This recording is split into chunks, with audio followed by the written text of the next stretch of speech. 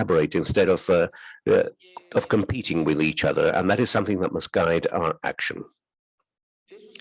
And that is what this conference of the parties is all about, to exchange ideas, to build upon the basis of our own local experience and contribute towards a regional implementation so that we can have a comprehensive region for our populations. The borders of the nation states created in the 19th century are not enough. The climate situation, migration, the pandemic are aspects that we have to face up together. We cannot be happy with one country doing well if the country next door, the neighbor, is not faring so well. As our poet Gabriela Mistral wrote in the article, The Patriotism of Our Hour, in 1919, she said that it has never been as necessary as today to meditate and to act successively and with all the strength of the soul, and nor has it ever been so necessary to undertake collective action. I would recommend that we all reread Gabriela Mistral, because she has texts aimed at a very profound Latin American perspective. The presiding officers that will be elected in the following days will have to play a very important role, and I express our full support for that. Today, with this agreement, the region advances in terms of ensuring stable and sustainable growth, to advance in the protection of the place in which we inhabit, wherever that may be in our vast and richer region, and the protection of the rights of those that defend our environment is not only something for the present, but also for the future of all generations. I wish enormous success to all those that form part of this first conference of the Escazú Agreement, and thank you very much for your very important task. And I am not only expressing diplomatic words, but I mean it. At this moment, we can experience multilateralism, confidence, and cooperation that is so dearly needed by our world today. Thank you very much.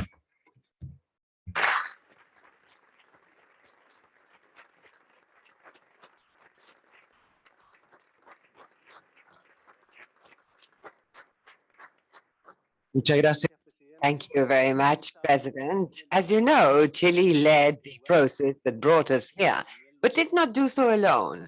It did so also with Costa Rica, and that is why online we are accompanied by the Vice President of the Republic of Costa Rica, Epsi Campbell. You have the floor. Good morning and a cordial greeting to the President of the Republic of Chile, Mr. Gabriel Boric, Cecilia Nicolini, Secretary of Climate Change and Sustainable Development and Innovation of Argentina, you, Mario Cimoli, Acting Executive Secretary of the Economic Commission for Latin America and the Caribbean, and Andrea Sanhueza, elected representative of the public of Chile. 4 years ago, beginning the constitutional period for which I was elected as president in my country, I had the honor of locating and speaking to the UN Assembly, talking about this very relevant agreement, and that we are brought together here to celebrate in this first COP.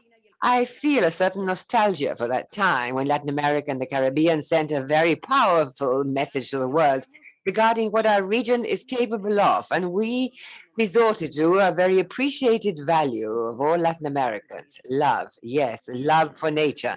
And it is how over hundreds of years, our cultures have understood that caring for nature is essential in order to ensure survival as human species, and that we are able to have harmonious relationships with our surroundings. The indigenous and Afro-descendant people continue to preserve these ancestral customs and traditions, and that they see as sacred and part of Mother Earth. And today, just a day before ending my period as vice president, there are a few things that can move me so far, but being invited to this first opening session of the first COP. I thank ECLAC and I wish you my warmest gratitude on my behalf and also the gratitude of our common friend Alicia Bárcena. Greetings by the government of Costa Rica. Because as you know, this treaty was signed not only in our country, but it is a reminder that our indigenous people called in Escazú and was where we began to build this history of one of the most ambitious enterprises in environmental democracy. And so I have nothing but to be grateful for having come so far. However, this satisfaction cannot be total when my country and more than a dozen other countries have not yet completed the ratification processes. It is well known to all that our societies have polarized, in some cases more or less, between absurd debates regarding the alternative of preserving the environment and the challenge of sustainable development. I regret that in the midst of the 21st century are those who speak of this false dichotomy with false premises that make it difficult to move ahead with public policies and legislation that address the tremendous challenge that lies ahead. Ladies and gentlemen, we have no more time. Climate change is overwhelming us, and it is the most vulnerable communities. It is the women, the indigenous people, and the Afro-descendant people. These are the poorest people that are bearing the brunt of this crisis. Around 1 million species of animals and plants are now in danger of extinction, and far more may disappear in only decades, which represents a true threat of an unprecedented dimension in the history of humanity, revealing that historical progress on the report of the Intergovernment Platform on Science and Policy on Biodiversity and Ecosystems, sponsored by the UN agency.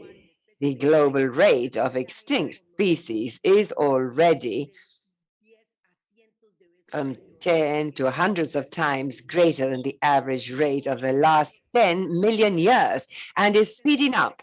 75% of land ecosystems and 66% of the marine ecosystems are already severely affected. More than 85% of the wetlands that existed in the 1700s have now been lost. Recently, within the framework of the fifth meeting of the Forum of Latin American and Caribbean Countries on Sustainable Development held in San Jose de Costa Rica at the start of the month, government representative, regional and global, financial agencies, cooperation agencies, business associations, civil society deepened on a call the social environmental frameworks and the opportunities of the Escazú Agreement. And during this time, it was clear how investment funds, pension funds, multilateral banks and governments have embarked on an urgent transformation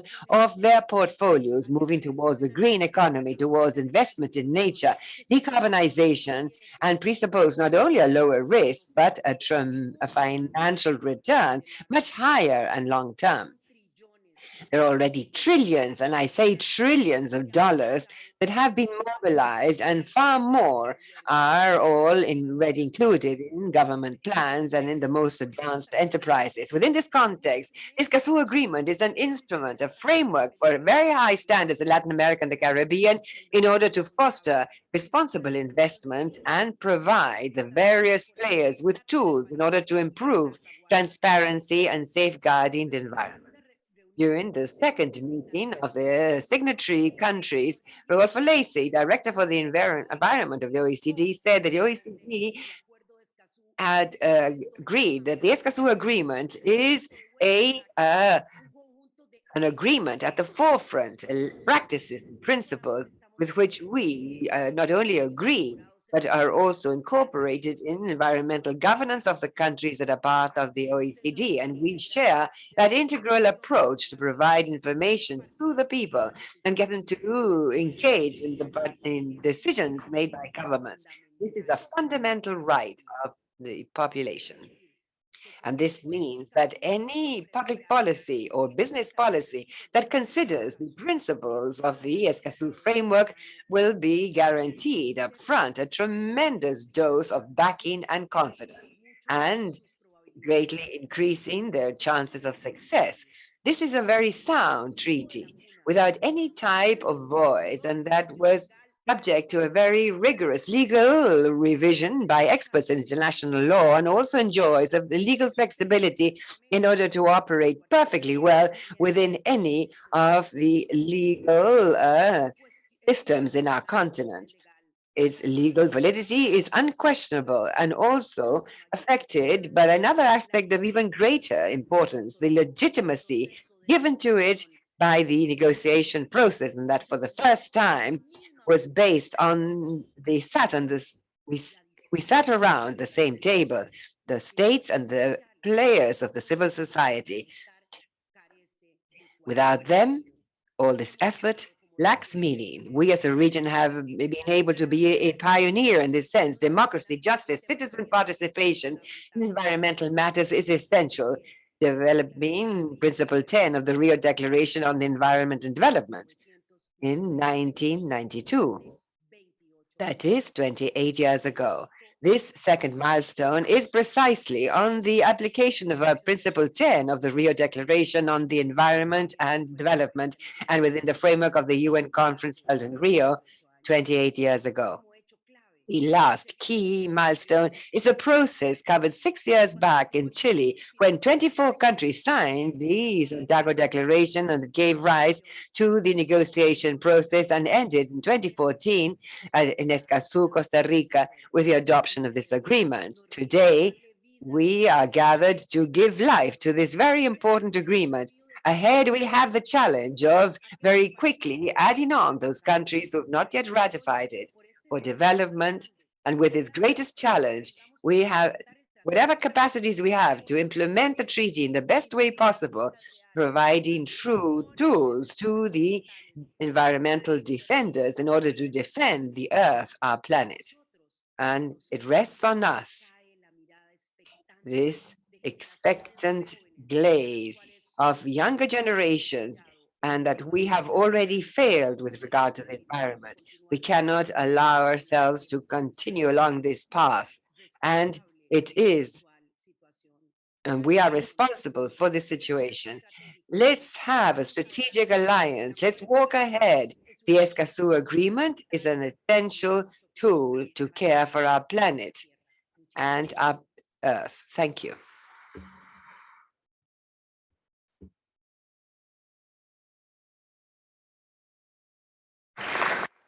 Muchas gracias, vicepresidenta. Thank you, Vice President. President Boric already expressed that this work and will be led by other countries, a group of presiding officers that will be elected soon during this meeting, and representing that future presiding officers, we're accompanied by the Secretary of Climate Change, Sustainable Development and Innovation of Argentina, Mrs. Cecilia Nicolini, whom I would like to offer the floor to.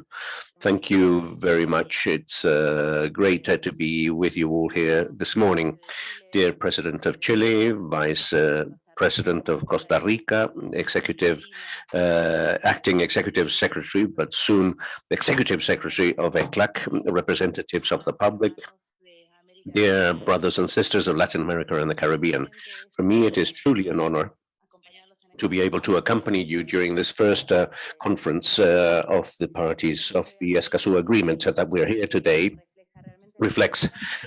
Truly reflects the willingness of our states in order to strengthen environmental democracy in the region and in the world. And we must feel very proud with this reality. Argentina has been involved in the negotiation process of this agreement from the very onset.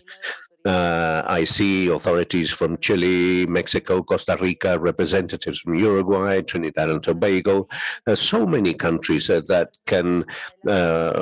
have witnessed the effort that was made at that time. I would also like to congratulate the Chilean people and the president for taking a very important step in terms of joining this commitment that we hope will soon be confirmed, and also to encourage other countries to sign and ratify the agreement as soon as possible. What was established in Escazú summarizes the ambitions, priorities, and specificities of our region. As from Argentina, we understand Escazú as advancing towards multilateralism, as was mentioned by President Boric, the betting on South-South cooperation in order to strengthen our institutional capacities within a global context of uncertainty and imbalance. Also as an agreement that expresses a lesson, an awareness for all of us, men and women of our states, leaders in our region. Today, more than ever, the decisions that impact the environment must be taken on board by citizens as a whole. Escazú is more than a pioneer legal instrument in terms of the environment. It is a treaty on human rights, and in that sense, Argentina has an acknowledged history in order to contribute to the region as a result of a state policy sustained for many decades. We understand the right to a safe, balanced, and adequate environment for human development as a fundamental right, and that is expressed in our constitution since 1994. And it is also expressed in specific laws, and we have clarified that in the Human Rights Council of the United Nations. As from this tremendous challenge that summons us today, well, we still have a long way to go, and that is why we would like to invite you all to meet next year in Argentina for an extraordinary COP. And we must continue with this energy and to work in a very speedy manner, because we don't have a lot of time left. For those of us that are meeting here today, we know that what we ratify in our laws must become concrete actions in the life of our peoples, in our territories, from Ushuaia and down to Rio Bravo. We have infinite jungles, glaciers, forests, rivers, deserts, and mountains. We have a tremendous and enormous development potential based on our natural resources.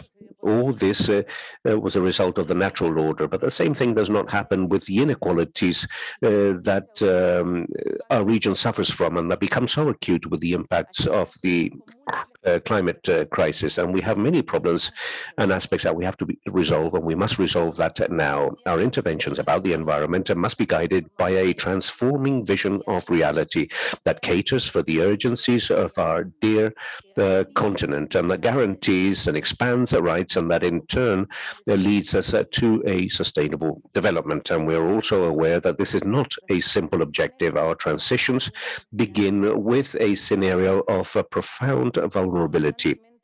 We constantly find dilemmas, contradictions, but we cannot consume and produce as we continue to produce and consume as we did last century. We're fully convinced that the growth of our countries cannot be at the expense of the environment, and nor can we develop transforming environmental policies ignoring the needs of our peoples or the restrictions of our economies. Those difficulties become even more complex when we hear, for example, that next year in Europe, they will begin to establish tariff barriers to products in accordance with their carbon footprint. How will those decisions impact the sustainable development of our peoples? How will that impact our future? What becomes evident over and over again is the historical inequality, and that is why we must join our forces today more than ever in spaces and in initiatives such as this one, in order to demand from countries that have greater incomes to comply with their objectives and climatic commitments. Countries that still owe us a transfer of $100 million to face up to the climate crisis. Countries that are responsible for the greatest levels of greenhouse effect gas emissions at a world level. Countries that owe their wealth to the exploitation of natural resources of the planet, a planet that belongs to us all. How can we think about a present and just a just present and future for the region without the transfer of resources and technology for our countries. And the same happens with the effective implementation of agreements so as ambitious as the Escazú Agreement. Our efforts, our commitment must be accompanied by concrete and predictable financing methods, and hopefully we can work on that over these next few days. Dear compatriots of Latin America and the Caribbean, what awaits us during these days is a debate on what we want our sustainable development model to be like for our countries in the next 20 or 30 years. At the end of the day, what is being discussed when we harmonize our policies and environmental rights at a regional level, that is the impact that this has. And in that challenge, those that represent states must not only interpret the environmental demands of our citizens, we must involve our citizens fully and effectively in decision making, especially in these such complex and such uncertain times. And therefore, we have to strengthen the juridical security and confidence in our public institutions. Our life is finite, but history continues through future generations. And that is why we must do this with responsibility. And we must live up to our history for our health, for the health of our democracies, in order to struggle against this unequal present and to build a future that is much more just and equitable without leaving anyone behind. Thank you very much.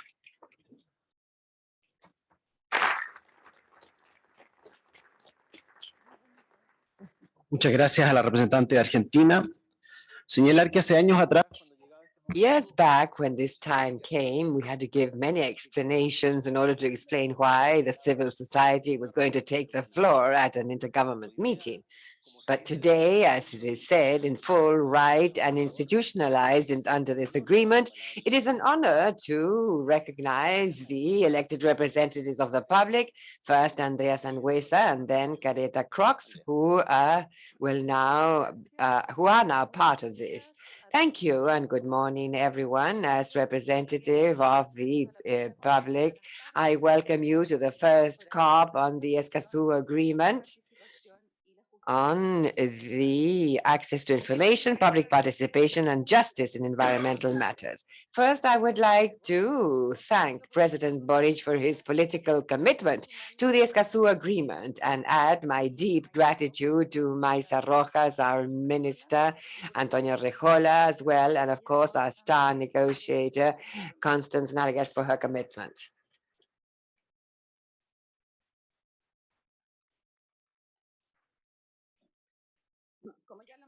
As was already said by the president, the draft was sent to Congress during the first week of the government and given extreme urgency.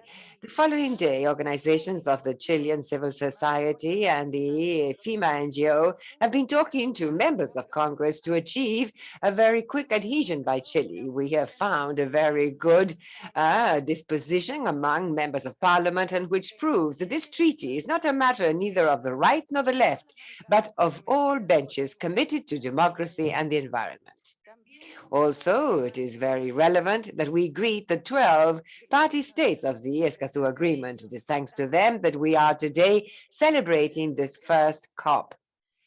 We need more countries of the region to ratify and join, and we call on their respective executive and legislative powers, branches to support it and actively join the Escazú community.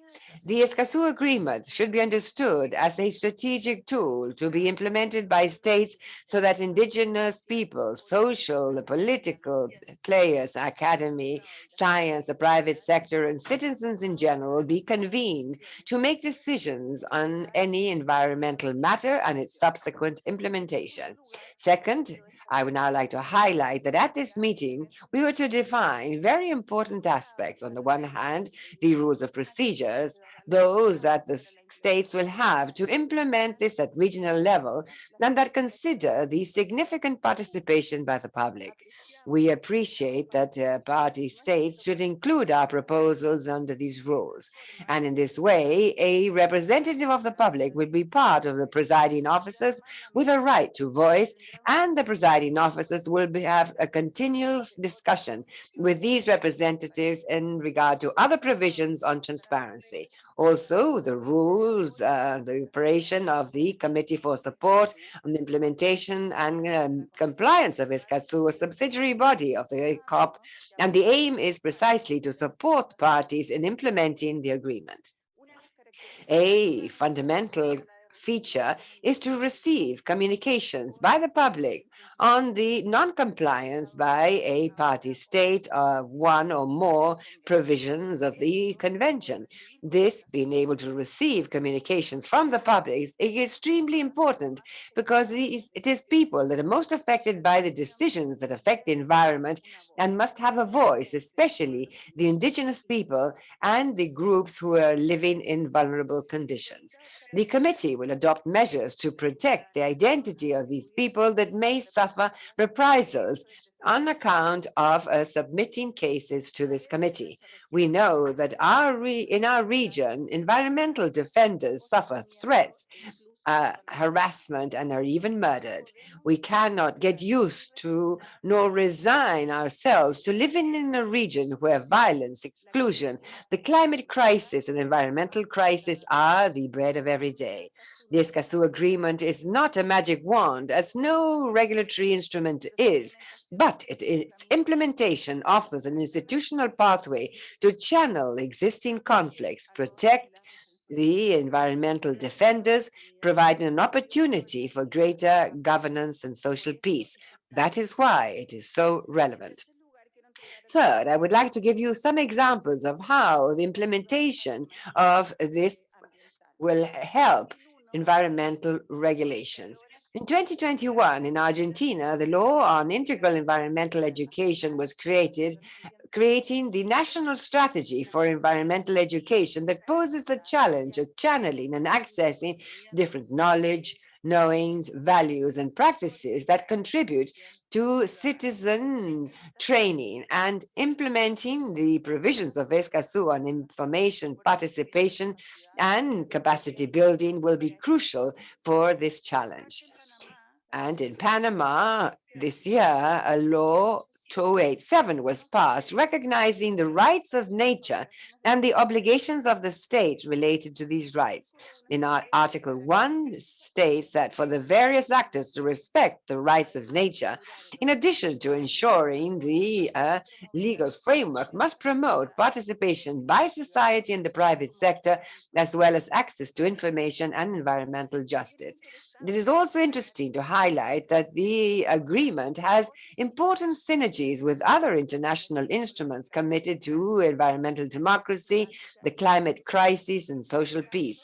This is the case of the resolution of March 2021 of the CIDH and CEDESCA called Climate Emergency Scope and Inter-American Obligations in Human Rights, with a special chapter on environmental democracy. Also, the printed text, Enterprises and Human Rights International Standards, which highlights access to information and participation. We must have a private sector that supports the Escazú Agreement. We know that in some countries, there have been apprehensions about some of the provisions and fear regarding the judicialization of investment projects.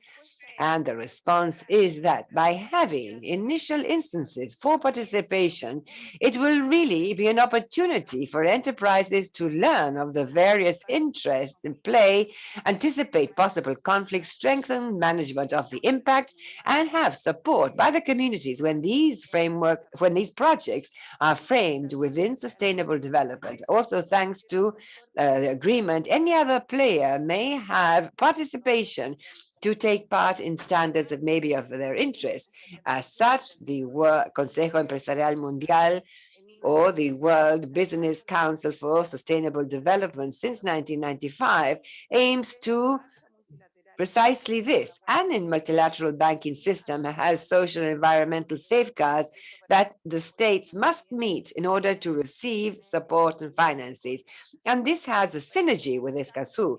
And to conclude, I would especially like to thank young Escazú champions who have been with us for 2 years and with whom this year we will have a new gathering. So I would like to call on all young people to take part. I thank Nicole Becker from Argentina, Laura Serna from Colombia, Chiara Cascante from Costa Rica, Sebastian Benfield of Chile, and Fisher Anderson of St. Vincent and the Grenadines for their tireless work to make the Escazú Agreement an important tool for young people in their fight for climate change. And for my part, I believe I interpret the representatives of the public, there are 6 of us here, in saying that in our election, since our election in 2015, it has been an intense journey contributing to a sustainable world with respect for human rights and where everyone may live in peace. Daniel Andrade from Jamaica, Natalia Gomez from Colombia, Andres Napoli from Argentina, Tomás Severino from Mexico, Careta Crooks from St. Lucia, and I from Chile agree that a new stage is now beginning, and it is essential to renew those who are holding these positions. We've worked on the rules to have elections of new representatives, and we're hoping that in August this year, the electoral process will begin. This COP is at the height of the challenges, and states, in addition to adopting the rules of procedure and those of the committee, may approve the creation of 2 working groups, one on environmental defenders and the second on participation of indigenous people. And so we will have our home ready to work on strengthening environmental democracy. Let's not forget, as was also said, that the Escazú Agreement is to be implemented at national level, and that is why it is so relevant that for all people of the region. It has been an honor to be elected representative of the public for the Escazú Agreement, and I would like to end by thanking ECLAC for its very valuable support in this process. Thank you.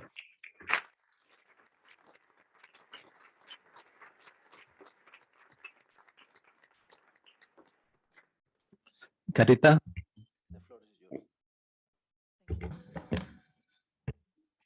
On behalf of civil society and my fellow representatives of the public, I bring you warm greetings from St. Lucia and the rest of the Caribbean.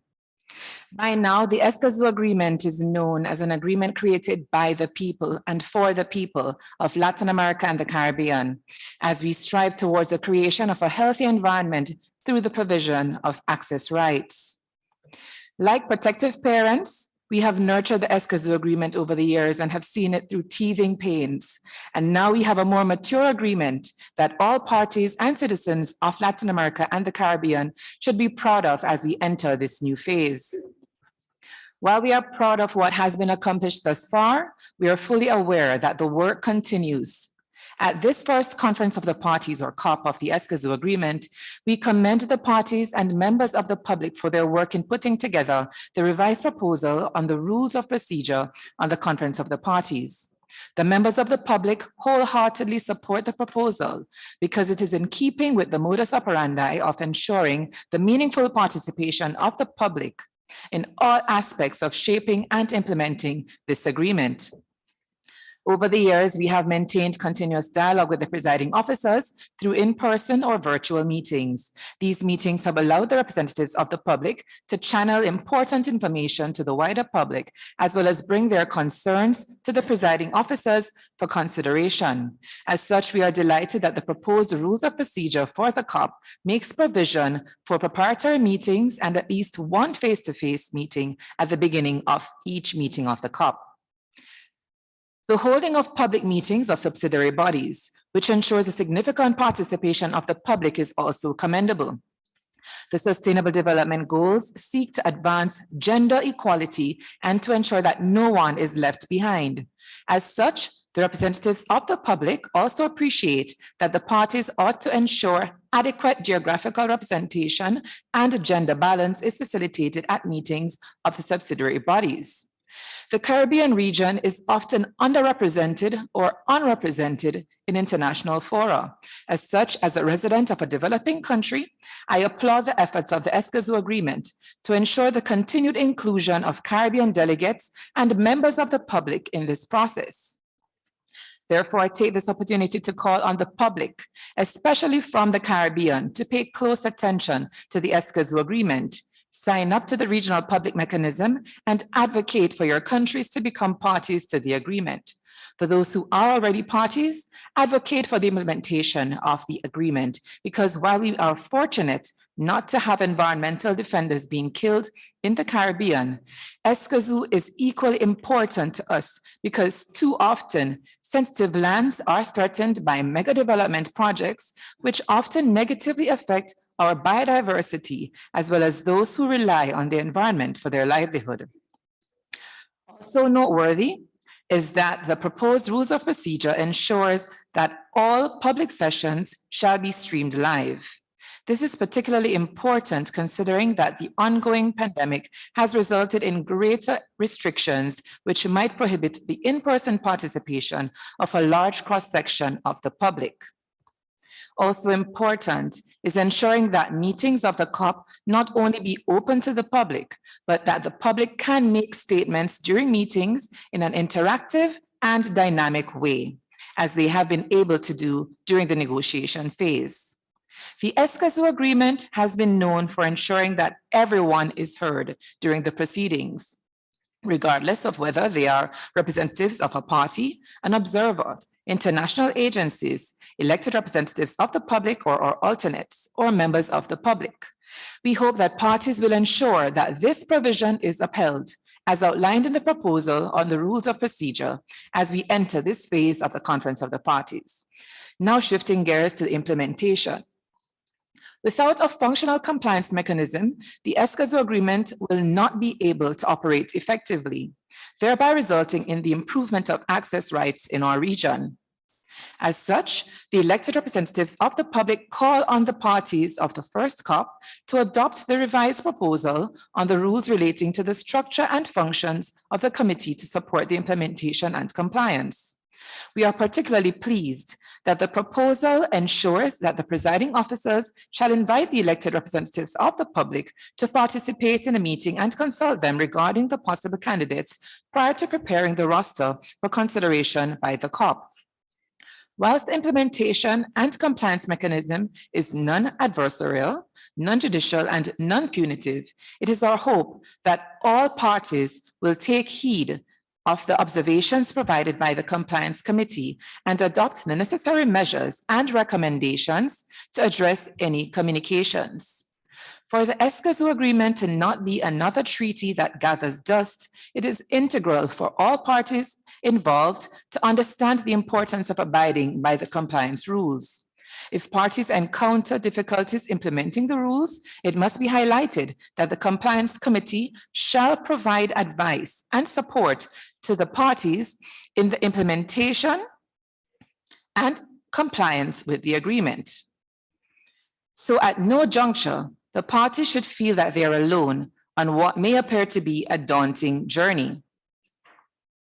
Instead, the Escazú Agreement, through these proposals, are geared towards ensuring parties comply as they effectively implement the Escazú Agreement.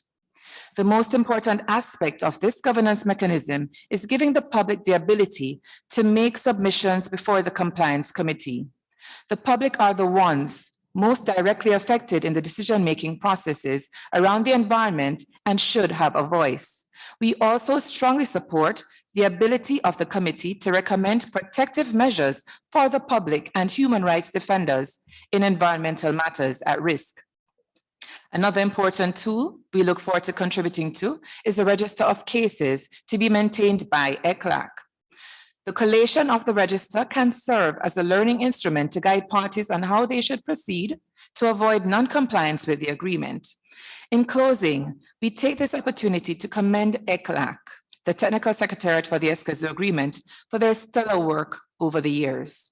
Their continued support of the public in shaping this process is admirable.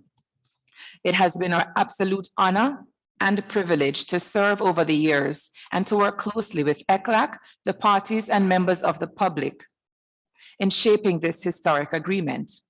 As the current crop of elected representatives of the public demit office, we ask, will those members of the public from Latin America and the Caribbean who have been following this process closely and contributing to it so richly answer the call? Will you step up to the plate and see this process through? The theme for Earth Day, which will be observed on April 22nd, states, invest in our planet. We hope that you will invest your time, energy, and expertise in ensuring that our respective countries effectively implement the Escazú Agreement. Why? Simply because the Escazú Agreement has the ability to protect our environment, protect our environmental defenders, and safeguard a healthy environment for our present and future generations. That certainly sounds like a worthwhile investment. I thank you.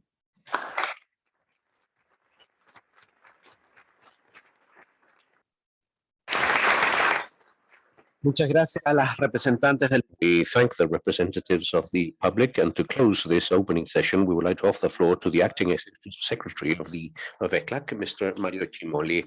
Good morning, Your Excellency Gabriel Boric Font, President of the Republic of Chile, Your Excellency Epsi Campbell, Vice President of the Republic of Costa Rica, dear Antonio Urrejola, dear Cecilia Nicolini, thank you for being with us here today. Dear Andrea Sangüesa and Carreta Cruz Charles, thank you for being with us here.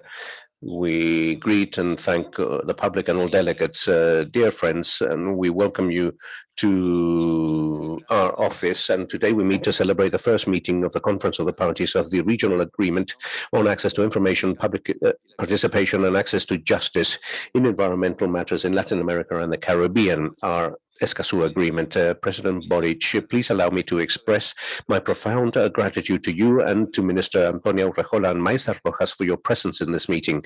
We profoundly value that your first institutional action has been the signature of adhesion to the Escazú Agreement. We would also like to thank the delegations of the parties: Antigua and Barbuda, Argentina, Bolivia, Ecuador, Guyana, Mexico, Nicaragua, Panama, St. Vincent and the Grenadines, St. Kitts and Nevis, St. Lucia, and Uruguay that accompany us in both presential and virtual manner, and who will take significant steps to approve the rules of procedure that will include the modes for the participation of the public and approve the financial provisions that will be necessary for the operation and implementation of the agreement. We also would like to welcome the representatives of signatory countries, and we hope that they will be parties in the next meeting. We also want to especially greet and very warmly greet Alicia Bárcena, because her leadership was fundamental, was crucial, and was constant during a period to reach this moment. Thank you very much, Alicia.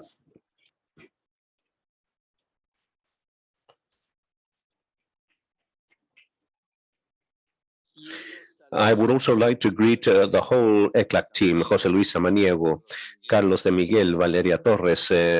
I would like to greet the secretariat of the meeting, Luis Yañez, and the whole team, all of those that have been behind this process that lasted for many years, and that was a regional institutional creation. As you all know, the Escazú Agreement is the first binding regional agreement in terms of the environment, but also includes the first world's provisions about defenders of human rights in environmental matters.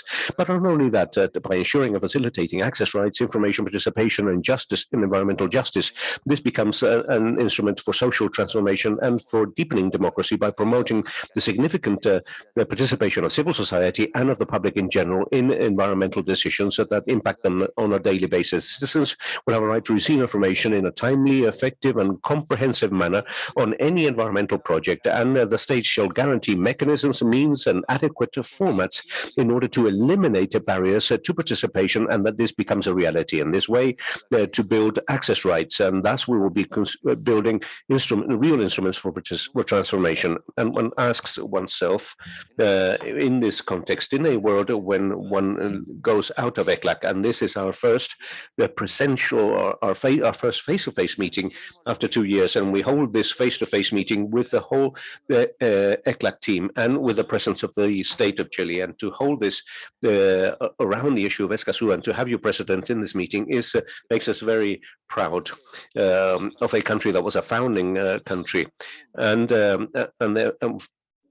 therefore one can ask oneself, what happens in the context when one looks outside and says, well, there is inflation which is very difficult to contain, and one is concerned with that. A context of tension, of war, and the falling behind of many countries in terms of environmental policies, the pressures that we have in distribution processes, a situation of poverty. And one asks oneself in a context of this type, what the meaning of this meeting can have. And the truth of the matter, and I express this very sincerely, holding it in this room and with ECLAC, with the founding country, makes us very proud. And why?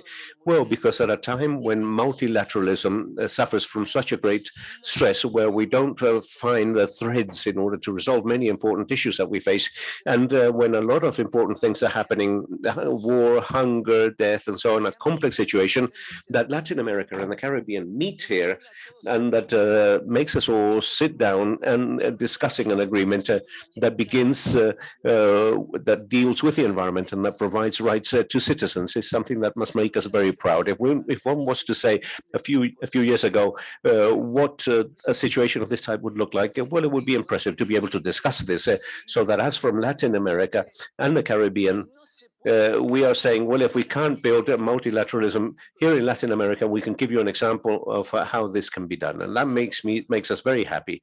And it makes us in ECLAC very happy. I believe that this is a tremendously important action within this context. And we must value that as leaders, as citizens. We must all value this. Because one can imagine, because one experiences this, and what looks at what is happening around the world, one is saying, well, we're meeting around this table to discuss this. And this is, and one realizes that this is fundamental. And people are saying, well, through this agreement, you're establishing restrictions. But no, this agreement is to be able to grow more and to point to the direction in which growth must develop. We're not talking of any type of growth. We're just talking about growth with distribution, and which enables us to protect the environment. To congratulate this agreement in ECLAC is something that makes us very proud. And as ECLAC, with the whole team that we have, and thanks to everyone, we cannot but be very happy with this beginning. I would like to close by saying something that we feel is crucial. Complex times lie ahead for us in economic terms, with stresses, with tensions, and we're even afraid of issues that are related to access to food, poverty, and so on. Agreements of this type, agreements that enable us to debate and to build, to enable us to have institutional construction as from countries. This is pure institutional construction, and this is something that Latin America has developed by itself, and therefore we feel it's important to congratulate ourselves for that. And what will be done here, what will be discussed here, the agreements, the mechanism, so on, involves an institutional framework, and therefore, as from Latin America, we must summon the whole world. This is something that we can do. This is something that we can do ourselves.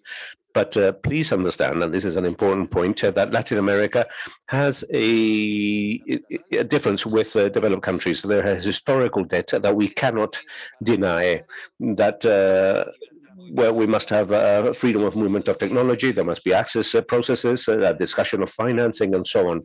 The world must change in that sense. Institutional construction to be present in these debates and to open up our institution for this, and to have the president here at the beginning of this work is fantastic. So thank you very much, everyone. And ECLAC is everyone's home, and thank you very much once again.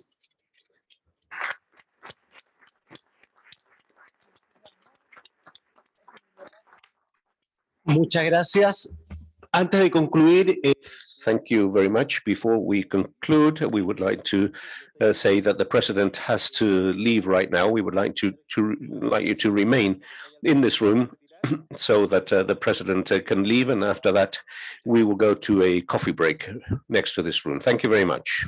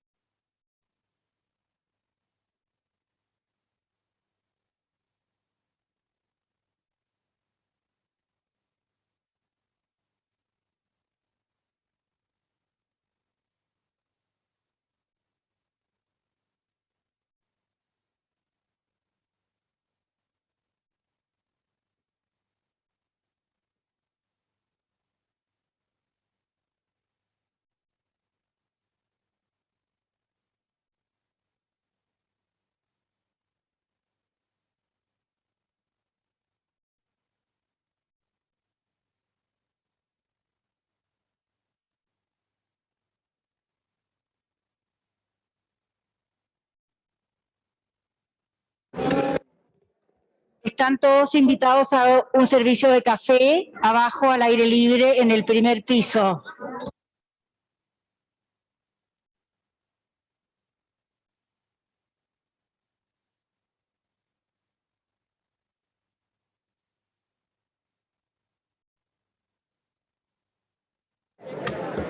Se les invita a un café en planta baja en los jardines al aire libre.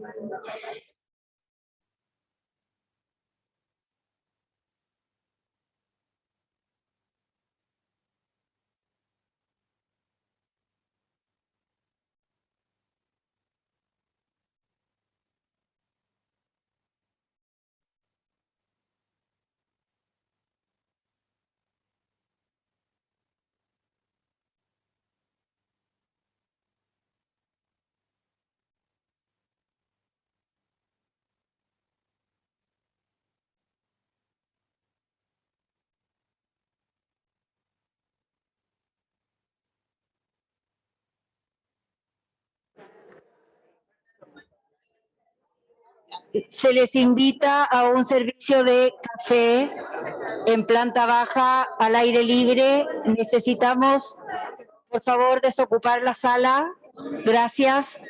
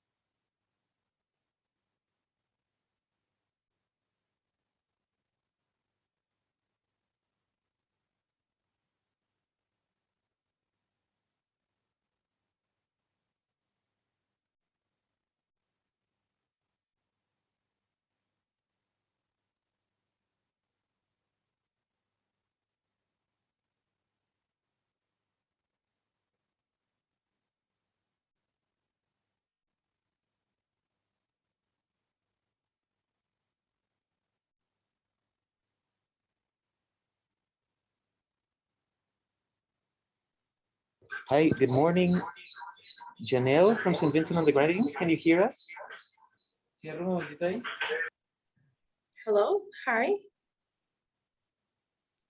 Yes. Hey, good morning. I can hear you. Good morning. This is David. I can hear you well. Okay, great. So I don't know, would you prefer to try through here or have as a backup the audio? I am going to do the audio as well, just in case. Hello?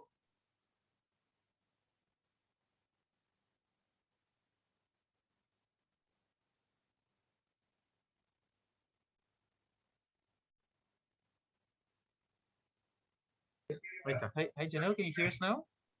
I'm hearing, yes, I'm hearing you now. I will do Okay. the audio just in case. I'll have it as a backup for Okay. you. So I'm going to Okay, send that to excellent. you in a little bit. Okay, for now, the sound is fantastic. We can hear you very well. Okay, great. Excellent. So we'll be in touch. Thanks so much. Okay, no problem. Okay, take care.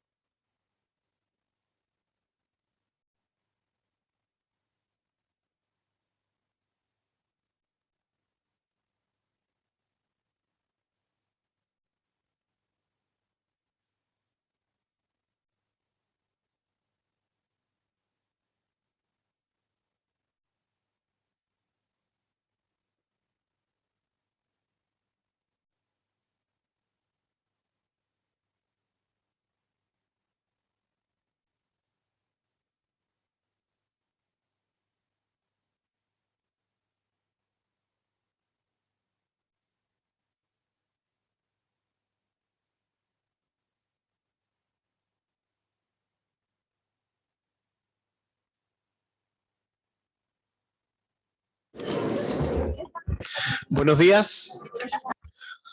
Good morning. We will begin with, we'll continue with our work after the opening session and the coffee break. We now have some organizational matters, election of presiding officers, adoption of the agenda. And to lead that introductory process before we begin to discuss the matters of this event, we would like to offer the floor to Eugenia Murillo, representative of Costa Rica in this meeting and representative of the presiding officers of the previous session. Ambassador, you have the floor. Thank you very much. As you all know, as from the pre-COP, we have asked to hold discussions to define the new presiding officers that will operate as from this COP, and as a result of the discussions that we have held, and especially during yesterday's meeting, we are proposing as presiding officers that will involve Uruguay as chair, and as part of the presiding officers as vice in terms of vice presidencies, we would have Argentina and St. Lucia, and Mexico, and Antigua and Barbuda. That is the proposal that we want to submit, and it involves the agreement of all those that have participated, and that is indeed the proposal that we would like to submit to you in order to determine the new presiding officers of the Escazú Agreement. If there is no opposition, we would determine that these are the new presiding officers. Thank you very much. We would like to congratulate the new members of the presiding officers, especially the presidency, whom we would like to thank. And we would like to invite, before inviting Mr. Marcelo Cosillos, who will act as, who will preside this, we would like to say a few words on behalf of our delegation from Costa Rica. First of all, in our region, the coming into force of the Escazú Agreement on the 22nd of April, and the first meeting of the Conference of the Parties that we have launched today represents an important step for environmental law and the guarantee of access to information, participation, and justice in environmental matters, but also for the exercise of human rights, and especially of the human right to a clean and safe, healthy and sustainable environment. As from the perspective of the Costa Rican government, this instrument also strengthens our democracies, the rule of law, transparency, and accountability in the public sector. And it contributes to the decisions that are made are better decisions and may be more effectively applied when these decisions involve the participation of all interested parties. The economic, social, and environmental matters are interrelated, and we require their comprehensive consideration in order to advance in terms of sustainable development. The Escazú Agreement is thus also involves an important potential in order to support the establishment of agreements, of social agreements, and the governance that is required for a sustainable, inclusive, green, and solidarity-based recovery in order to ensure the juridical security sought by the private sector and for responsible investments with transparency and environmental safeguards that ensure that financial, social, and environmental sustainability that will result in the success of these projects. Our country is honored to have presided the negotiation that led to the adoption of the agreement in March 2018 in Escazú, Costa Rica. Of this first environmental treaty for the Latin American and Caribbean region, and also the first global instrument that refers to the protection of environmental defenders. We would like to thank Chile, that was our partner in this adventure, in this leadership, and also we would like to express our gratitude for their accompaniment. And I would like to express our gratitude in the person of Constance Magalech, our negotiator, and also Julio Cordalo, who were with us throughout this process. We hope to have been able to fully comply with what we were commissioned with in Escazú, which was to monitor all the necessary work and to undertake all the necessary work to reach this COP. And we also thank the support received from the countries that were presiding officers during these years, especially Antigua and Barbuda, that co-sponsored one of the meetings of the signatory countries. And also thank the Secretariat that has accompanied us throughout this process. We would like to especially thank Mr. Carlos de Miguel and Valeria Torres, who accompanied us during many of the previous months and years. Today, Costa Rica cannot accompany you as a party because despite our early signing and our leadership in the process, we still haven't reached the necessary political consensus for this agreement to be approved in Congress. Therefore, we now have to pass on this responsibility with certain nostalgia and with certain contradictory feelings, but we have to pass that on as it was passed on to us beforehand by other colleagues. We know that we are in excellent hands with the presidency of Uruguay, a country that has formed part of this process and that has made very significant contributions to the text of the agreement and in general to the whole process. We are also very satisfied with the fact that we have so many parties, and we hope that Chile will soon also become a party. And of course, we're in the skillful hands of the public. That will always be an element that will help us to improve the agreement and its implementation. We would like to hope that you can continue to protect the environment and to work for its implementation, because the Escazú Agreement continues to be absolutely fundamental in our region. As in March 2018, we paid homage to Berta Cáceres. Today, we ask you not to continue to make all efforts. And with a lot of respect, we ask that on behalf of Sergio Rojas and Pollaris Rivera, indigenous leaders assassinated in Costa Rica after the adoption of the Escazú Agreement. On behalf of all those that have defended environmental rights, who are in a vulnerable situation and who are under threat, we would like to ask all parties and all those involved in this process to continue to move forward this Escazú Agreement. We view the future of the agreement with hope and with conviction. The mere existence of the agreement, it's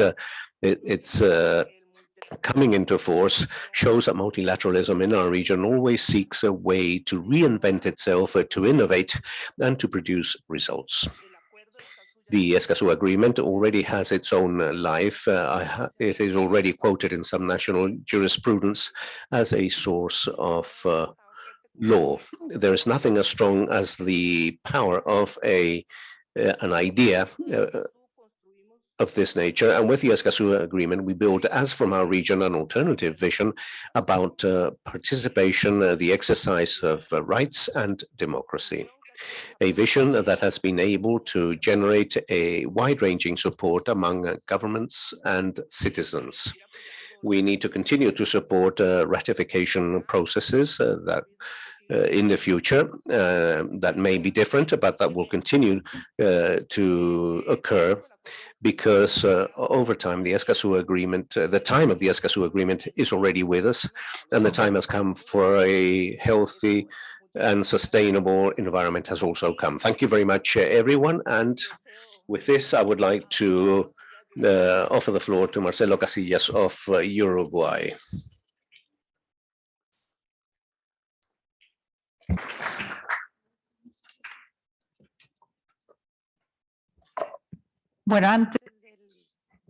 Before the change, on behalf of the public, we would like to thank Costa Rica very much for their support and commitment. Thank you.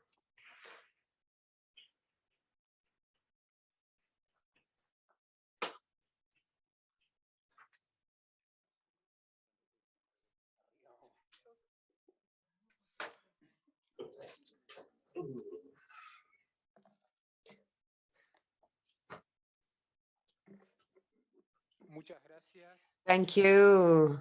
Thank you, Adriana. Your words have moved me. And also I thank state parties for the confidence placed in Uruguay and myself to direct our sessions. And also my thanks to Chile and Costa Rica for the immense leadership offered so that we may reach this point. And we're hoping to see you soon in the presiding offices, the other side of the presiding offices. For a year now, almost a year, we've been in a new period, a time when negotiation has given rise to the commitments, and that the Escazú Agreement came into force. And this means that a number of rules and a sets of rights and obligations appear in the region for the states, governments, persons, always thinking of protecting the environment.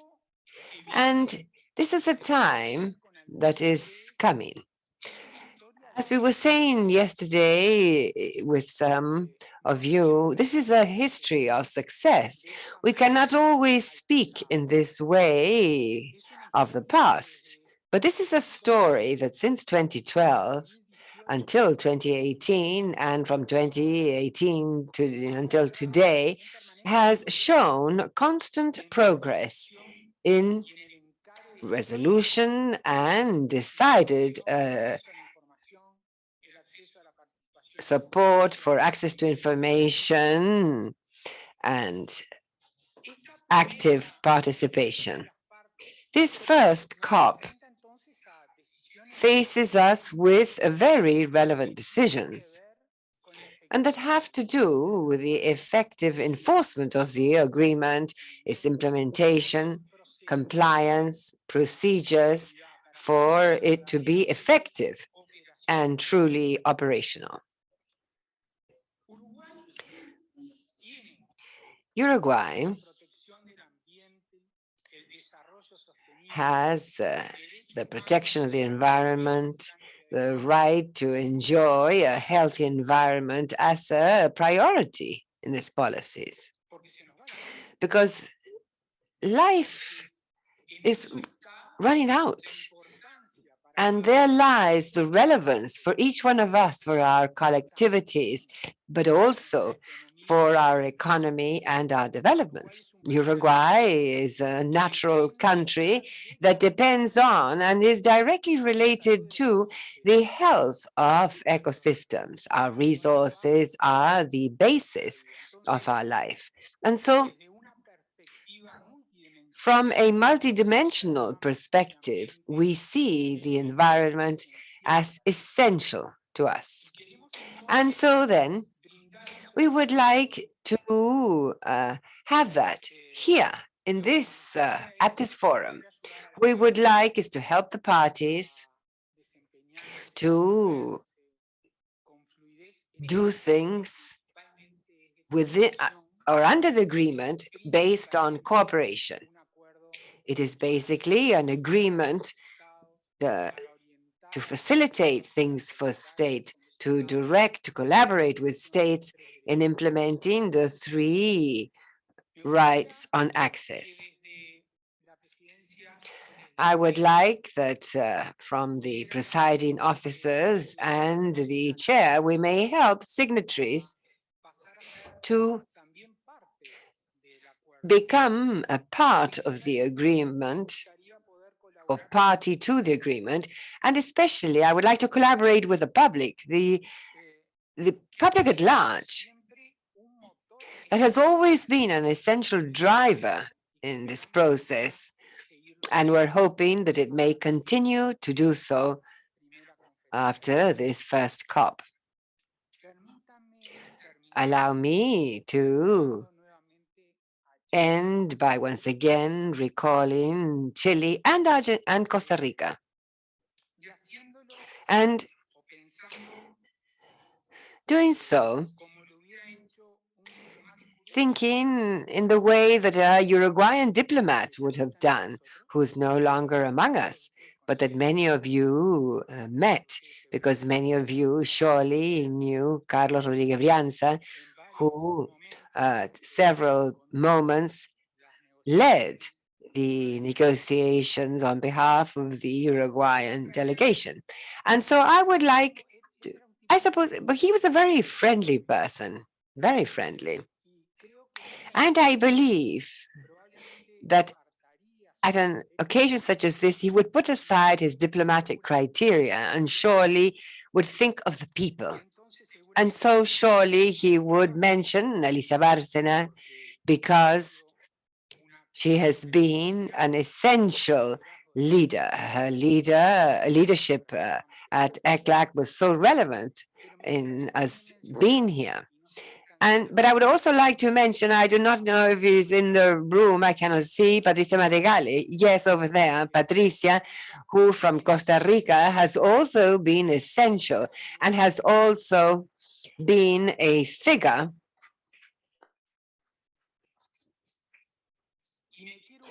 And I would like to join the words of Adriana Murillo and remember Constance Nalgat of Chile, who is once again in the process and surely will be involved even further very soon with her government and following the credit that we have awarded her after the words of the president. And so, colleagues, I believe that my task is to put an end to the discourses and begin and getting down to work. I must say that we have to work for this history that has been of success, yes, but that has achieved success thanks to the effort, the decided work by many people. And so I invite you to move on to the next item on the agenda, and which has to do with the provisional agenda. I'm sure you received LC-COP-EZ1, Rev 1, and that contains the provisional agenda and the annotated provisional agenda.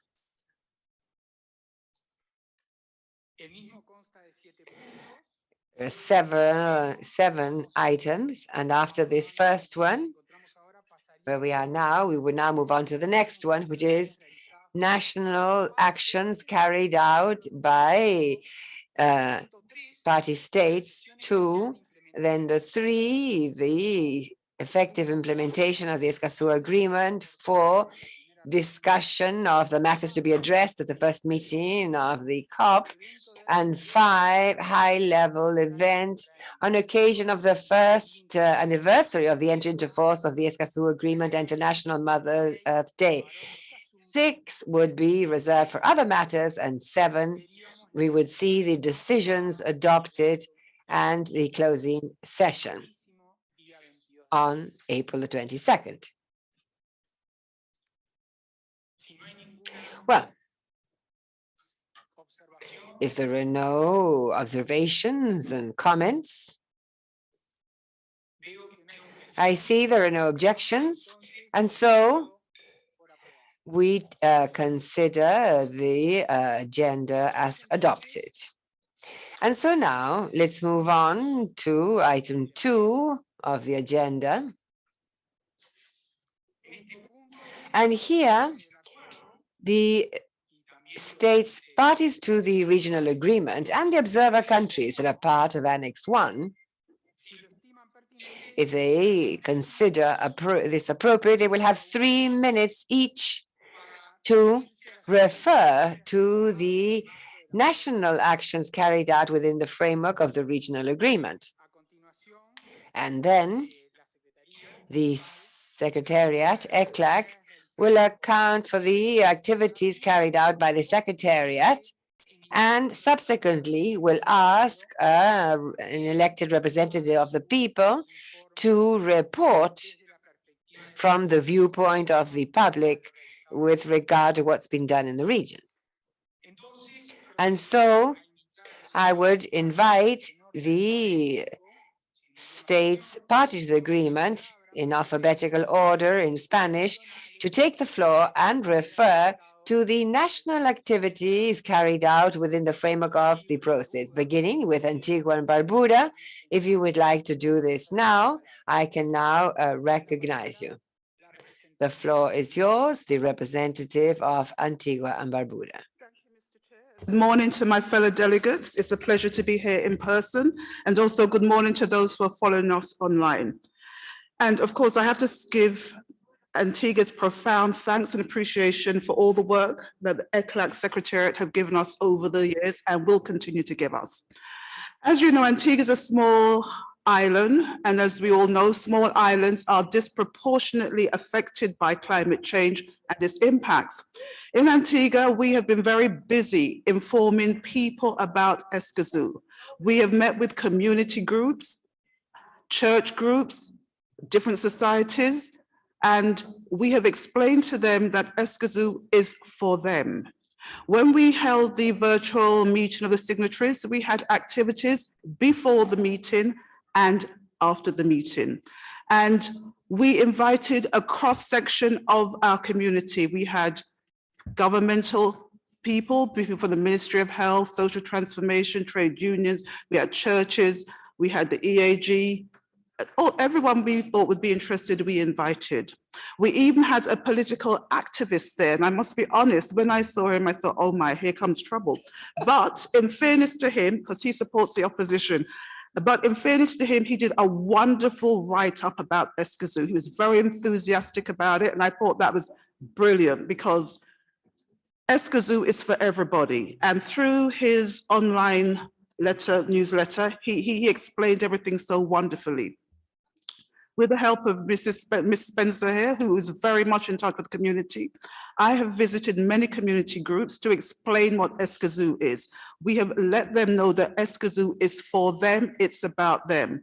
And even though we have an environmental act which encompasses some of the provisions in the Escazú, what I think is important is that people have to understand this gives them information, participation in the decision-making process, and access to justice. So we have continued with this education, continuous education, to build capacity so they take ownership of it and they feel it belongs to them. I attended a meeting with the Council for Persons with Disability of Antigua and Barbuda, and I must say they were very enthusiastic. And I could tell that by how interactive they were and how dynamic the questions were. They grilled me. And I was pleased for that, because if you meet with groups and they are asking you many questions, that means they're taking it in, they're absorbing it, and they will own it. And I know I only have 3 minutes, but I think it's important that we stress this is not just for now, it's for future generations. Because humanity's actions have brought us here where climate change is a big thing. So when we meet with community groups, we formed alliances with them, We ask them to follow up, and we should never be tired of talking about Escazú. And I was thinking about this, and I was thinking, if you say the Universal Declaration of Human Rights, that's happened in 1948. And to this day, 70 odd years later, you have courses, academic courses, workshop, training, everything. And I think this is where we're headed with Escazú. So I hope in the next 70 years, even though I won't be here in the next 70 years, that you have academic courses, and that when you think about human rights and environment, Escazú is there, just like the Universal Declaration of Human Rights is there. And so we're at the beginning. This is the embryonic stage. We've done some of the work, but we have a long way to go, and we have to keep talking about it. We have to make it become second nature, so that when people talk about treaties, conventions, and things on human rights, Escazú is right up there with the Universal Declaration. And so when I meet with the groups, I stress this. And when they say, oh, the government has done this, oh, my time is up, the government has done this, the government has done that, I say, it is for you to use the act, to use the treaties. And I am prepared to assist them. I always tell them that, so they don't have to feel alone. So I can see my time is up. Thank you for those few words. Thank you.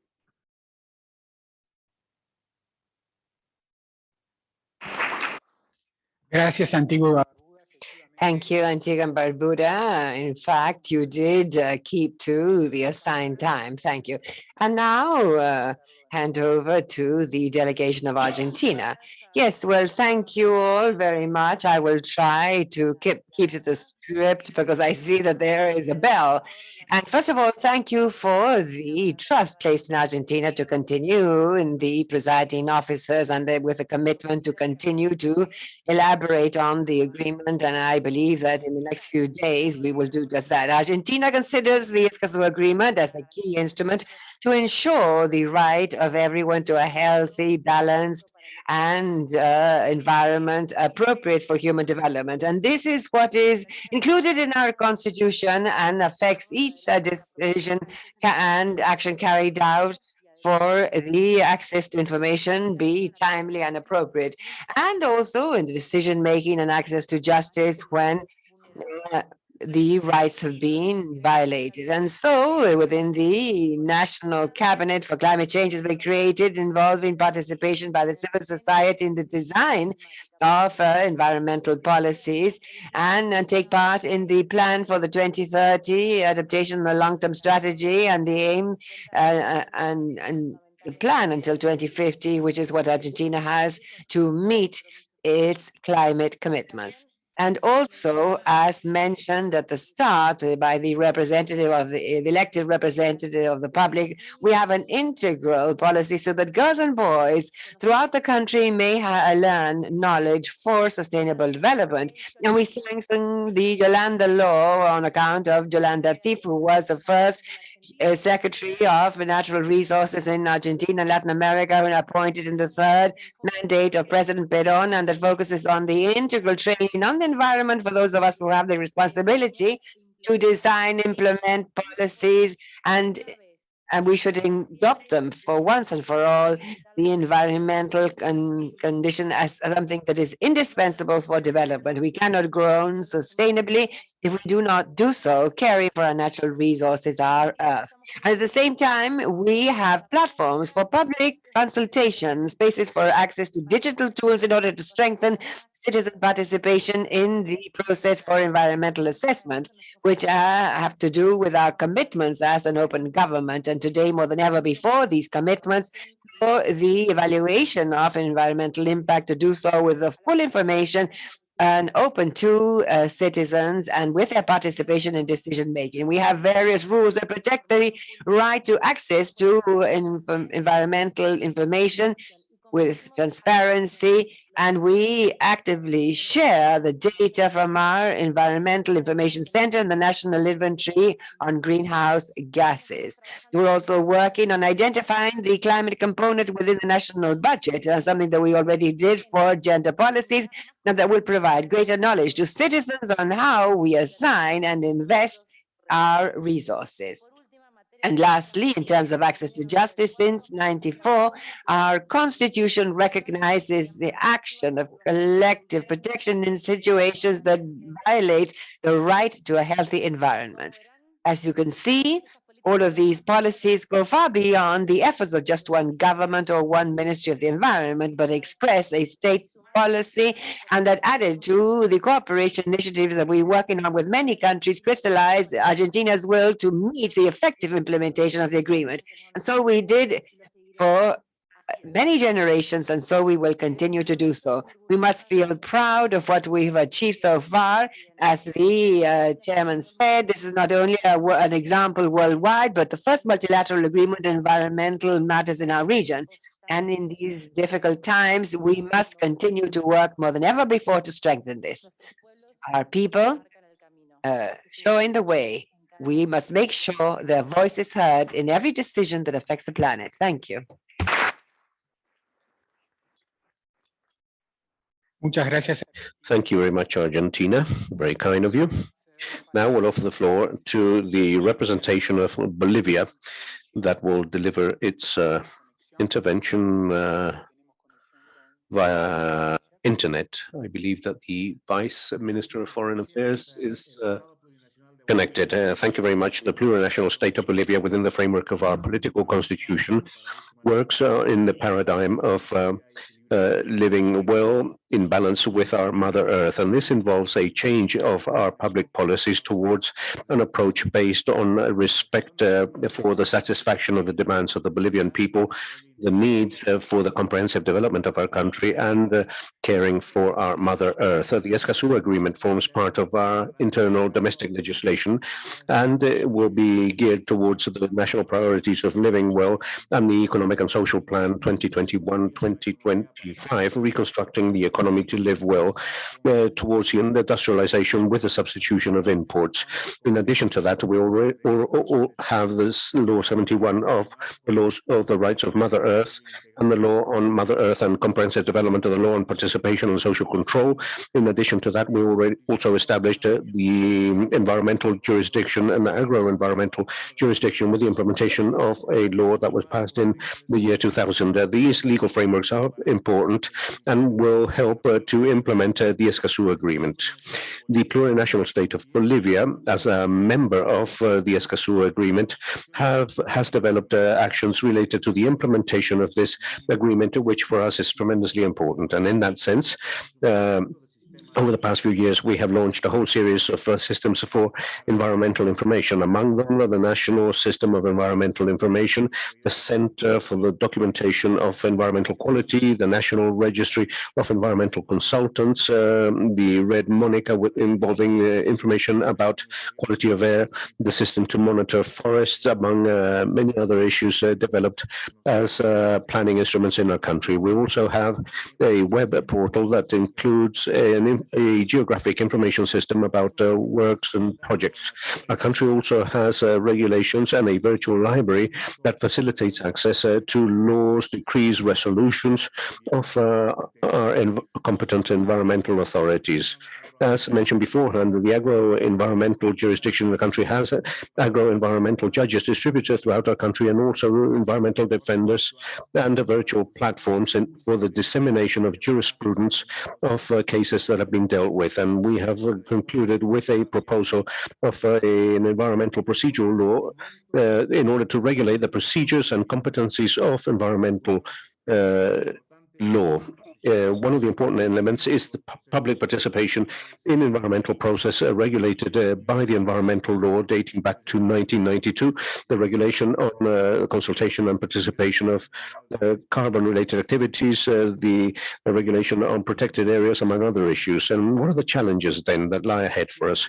Bolivia has foreseen the improvement of its laws and institutional framework in order to continue to strengthen environmental procedures procedures in harmony with Mother Earth within the framework of living well. The Escazú Agreement also involves concrete challenges in order to consolidate the public environmental actions with the perspective of generating and systematizing environmental information, which is maybe more detailed and more accurate. And this will require greater coordination, articulation, and technical capability of environmental information systems that exist in our country, and also the provision of financial resources. Within the framework of the Escazú Agreement, we also hope to strengthen dialogue between government institutions and social organizations with regards to specific issues related to environmental decision-making, and finally, to continue to consolidate the important progress that has been achieved in order to facilitate access to justice in environmental matters.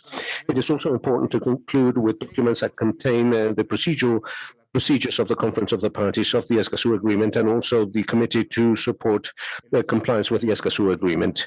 And in that framework, Bolivia has submitted specific proposals that were distributed via ECLAC to all the delegations and countries in the region in order to enhance a solid and visionary Escazú Agreement. We cannot forget that the Escazú Agreement is an intergovernmental agreement, and thus it is countries that have to conduct an important leadership in its implementation with the important participation of social organizations. And we hope to have necessary time to discuss constructively and in detail during this COP the proposals of all countries and to approve documents among all parties. And finally, I would like to highlight that the plurinational state of Bolivia on the 22nd of April framework within the International Day of Mother Earth within the UN Assembly will participate in the dialogue of harmony with biodiversity and law focused on the land, a proposal that we have been working on since 2010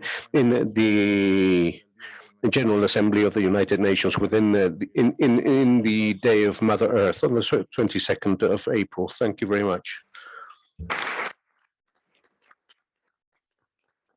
Muchas gracias. Thank you very much, Bolivia, and thank you, Vice Chancellor.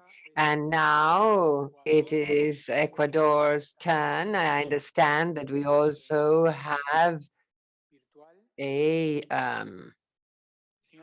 virtual intervention. Mr. Zambrano, the floor is yours.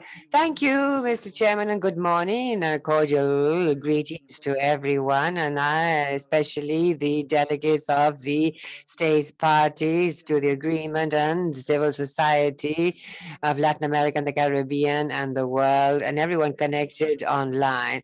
We understand that this agreement must go into a new phase by strengthening the mechanisms for financial cooperation, capacity building, development of technology, as well as frameworks for the implementation. Our national government, as part of the strengthening of its public policy, the meeting among all economic and social sectors, has become the fourth country worldwide and the first one in Latin America and the Caribbean to adopt the cross-cutting approach to begin an ecological transition towards a circular economy, resilient with low emissions and special emphasis on the administration of justice, transparency, and in line with the initiative of this government. And so I am pleased to tell you that the process to implement the Escazú Agreement in Ecuador has made significant progress with regard to access to information. We have a national system of environmental indicators, CNES, and as well as the geographic interactive system on the environment and the water resource, and an national energy balance. And so we are carrying out, drafting the report, environmental report for Ecuador. And also information is fostered through an open website with all environmental data standardized and provided by our national entities. And also within the framework of access to justice, there's a special unit to investigate crimes against the environment and nature, a pilot experience to receive claims within the framework of the agreement, and to capacity building for judges, prosecutors for better implementation of environmental law, and also the jurisprudence of the constitutional side to lay down the precedent on consultation and participation based on the Escazú Agreement with regard to environmental crimes. And then with regard to environmental defenders, we have special initiatives to protect the rights of the defenders, and we are building a theoretical conceptual proposal for the implementation of public policies in Ecuador to ensure the protection of those who are defenders of human rights and of the environment. And in this sense and in the spirit of participation and collaboration under the Escazú Agreement, we have ratified this for the UN, and we're carrying out actions agreed on between different sectors of society to move ahead with the implementation of the first plan of action of an open government. It's only collective, creatively, and determined interaction will lead us to implement all environmental agreements and the true protection for current and future generations. And so Ecuador recognizes that constant dialogue with all actors involved will lead to the effective implementation of the Escazú Agreement in Ecuador. And so we're building a proposal for environmental democracy, the main space for connection and collective work to ensure mechanisms for access to information and accountability. We're all actors under the Escazú Agreement. And as of now, it is necessary to join efforts to propose and discuss to reach agreements. And so the time is right to strengthen regulations and capacities and have spaces for cooperation to build a full and effective implementation of the agreement. We thank Chile and Costa Rica and all countries for the implementation of the Escazú Agreement. Thank you.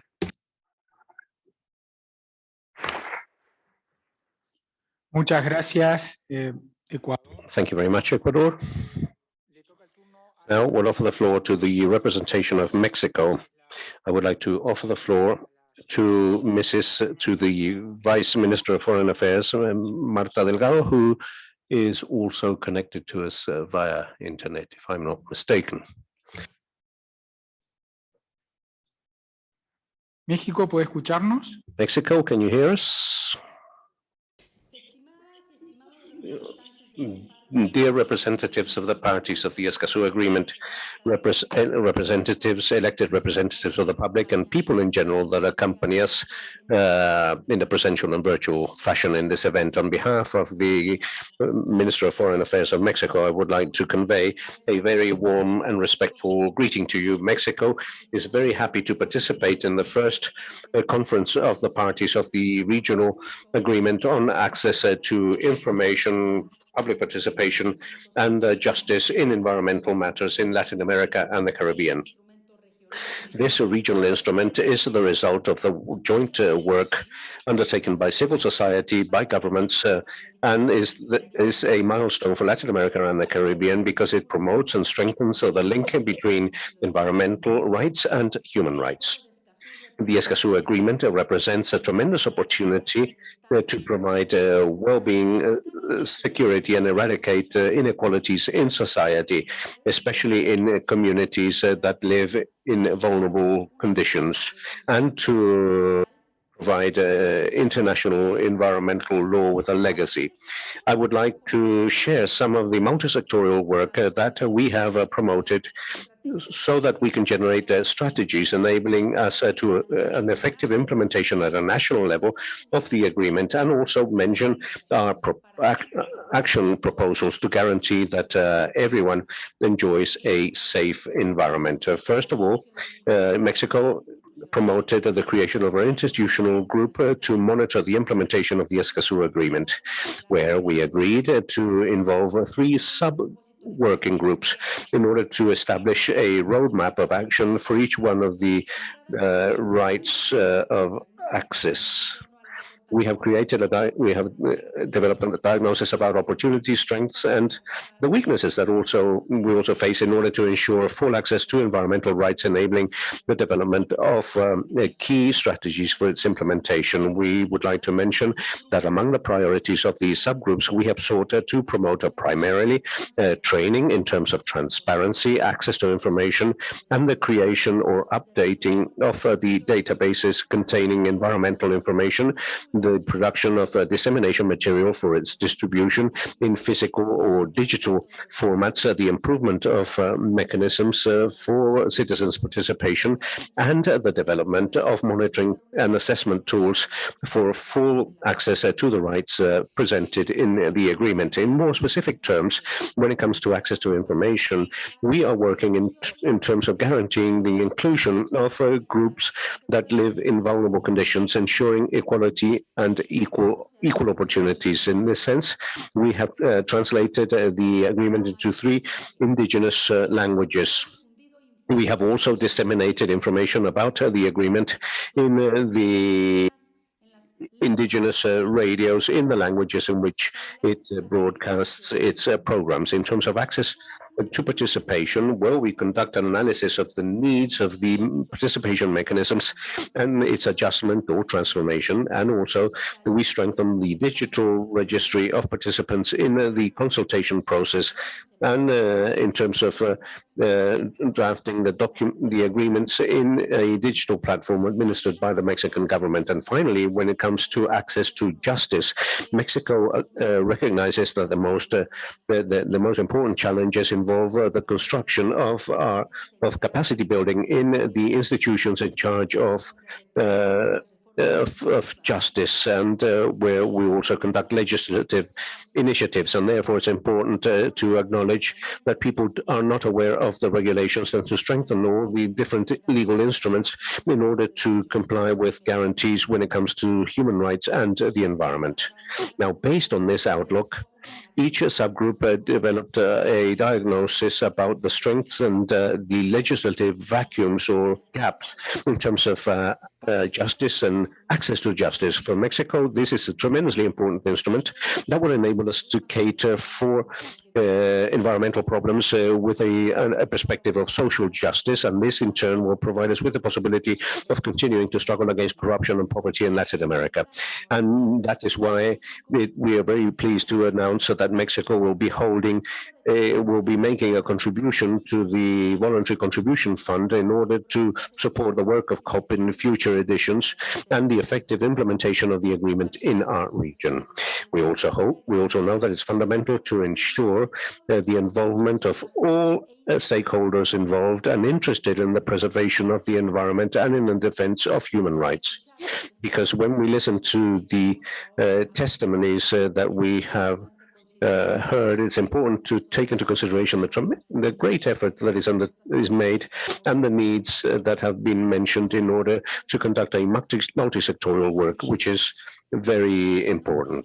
In this sense, Mexico has made a big effort in order to include academia in the processes to link the work with the Escazú Agreement, and has entered into a coordination with public entities in our country, the National Autonomous University of Mexico, the Office of the High Commissioner, the UN High Commissioner for Human Rights, in order to develop a whole series of indicators that will enable us to monitor compliance with the agreement. And we're also aware of the relevance of including all voices and possible experiences.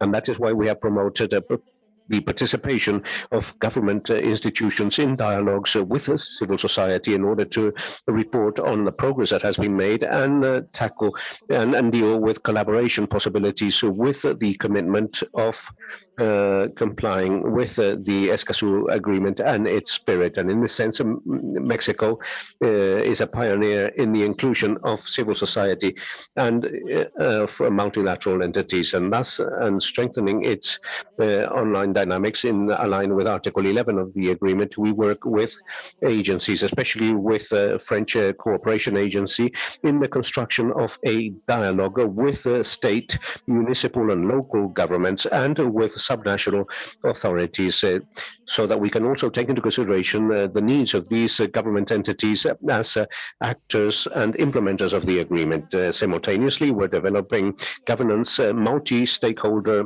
governance mechanisms with the German cooperation entity that will enable us to have an integration process in order to improve existing capabilities and innovate so that we can benefit society as a whole and the environment. And also with the government of Sweden, we are involved in consultations for the Stockholm Summit +50 that will be held this year. Mexico acknowledges the effort and the task promoted by each country in order to benefit from national strengths. And we are very pleased to share with you good practices, strategies, so that we can comply with environmental mandates that will ensure the well-being of people in the region, including the protection and participation of indigenous populations, of women, of young people, of communities living in vulnerable conditions, and of the population as a whole that looks after the land and the cultural heritage. For Mexico, it's important that the aspirations of our countries in Latin America and Caribbean undertake a coordinated action on the part of their societies as a whole that will enable us to achieve a sustainable and harmonious situation, enabling us to enhance our capabilities and continue to work in access to a safe environment without leaving anyone behind. We all have challenges. All our governments face challenges in these issues, and this agreement is just the beginning. We're holding its first conference of the parties. So thank you very much, everyone, for your attention.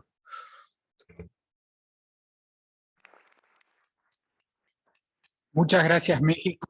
Thank you, Mexico, for your words and especially for announcing the Viva Todos contribution. An additional applause for that. The material topics are also of great relevance when you want to be effective. And now we will recognize Panama. Panama, the floor is yours. Yes, thank you. Well, first, the head of the delegation of Panama is the Vice Minister for Foreign Affairs, Ana Luisa Castro, and also Foreign Affairs and Cooperation. She was unable to attend because she had a prior commitment, another meeting with the participation of various countries, including U.S. Secretary Blinken.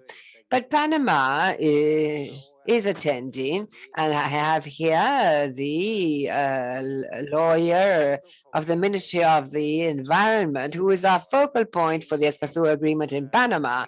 She is an authority in this area and will explain our contribution.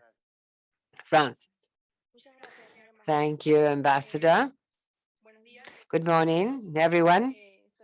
I'm honored to be here together with all of you.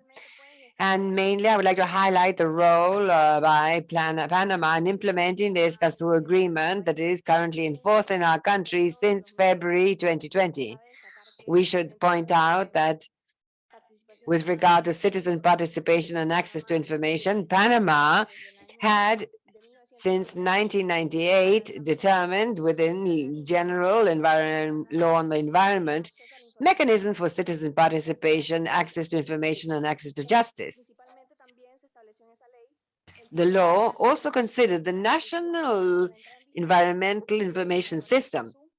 And with the ratification of the Escazú Agreement, this was an appropriate scenario to strengthen our public policies in these matters. The main actions in terms of citizen participation and access to information, we have the close collaboration with open government partnership to have open data in Panama. And with regard to the environment, according to the guidelines of the Escazú Agreement. In Sinia, our short-term forecasts include having an advanced documentation system for citizens to have access, as they do so far, of the agreements on international and local cooperation, as well as the plans and programs on the environment, that are valid in the country. Likewise, the entire list of institutions with environmental competence in the country, as well as NGOs and citizen organizations. At regulatory level, Panama recently has had various achievements. For example, the approval of the law on the rights of nature, and despite having a general law on the environment, this other law strengthened our commitment to protect our natural resources, and this was greatly accepted among citizens and also public institutions.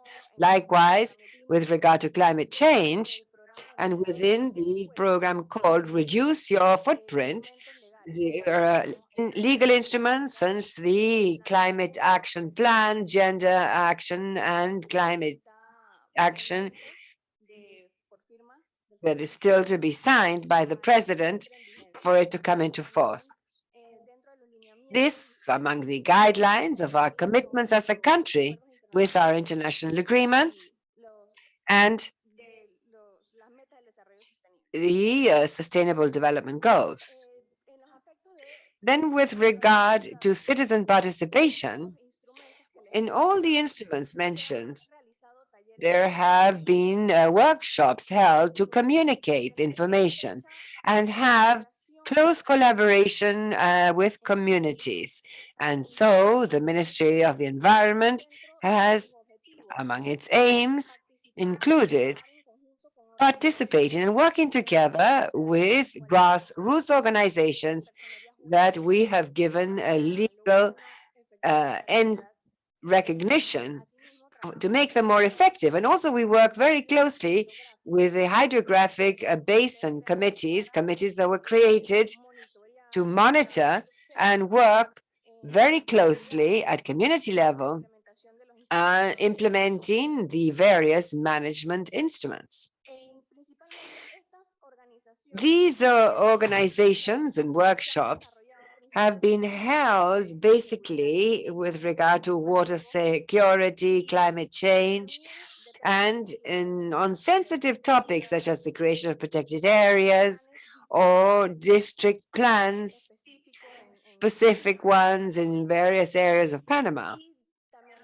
And we also highlight an invitation by the Ministry of the Environment to participate in the other draft projects with regard to the environment. So before the Ministry of the Environment actually submits them to our National Assembly, they already include a very robust citizen consultation and for this to be included with the presentation before being adopted as a law of the Republic. These are the most relevant aspects with regard to the implementation of the Escazú Agreement. And so we invite other states to ratify the agreement because we are a country that is convinced that it is through cooperation among the region that we will, that is the key to development. So thank you very much. And we hope that excellent results may arise from this. Thank you very much, Panama. I would now like to offer the floor to the delegation of St. Kitts and Nevis.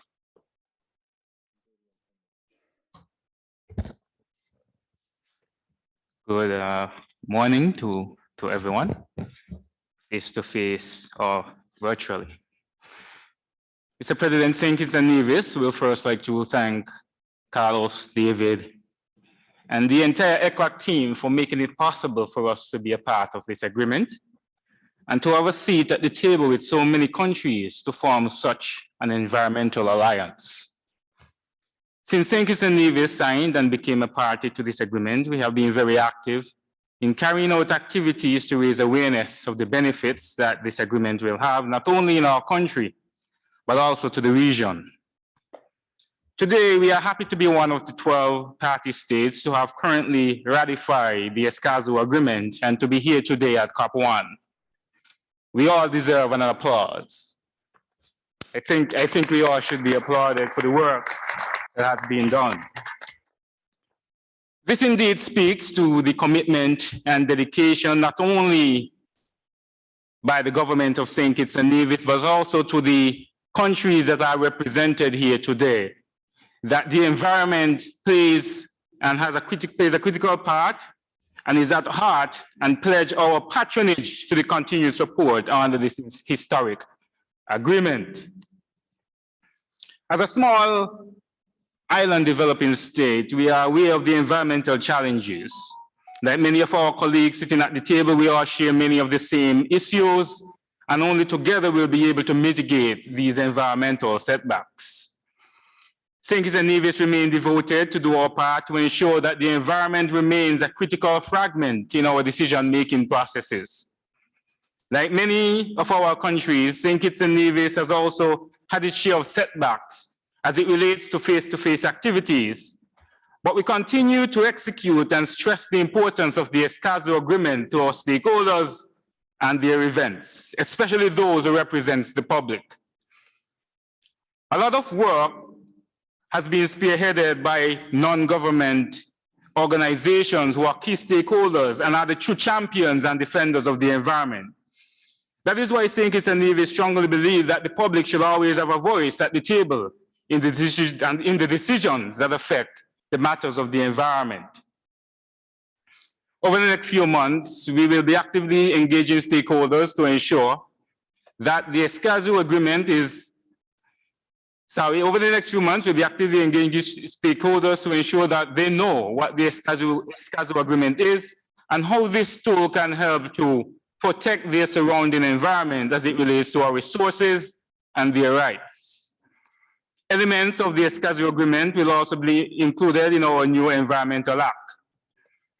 The presence of the agreement has allowed us to revisit how information is being collected and stored, as information now has to be made readily available in a more accessible and reliable manner. Mr. President, St. Kitts and Nevis stands with the other countries to support the efforts of the Escazú Agreement, and will safeguard that our work will safeguard the work that we would have done and make sure that it will not go unnoticed. We will also continue to assist and shape current and future decisions as we share a common goal and fashion for a safer, healthier, and more sustainable environment for our current and future generation. Thank you, Mr. President.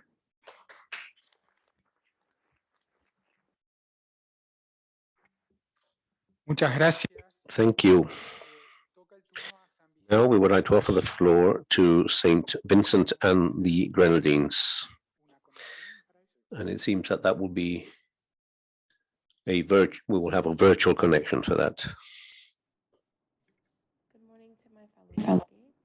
It is an extreme pleasure to be able to address you this morning, to be able to do it in person. In larger states, a natural disaster or a climate shock can be localized to particular areas. In the case of smaller countries like St. Vincent and the Grenadines, however, any shock is a national one, impacting persons throughout the length and breadth of the country. The impact of interconnectedness between natural disasters is extremely evident when in St. Vincent and the Grenadines, between 2010 and 2021, there have been numerous natural disasters that can be considered to have been catalyzed by climate change. These disasters include hurricanes, flooding, earthquakes, ashfall, and lahars. Indeed, over the last 12 years, there have been an estimated cumulative loss of approximately $220 million of our present gross domestic product. We firmly believe that to address the Caribbean's vulnerability to climate change, there needs to be 1, an enabling environment to facilitate the mainstreaming of climate change adaptation in the planning, budgeting, and implementation processes by strengthening the governance structures to enhance synergies between adaptation and factor risk reduction, including the identification, implementation, monitoring, and evaluation and communication of adaptation actions. 2, improved capacity for data and information collection, management and sharing, determination of climatic risk, and access to technology and financing for adaptation. And 3, implementation of adaptation actions towards an increased resilience of the most vulnerable members of our population. It is our intention to continue to work on our national implementation plan with all of the relevant and necessary stakeholders that are key to this process. We wish to indicate that great progress has been made with the support of ECLAC on the environmental information systems and with environmental data and statistics, which has been a collaborative effort between ECLAC's Statistical Division and the Conservation and Sustainable Development Unit in St. Vincent and the Grenadines. St. Vincent and the Grenadines continues to stand in support of the Escazú Agreement and the national actions necessary for its implementation. Thank you.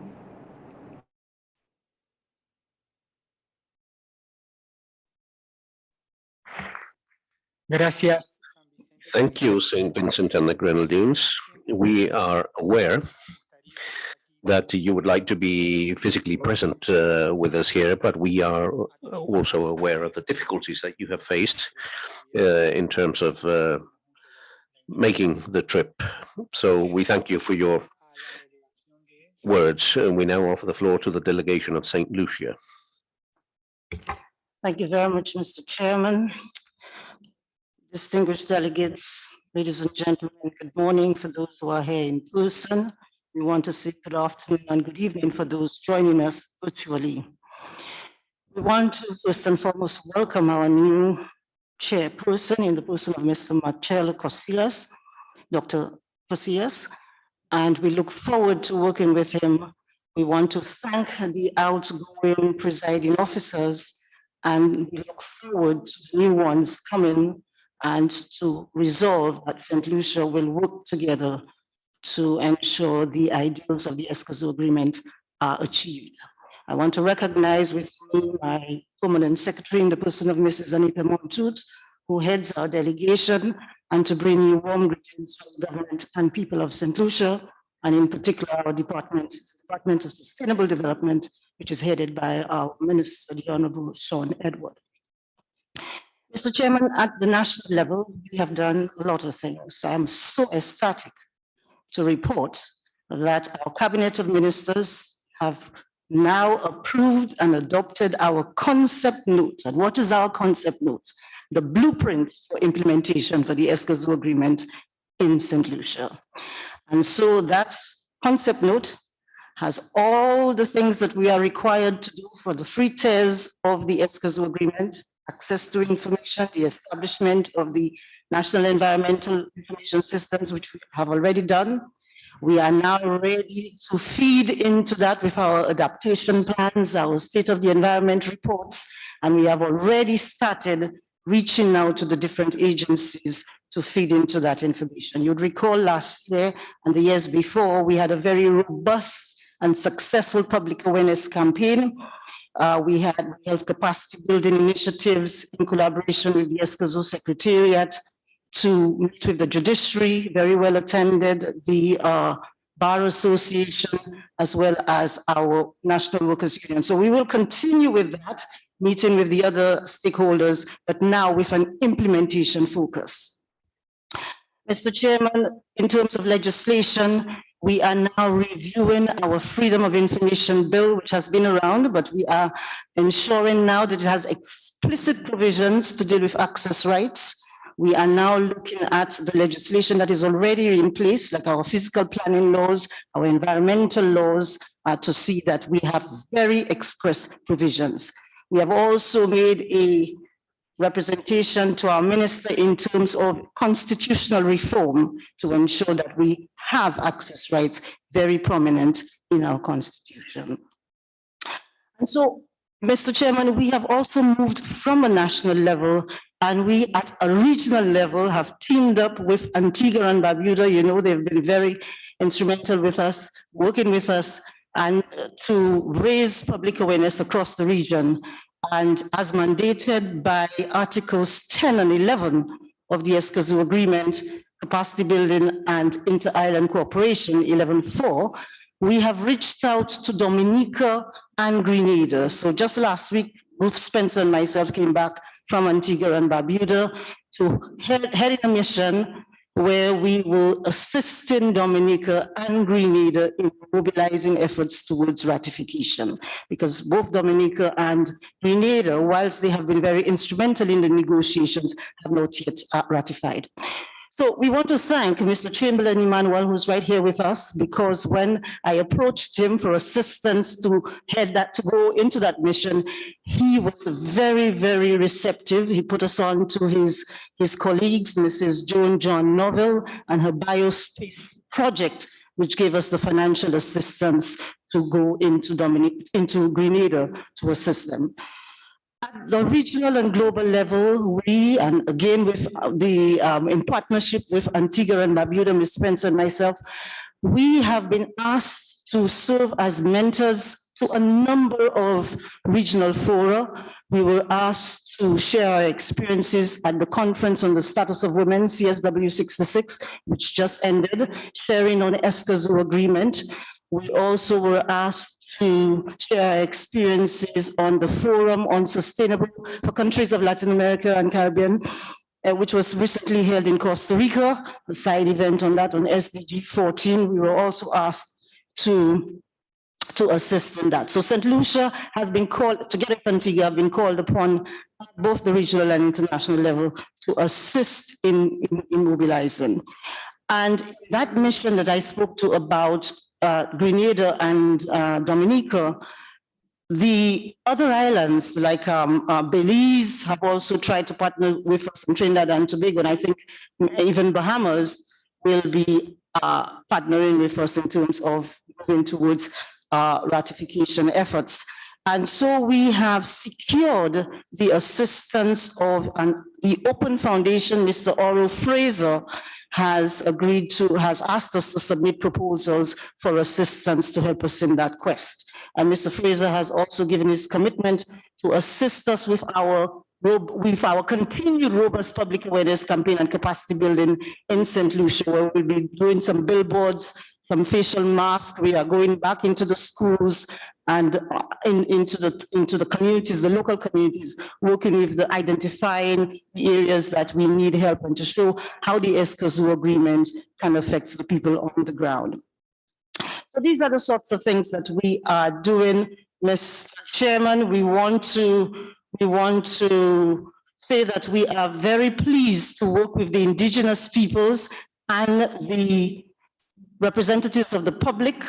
And so we welcome the proposal to have an annual forum for discussion. And so we'll be meeting with them as well as contributing towards that action plan that they have identified in the document. In fact, I think during the course of this, we'll be meeting with Quaker and some of the other representatives for indigenous and human rights persons so that St. Lucia can see how we can further expand our assistance to them. So we want to thank, because St. Lucia also worked together with Panama, Uruguay, and Costa Rica in the working group for compliance and implementation, which is a very important committee.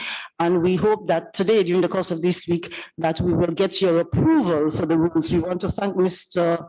Roberto Cespedes, Mr. Marcos Oriano, who all assisted in the early stages of putting those rules together. And I think we have achieved a version of the rules that has enough flexibility to allow the committee to do its work, yet is very reflective of the ideals and aspirations of the people of our region, as well as the provisions of the Escazú Agreement.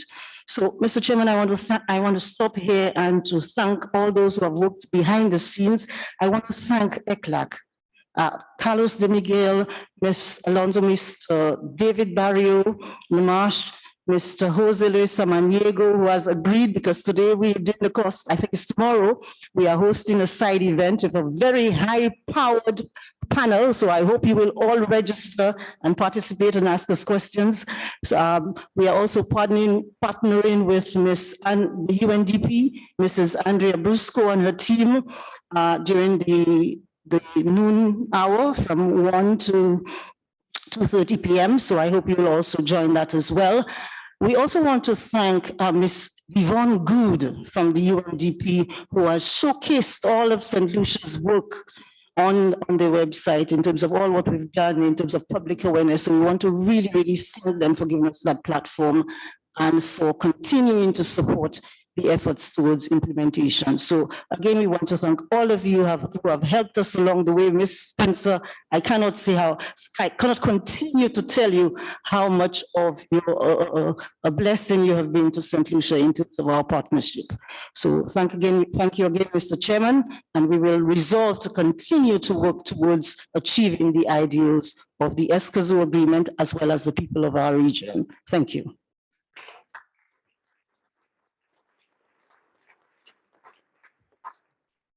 Gracias, Santa Lucía. Thank you, St. Lucia. Now we would like to offer the floor to Uruguay. We are accustomed to being always the last to speak. I'd like to offer the floor to the delegation from Uruguay. Thank you very much, Chair. I would like to express the honor of being present in this session that I feel is historic. My acknowledgement to all the other members and my gratitude for choosing my fellow Uruguayan, Marcelo Cousillos, as a chair of this COP. And I would like to also acknowledge the government of Chile for hosting this conference and the historical ECLAC for all its efforts. The efforts that have resulted in this event, and for all countries that are at a state or sub-state level, individually or collectively, and as civil society have enabled us to reach this point, and that will certainly provide a lot more development to this magnificent instrument. With regards to Uruguay, there is a very clear commitment in terms of the environment and human rights. There is a continuity in both aspects and internationally that is being acknowledged in the decision of the Human Rights Council of 2013 and co-sponsored by Uruguay, which established that the right to a safe environment is a human right. Now, with regards to concrete actions undertaken by Uruguay, we could perhaps try to very briefly say in a few minutes what we have done. In 2018, we held an event organized by several entities of the executive, the Escazú Agreement and Environmental Democracy on the 27th of September 2018 in the UN General Assembly. Uruguay, also together with several other countries, also signed the Escazú Agreement. That was very early on ratified in Uruguay in June of the following year by our Congress by its respective law.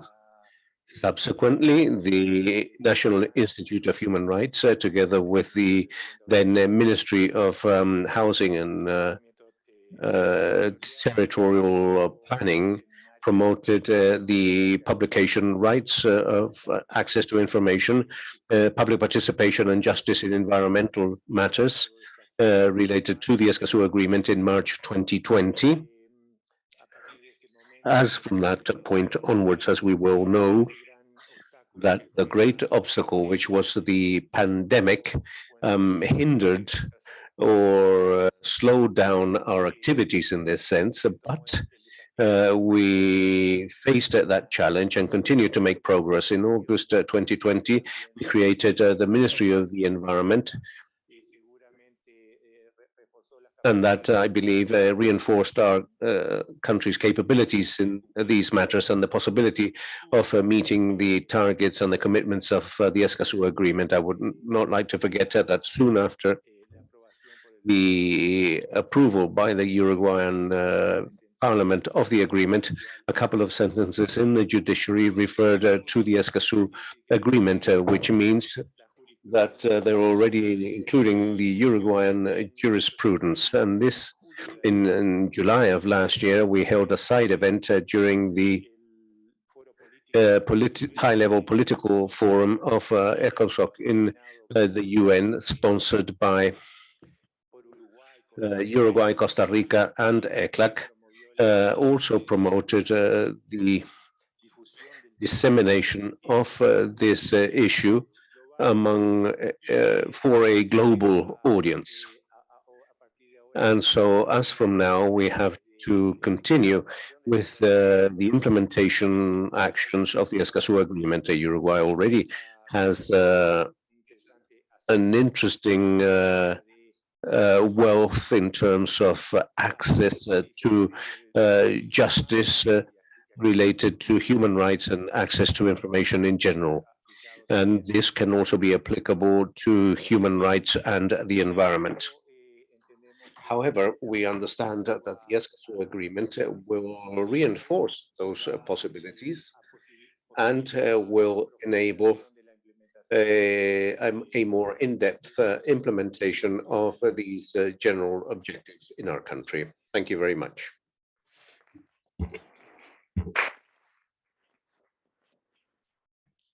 Muchas gracias. Thank you very much, Uruguay, and thank you for keeping to the time.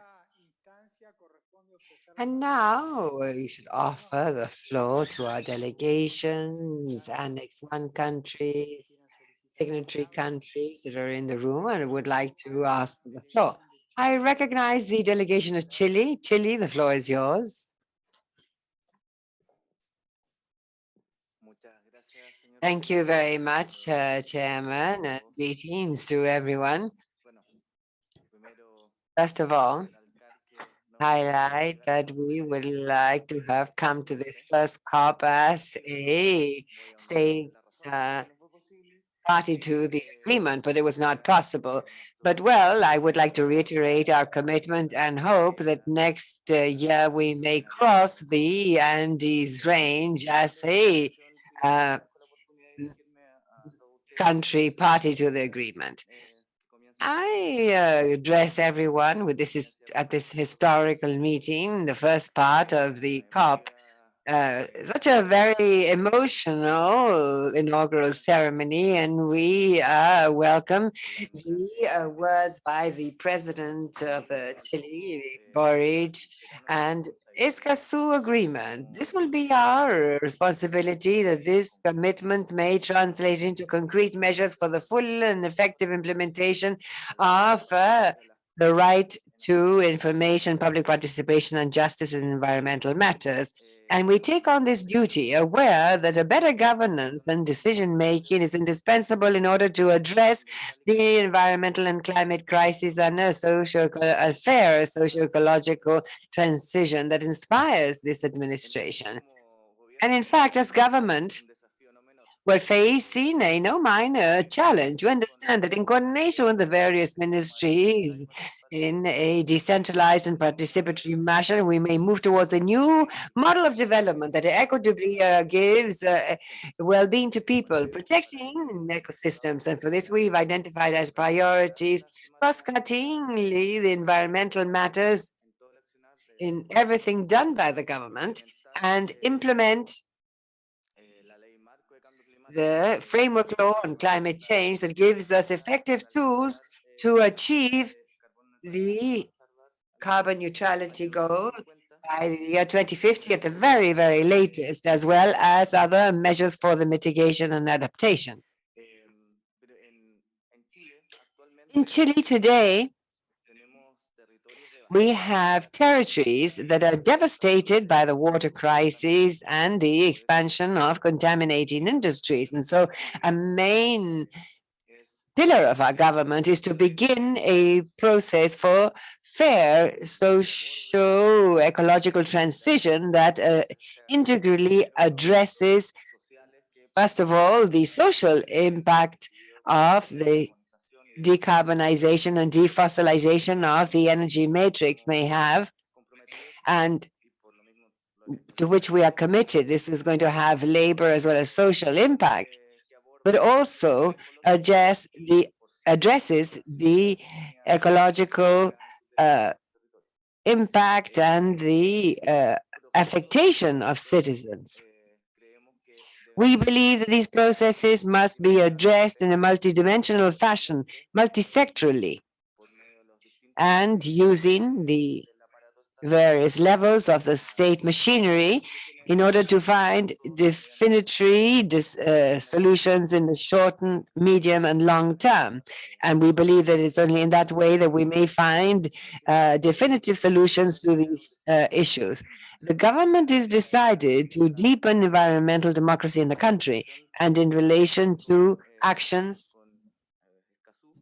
under Escazú, as you know, we are in the process of joining the agreement, and so the message to Congress or the government entered in its first week in office, sent to Congress a bill to begin this process. And this is under an extremely urgent classification, and as the Commission on International Affairs is considering it, it will be seen in the lower chamber of deputies, and then would move on to the Senate to complete the process, and so become a party to the agreement. We're very optimistic that this will be done, since the response and conversations that we've had and signals have all been positive, very auspicious. I would also like to take this occasion to thank the representatives of the civil society for their comments, as well as ECLAC, and the disposition of members of parliament to sit down and talk in good faith about this instrument. But while this discussion occurs in parliament, we have since day one moved ahead to identify the measures that within the framework of our attributions and responsibilities we may apply in line with the Escazú guidelines and standards. And for this, together with the Ministry of Foreign Affairs, we have officiated all ministries in Chile to appoint a representative for the agreement. And then we will resume the public-private panel for negotiation of the instrument that has already met more than 30 occasions, receiving contributions and experience and representatives of academia, the private sector, civil society, and everyone who was interested in contributing. And likewise, I would like to highlight that we are very concerned with preventing all form of attack, intimidation, or rather, we've started a first coordination between the Foreign Office and the Ministry of Justice in order to have ways of defending those who are protecting the environment. In the short term, we were hoping to implement Escazú, and this requires a serious studies and the participation of multiple actors. And for this, we're hoping to have national and international cooperation in order to do this as soon as possible. A diagnosis and a plan for participatory implementation. Without a doubt, the experience of several countries that have already moved ahead along this path, same as the examples that we've heard here today, are of all great value for us as we are starting out. And we thank you once again for this space, and we wish you all today a very good first COP. Muchas gracias. Thank you very much, Chile. And I would like to offer the floor to the delegation from Costa Rica. Thank you very much. I would like to deal with three main aspects related to access to information and access to environmental justice. I would like to highlight that in our constitutional justice system, that especially after 1989, with the constitutional jurisdiction law, we have the possibility of having justice directly, both in the right to petition and the principle of maximum dissemination in terms of public information, and also with regards to environmental matters. Our constitutional jurisdiction system is direct. It is free of charge, informal, and has the advantage also of being a control, an open constitutionality control system, and open to human rights treaties, but also open to environmental treaties. In the sense that since the 90s and even before the 1994 constitutional reform included the right to a safe and ecologically balanced environment, and the reform and the 2020 reform, which incorporated the right to water as a right and the priority of drinking water for human consumption. That was in force until 2020, but since the 90s, this constitutional reform acknowledged these two rights, and its simple format enabled even the defense of the environment with habeas corpus presented by people aged over 18 because of cases presented as a result of the contamination of water or the presence of waste dumps in communities. I would also like to highlight recent public policies, and especially their the process through which they were formulated. The decarbonization law that seeks to achieve zero emissions by 2050. Another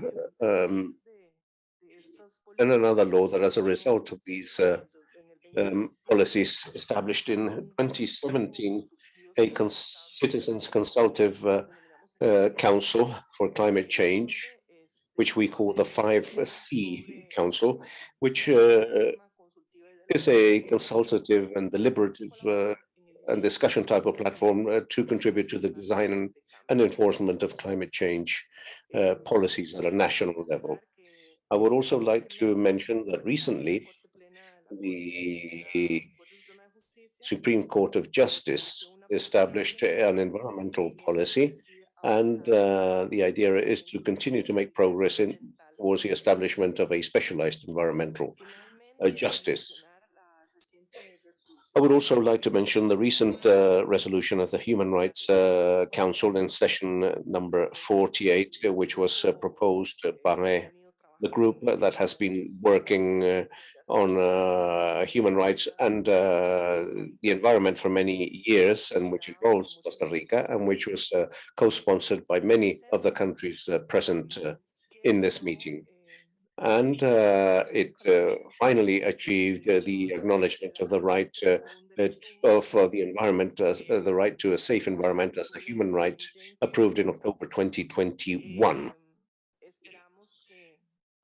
We hope that with the support of all our friends from Escazú, and aligned with the contents of the Escazú Agreement and with the contents of the San Salvador Agreement of the Inter-American System, we can make progress with this initiative, so that now that it has been approved by the UN Human Rights Council, can move on successfully to the UN General Assembly. And therefore, with that is what I would like to share with you and request your support, so that your countries can help us to approve a similar resolution in the UN General Assembly. Thank you very much. Muchas gracias. Thank you very much, Costa Rica. And now I recognize the delegation of Colombia. Good afternoon, Chairman, and cordial greetings, ambassadors, and everyone, heads of delegation, people who are with here face to face, as well as everyone connected online to this very important conference of the parties. For Colombia, to strengthen its internal policies and consolidate effective mechanisms for citizens to enjoy these rights. And so we're hoping that the subscription of the agreement by Colombia in September 2019 will be joined by other efforts to strengthen the efficacy of the regulatory structure and the institutional structure in force in this regard. The Escazú Agreement is an environmental opportunity for the country, and that is very important because it develops four main themes to achieve environmental governance. These are environmental information, public participation, access to justice in environmental matters, and protection of human rights defenders with regard to environmental matters. The national government of Colombia decided to subscribe the agreement and strengthen existing mechanisms and ratify its commitment to environmental democracy, the defense of human rights, and the promotion of sustainable development. This commitment was seen within the framework of the environment of the major national conversation inaugurated November 28, 2019, and when the national government of Colombia received and heard the concerns expressed by various sectors of society, citizens, and most importantly, helped to create trust and confidence, priorities that are essential and that the national government shares. This treaty also encourages citizens to protect their rights, which facilitates meeting sustainable development goals as an international roadmap to have a shared view for the sustainable development of the planet under the economic, social, and environmental directives. And access to information, participation, and justice in environmental matters has also been recognized by the United Nations as an essential instrument to implement the 17 SDGs and the 2030 Agenda. This would, to a great extent, supplement action, and we see in this an opportunity to double efforts made by Colombia to attain the goals and targets of this agenda. And so, to subscribe in the agreement, Colombia, through the Ministry of the Environment and Social Sustainable Development, and in coordination with the Presidency of the Republic presided by Mr. Duque Gomez, has, and Mr. Marquez, he apologizes, has several educational spaces for dialogue on environmental education in order to close the gaps in terms of misinformation and inaccurate interpretations regarding the scope and possible implications of the treaty. Colombia is hoping to very quickly achieve the necessary progress in the legislative process required to ratify the Escazú Agreement, and in the meantime expresses its firm commitment to the goals and principles enshrined in the instrument, and to which we reaffirm today with a presence at this first COP. Thank you.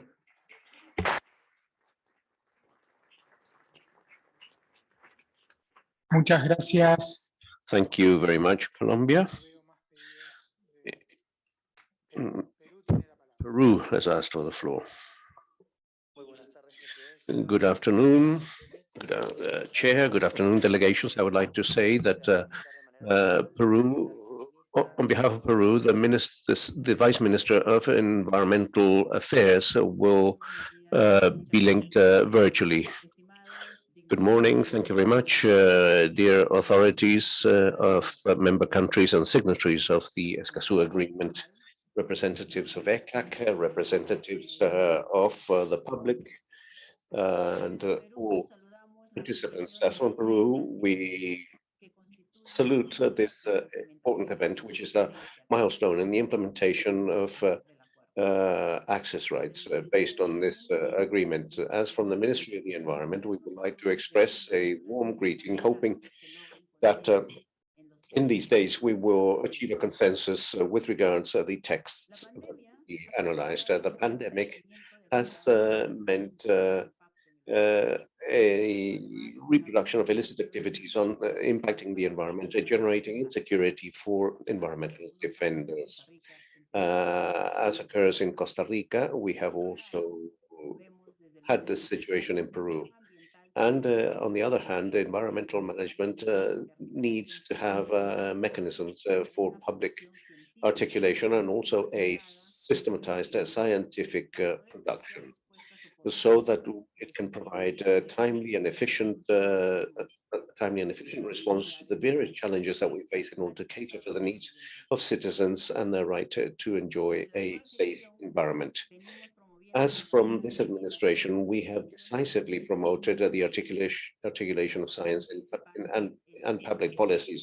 Our main focus is to generate evidence for decision-making purposes, promoting access to information and spaces for participation in the generation of environmental regulations and in the implementation of various actions, so that it may be useful for young decisions, so that it may be useful for the decision makers and the population as a whole, so that it can exercise their right to access information and participation and environmental justice. Likewise, and ratifying our commitment with the implementation actions of rights of access and protection of defenders of human rights in environmental matters, which is expressed in the Escazú Agreement and that also forms part of our national legislation, we would like to very briefly share with you some important progress that we have made in our country. We have the UN approval under the initiative of Peru and Rwanda in the agreement to develop the first international treaty which is binding in order to halt contamination as a result of plastic. That has occurred this year. The approval of the national report on the status of the environment articulated with sustainable development goals with an interactive platform which is friendly and geared towards facilitating access to its content. We have approved a regulation of environmental information of the environmental information system with a participative fashion and focused on human rights, and this will contribute to a better access and dissemination of access to environmental information. We have also created a registry of emissions and transfer of contaminants. So we have also incorporated the human rights plan to human rights to environmental defenders as a special protection group. Among other aspects, we have also advanced in signing the Peruvian Agreement for Circular Economy and its platform in order to promote our country's transition towards that new production and model and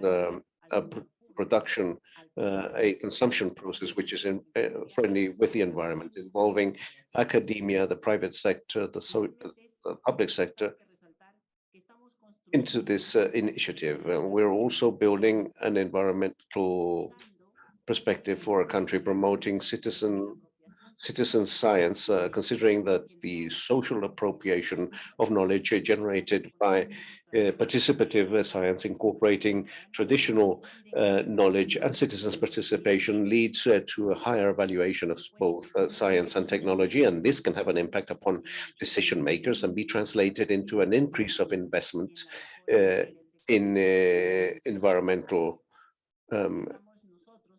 research in among our population. We're also promoting the generation of policies and regulations based on scientific evidence.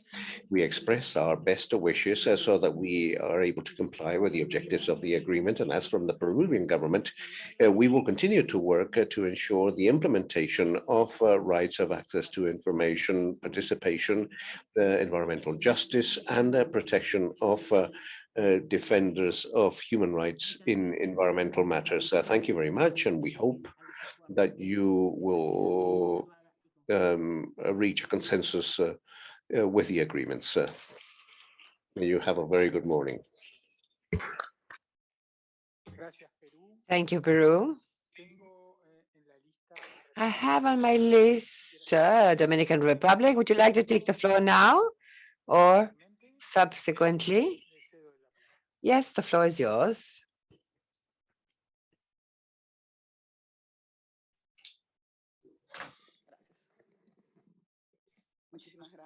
Thank you. On behalf of the Dominican Republic, we wanted to reaffirm the commitments made by the country as a signatory member, as a signatory state of the Escazú Agreement. The Dominican Republic has been making necessary efforts in order to ratify the agreement as soon as possible, and it is currently going through the Constitutional Tribunal in validating it with our Magna Charta. On behalf of the Ministry of the Environment and Natural Resources and then the President of the Republic, we would like to reiterate that the Dominican Republic is in the process of specifically establishing which are the means for implement once ratified and thereby strengthen the ecosystem of legal documents and legal instruments that the Dominican Republic has for social participation by means of Law 60400 and the free access to public information that are also strengthened by the principles under the Escazú Agreement. This is an issue of priority and last year closely followed by the Ministry of the Environment and sent to the Foreign Office and the Office of the President and in turn the Constitutional Tribunal. We're hoping to meet all processes and once again we are committed to everything under the agreement. Thank you. Muchas gracias, viceministra.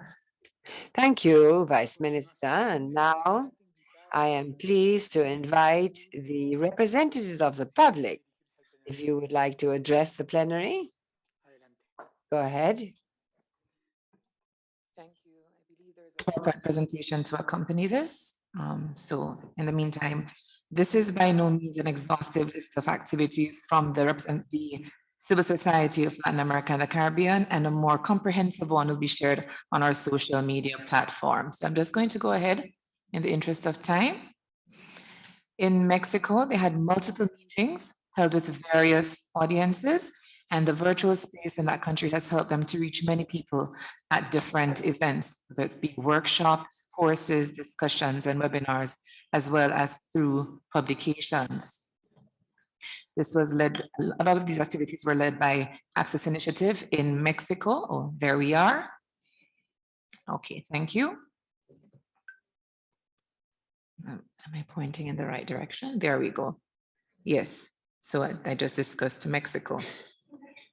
In Ecuador, these activities were carried out by the International Center for Research on Environment and Territory of the Universidad Hemisferios. As part of the Open Government Plan of Ecuador, the Universidad Hemisferios, in collaboration with the Ministry of Environment, Water and Ecology Transition, promoted the commitment, implementation of participation rights and access on environmental information, Escazú. Within this framework, 3 dissemination campaigns have been developed, a diagnosis of gaps in normative congruence, public policy and institutional policy has been generated with respect to Escazú Agreement, and a proposal for environmental democracy platform has been generated. These activities were supported by the Ecuador Sincero program of the German Technical Corporation, GIZ. Continuing in Ecuador, they appeared before the Commission on Sovereignty and International Relations in the process of legislative ratification of the Escazú Agreement. They also developed 2 dissemination campaigns on the Escazú Agreement and the importance to everyone. He carried out a radio dissemination campaign on the Escazú Agreement, the potentials and benefits for the indigenous peoples and nationalities in partnership with CORAPE, hope I pronounced that correctly. They also developed a micro website for the Escazú Ecuador driving group that offers repository tools, and the website link can be seen on the screen. In Chile, they've been very busy. Civil society has held many webinars and had lobby meetings with Congress to ask for the accession of the Escazú Agreement. They also had media campaigns in Chile. In Jamaica, the World Resources Institute supported the Caribbean Coastal Area Management Foundation and the St. Lucia National Trust to complete a law and policy assessment in Jamaica and St. Lucia. The assessment will determine the legal and policy reform necessary to meet Escazú Agreement obligations, the legal and policy reform that is desirable because it contributes to the effectiveness in implementing the agreement and meeting the overall objective of the agreement. The assessments reveal that in many cases, these countries met the standards for the Escazú Agreement, but showed areas which could be improved. Canary, although based in Trinidad and Tobago, they do work in the Caribbean, and they supported the Organization of Eastern Caribbean States, the OECS Commission, to develop a stakeholder engagement strategy for civil society and the private sector. This will be presented at the OECS Council of Ministers of Environmental Sustainability meeting later in May for adoption. The stakeholder engagement strategy provides guidelines for an engagement of civil society and private sector stakeholders. In Argentina, they held a workshop aimed at officials who are members of the judiciary. Escazú Agreement, its implementation in the judicial field was the title of that workshop. It was organized by FARN within the framework of the Institute of Judicial Studies of the Supreme Court of Justice in the province of Buenos Aires. FARN presented a motion related to the Escazú Agreement before the International Union for the Conservation of Nature, that's IUCN. This was approved at the IUCN World Conservation Congress 2020, thus becoming Resolution WCC 2020 Resolution 051. It urges the states of the region to sign and ratify the agreement, urges governments to ensure its effective implementation, and requests the Director General to promote its dissemination, support capacity building, and provide technical support for its implementation. So as mentioned, this is by no means an exhaustive list of activities, and a more comprehensive one will be shared on our platform, social media platform. So thanks to civil society for their work being done thus far and for all the work that will be done in the years to come. Thank you.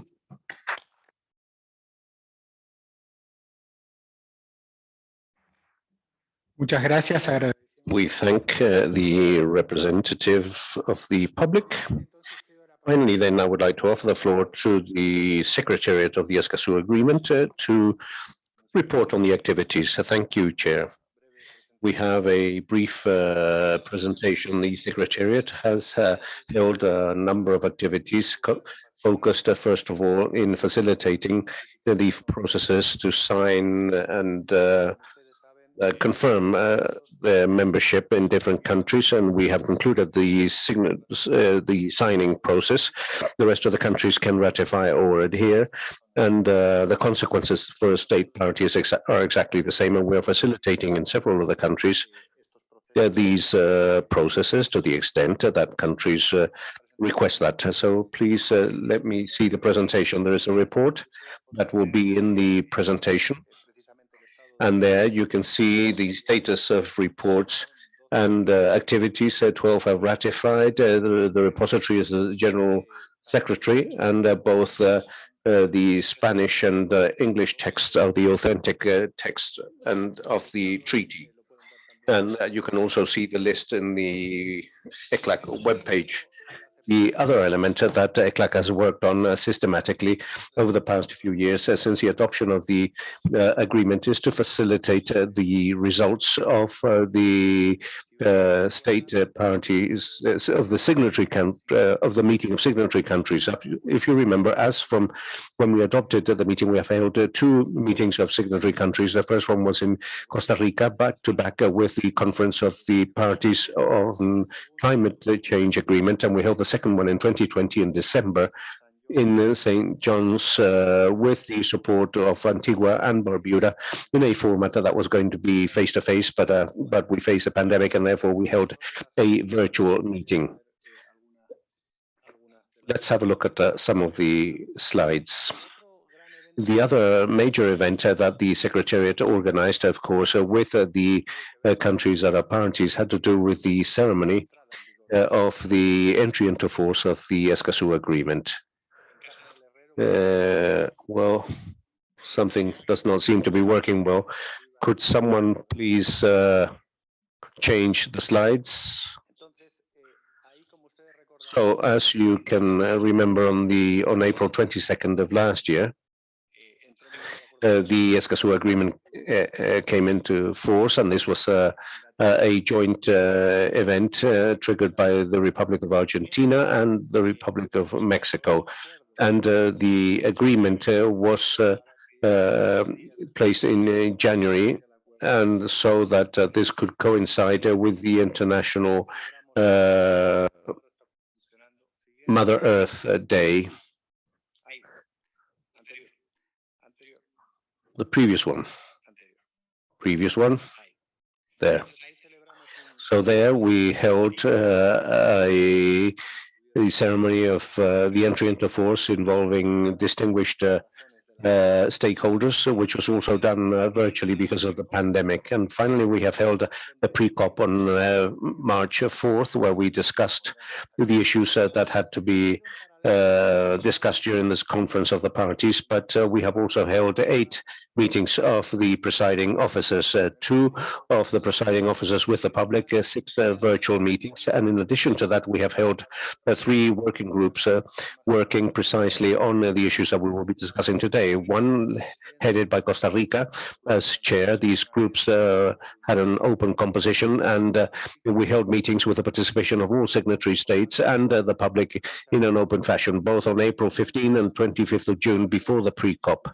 And we discussed and arrived at a consensus in terms of the rules of procedure. Another group headed by Antigua and Barbuda, Panama and Uruguay, which also meant virtual meetings, and we arrived at a consensus with our texts. And finally, a group headed by Antigua, Barbuda, Mexico and Argentina, and also St. Lucia. And these working groups, well, we worked virtually with these, and the truth of the matter is that in the Escazú Agreement, we had been working with the virtual format because of economic efficiency before the pandemic even. The other element that I would like to mention is that the Secretariat has organized this COP. When the COP began, there were various limitations associated to the number of people that could participate as a result of COVID. But at present, we have 718 participants registered, 266 in face-to-face, 452 virtually, and we have 29 side events. And now this was this snapshot represents the weekend. And 76% of the total are public, and 67% are in person. Now, the other important aspect is that the Secretariat has facilitated various activities throughout the region and also outside the region. I am not going to discuss this in detail, but there have been events associated to the Escazú Agreement with most of the parties and also with the public in the Regional Forum on Sustainable Development, in the Conference of Parties on Climate Change. We held 5 events. In the high-level political forum, we also held events. So we have the Escazú Agreement in the format, in the Forum of Ministers of the Environment, and in the Council of Ministers of the Organization of the Eastern Caribbean, and also during the anniversary of the Aarhus Convention, which is a sister entity in Europe. And we have held numerous training sessions. Well, these have been done primarily at a virtual level, but that opened up the possibility of holding many virtual events, and that has enabled us to act in several countries where it would have been far more difficult in a face-to-face format. And here I would like to thank our statistical division and the Office of Import of Spain in the Caribbean, because we have been working hand in hand with them in terms of supporting the development of environmental information systems in the Caribbean countries. Finally, the other major area where the Secretariat has been working on is in the maintenance of the observatory that operates as a kind of clearinghouse established in the in the Escazú Agreement. It's an observatory that belongs to you all because your progress is what feeds into this observatory. I would like to mention that this observatory has become the observatory with the largest number of visits out of all the observatories that ECLAC has. And as from last November, we already had 2.9 million sessions open in the review of the documentation that is included in that observatory. So that's from the Secretariat. We would like to express our gratitude to all contributors of both parties, the public and academia. There you'll be able to find a training course that we developed with the UN Environment Program and with the European Economic Commission with the Aarhus Agreement and the 2030 agenda as well. Other developments have also been important, and we would like to mention that where the Secretariat has been involved. And of course, the parties as well. The most important one was headed by the working group on financial arrangements. I would like to thank Mexico, Argentina, and Antigua and Barbuda, because headed by them and together with all parties, we were able to approve an agreement in the ECOSOC, in the Economic and Social Council, which was reviewed previously by all countries. And I believe that this was one of the effects which had greatest impact in the Escazú process outside the region. The European Parliament also approved a directive to call upon states to support the Escazú Agreement, and ECLAC has signed several collaboration agreements. The first one with the Organization of Eastern Caribbean States in order to implement the Escazú Agreement in the Caribbean. We have also signed an agreement with the Central American Economic Integration Bank to support Central American countries, and we're also signing an agreement with the top authority of human rights in the United Nations because of the human rights component that the agreement includes, so that we can work together with UN human rights. In terms of publications, we have also made progress in terms of different publications and graphic material, and also with the regional public mechanisms. We have issued 58 newsletters, and among the publications, I would like to mention that we have been working for a year now on a guideline to implement the agreement, which is available in the web page. And this is something that we will probably discuss this afternoon in greater detail. And finally, we have also maintained our webpage. On the top part, I would like to highlight where you find the public regional mechanism. It's very important for those that are not registered and that are listening to us now. Register there, because that is the way in which you can participate in the agreement. And there you can see how the regional public mechanism has grown during the past few years in terms of people registered there. And as always, throughout the negotiation, in our mechanism, we have Argentina competing with Mexico, but I would like to mention that in terms of the population per capita of each country, Antigua and Barbuda and St. Lucia lead this public regional mechanism. And we have also worked in ECLAC in the preparation of this COP and in our webpage, and we hope that this is useful to you. So here I would like to conclude by simply expressing our commitment in the three areas: capacity strengthening, cooperation, the Center for the Exchange, which is the observatory, and especially in supporting countries for the implementation and in the adhesion and ratification processes. So as from, and we will continue to do this work. Thank you very much.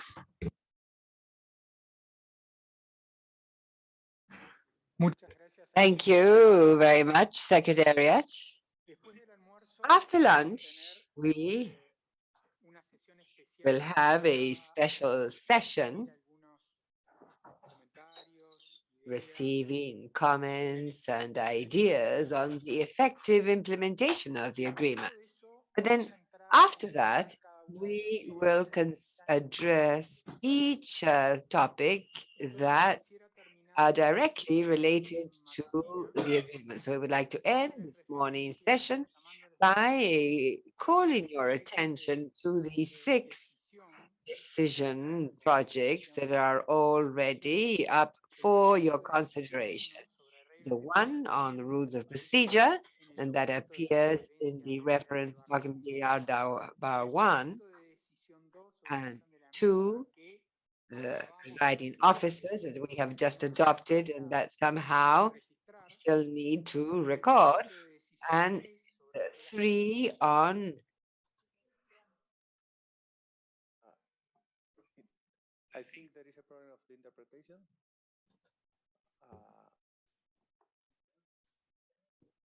1, 2, 3. Can you hear me?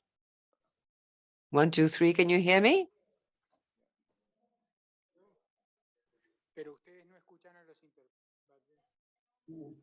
One, two, three. 1, 2, 3. This is the English channel. This is the English interpretation. There's a issue. I think there is a technical issue because we are translating here.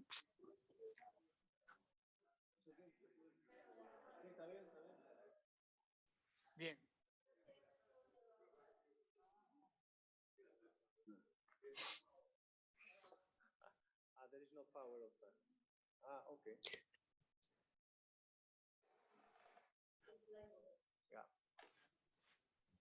Se cortó la luz en esa zona.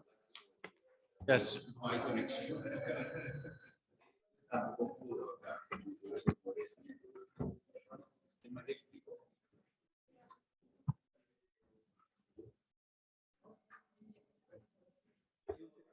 One, two, three. 1, 2, 3. Can you hear me now? 1, 2, 3. 1, 2, 3. To the project of decisions and the document to try to call all of you. Estoy tratando de hacer referencia. I am attempting to refer to the resolution drafts.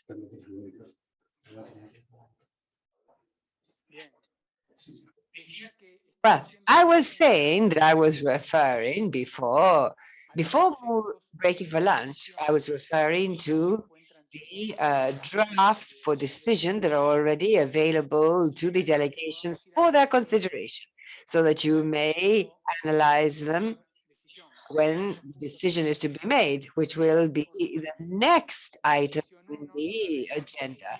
1 on rules of procedure, 2 on the election of the presiding officers, and that we need to record, 3 on the rules of composition and operation of the committee to support for the implementation of the agreement, and that appears as a document bar 2, and 4 on financial rules, 5 on the setting the date of the place of the next COP meetings, and 6 on the defenders of human rights in environmental matters. And also for your consideration, and this was informed at yesterday's meeting, a draft political declaration that would be considered and adopted at the end of our work.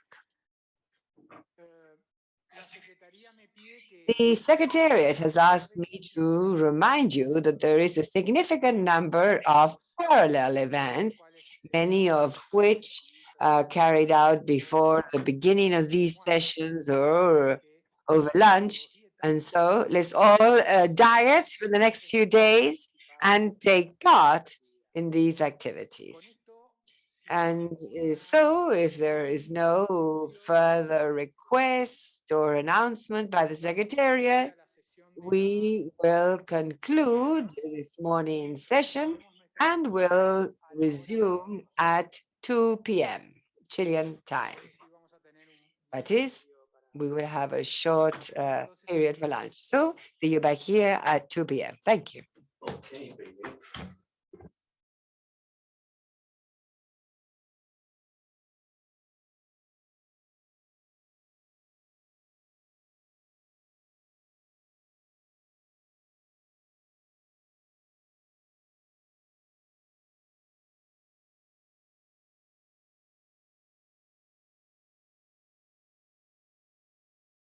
Recording stopped.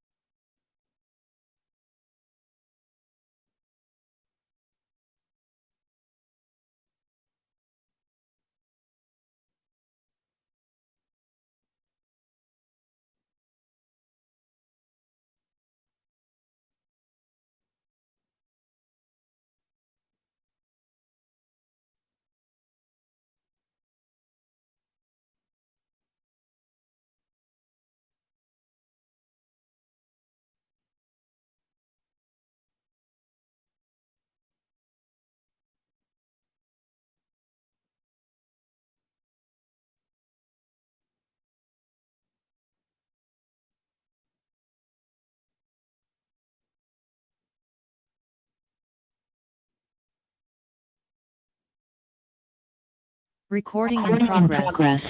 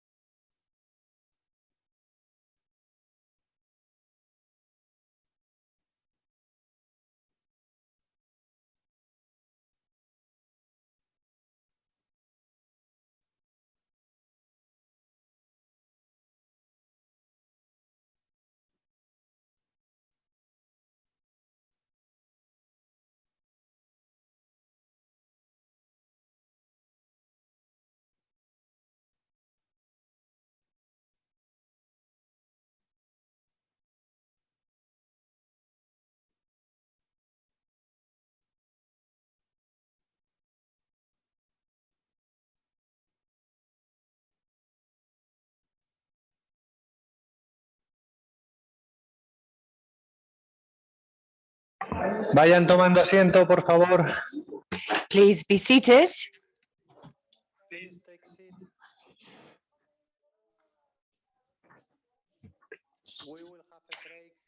But now we need to wait to start. Tendremos un break. We will have a break later, but now we need to begin the meeting.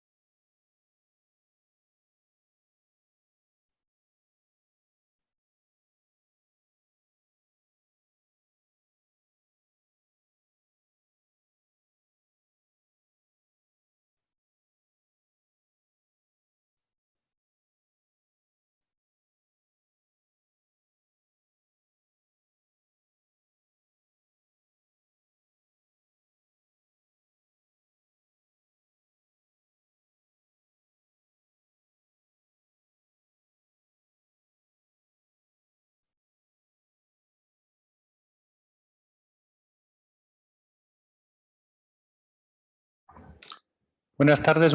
Good afternoon. We're going to resume with the afternoon session, a series of interventions, and at some point we will have a coffee break and then continue with our discussions. In the afternoon, we will have a break in approximately 1 hour or something like that, and thereafter we will continue with the discussions.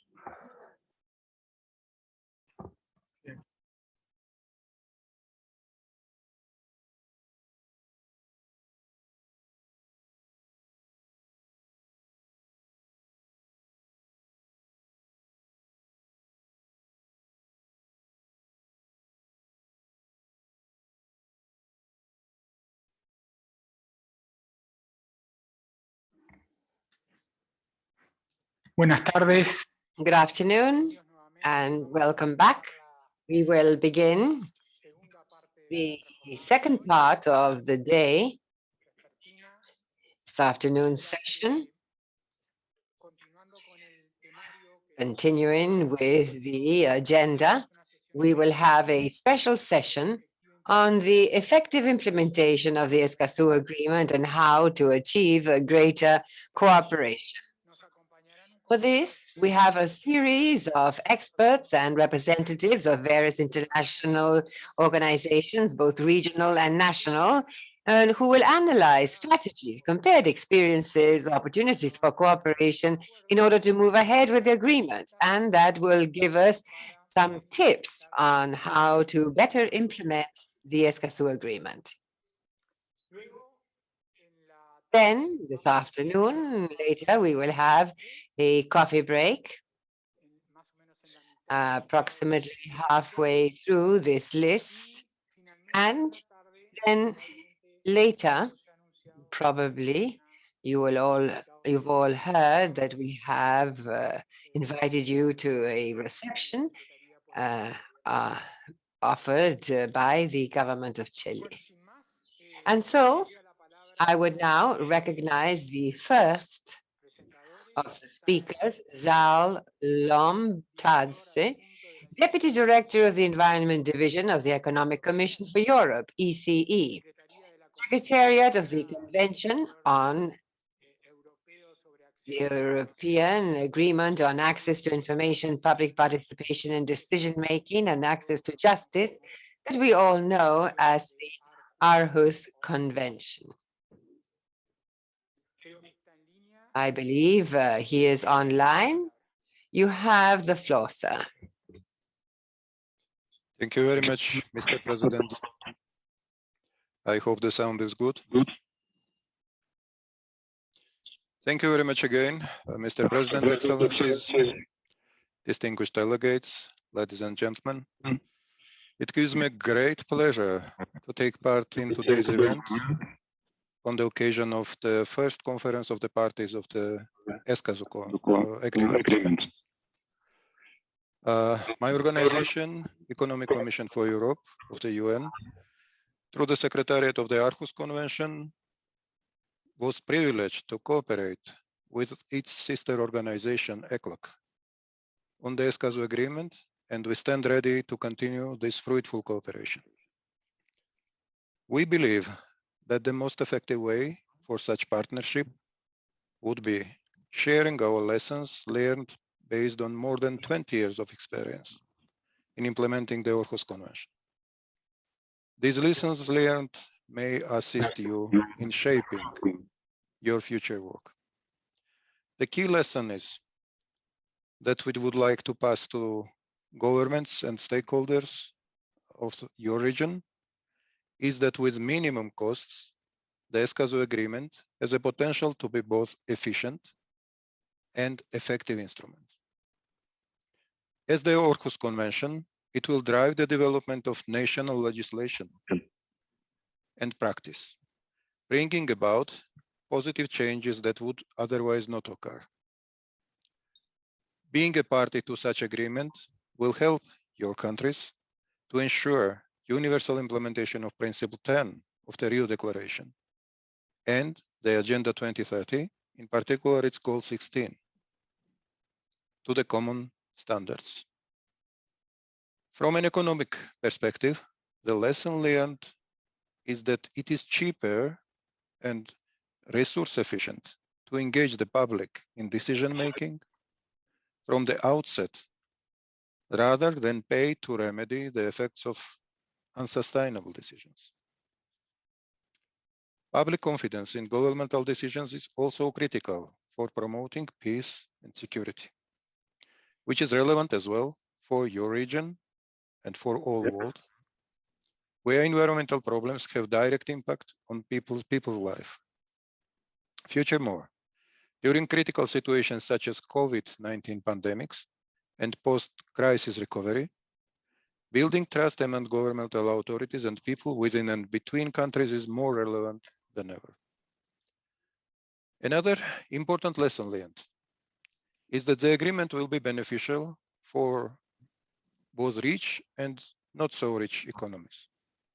This combination also allows for sharing of expertise and good practices between nations with different political, economic, and social backgrounds. Not least, the Aarhus Convention has a rather unique compliance mechanism, which proved to be highly effective in assisting parties to improve their legislation and practice. And we very much encourage you to apply this model to the Escazú Agreement.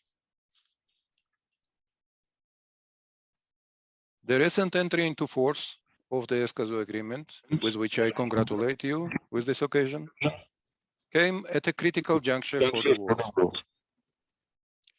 Environmental defenders are increasingly the target of repressive measures and retaliatory action. It is vital that people exercising their environmental rights be able to do so free from fear. Let me take this opportunity to stress that the protection of environmental defenders is recognized as being of critical importance through both the Convention of Access to Information, Public Participation in Decision-Making, and Access to Justice in environmental matters, which is of course Aarhus Convention, and the Escazú Agreement. The Escazú Agreement opened a new chapter in the history of environmental democracy. By joining forces, the Aarhus and Escazú communities can make a substantial difference at the global level by demonstrating how environmental democracy could act as a driver of transparency, circular economy, environmentally sound management of resources, and transboundary cooperation, and could lay the foundations for peaceful, inclusive, and just societies. And just before concluding my personal recollection, I had the privilege to be present at the Aarhus ministerial meeting in 1998, where the Aarhus Convention was signed by its 6 signatories. And that time I would not imagine how big the impact of that signing would be. And now I am witnessing, and this is indeed my privilege, I'm witnessing the entry into force and the first conference of Escazú Agreement. And this is a proof that the world is developing, environmental rights are developing into the right direction. So let me conclude by congratulating the government and people of the Latin America and the Caribbean region, and expressing my hope that your success will be a source of inspiration for other regions. Thank you very much.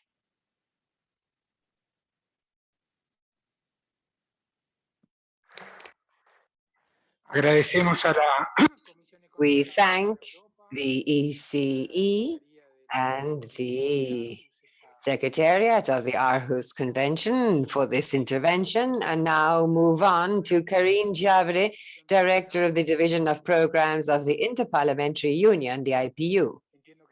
I understand that you two are connected online. The floor is yours.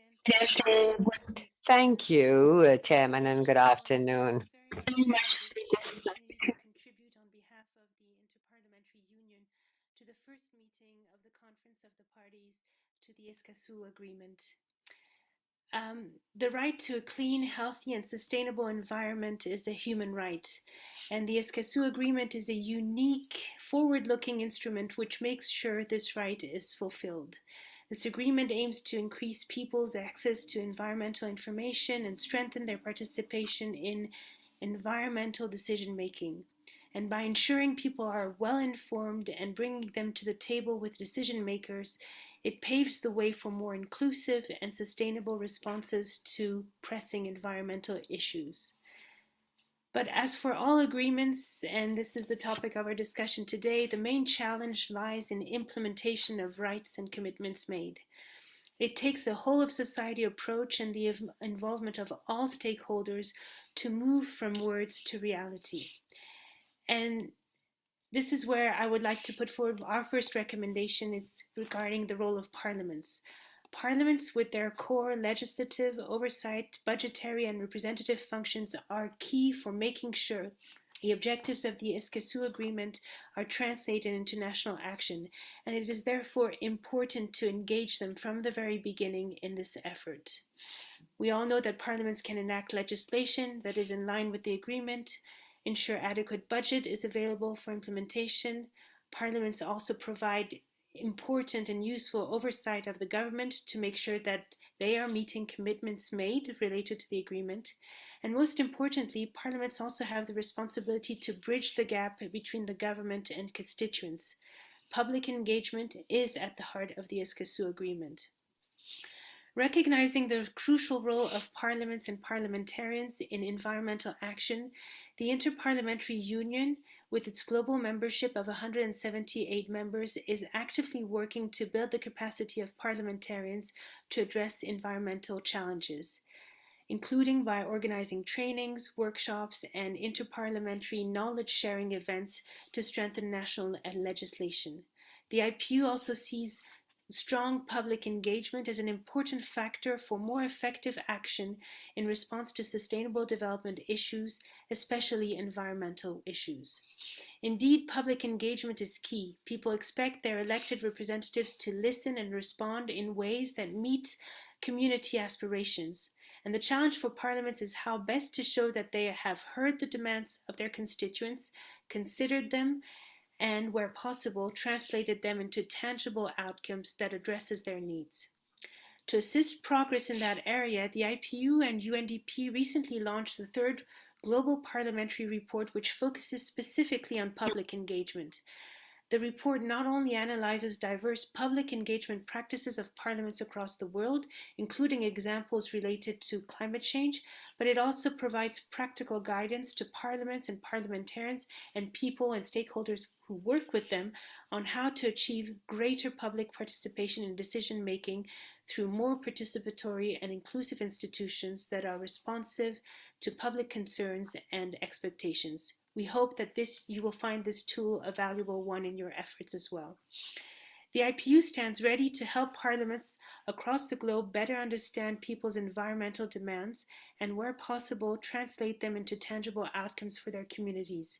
The aim is not to stop at just having parliamentarians listen better to the community, but to designing solutions with them rather than for them.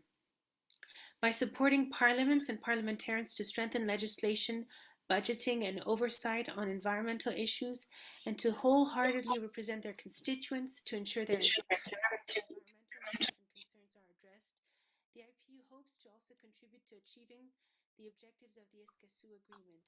We will be organizing this June 2 major events for parliamentarians on climate change, where we will not fail to make the links with the principles and objectives of the agreement and give visibility to it. The first is the Global Conference of Young MPs, called Young MPs for Climate Action, hosted in partnership with the Egyptian House of Representatives, which will look at the issue of climate justice for future generation and which will feed the voices of young MPs in the COP27 conference. The second is a regional conference for MPs from Latin America, hosted by the Parliament of Uruguay on climate change. We hope that these initiatives will serve to support parliaments in advancing the implementation of the Escazú Agreement, and that they will also advance cooperation and partnerships, and, as was said, greater visibility to the agreement, which should serve as a model for other regions. I thank you for your attention.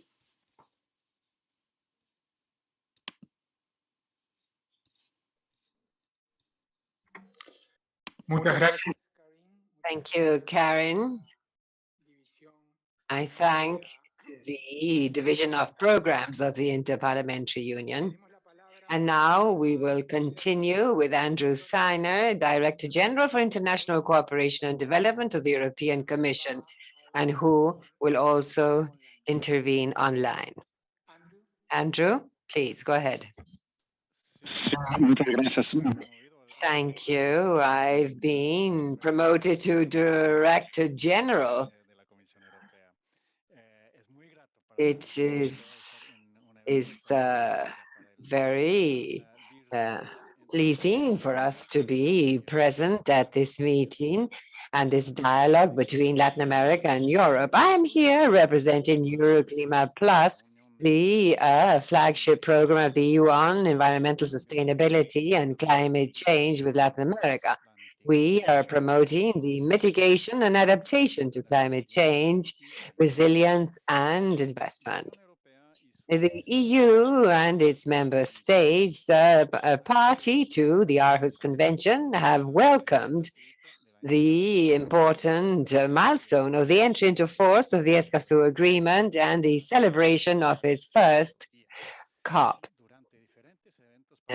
Different parallel events of the Aarhus Convention and the protocol on the LTCs, the relevance of establishing more strategic and systematic cooperation was established, and which would be beneficial to both international agreements. There are many points in common between the two treaties: minimum standards for access to information, participation in decision-making, and access to justice related to environmental matters, and general principle. Likewise, there are also differences, since the Escazú Agreement has more strict provisions on the guarantees of the rights of environmental defenders.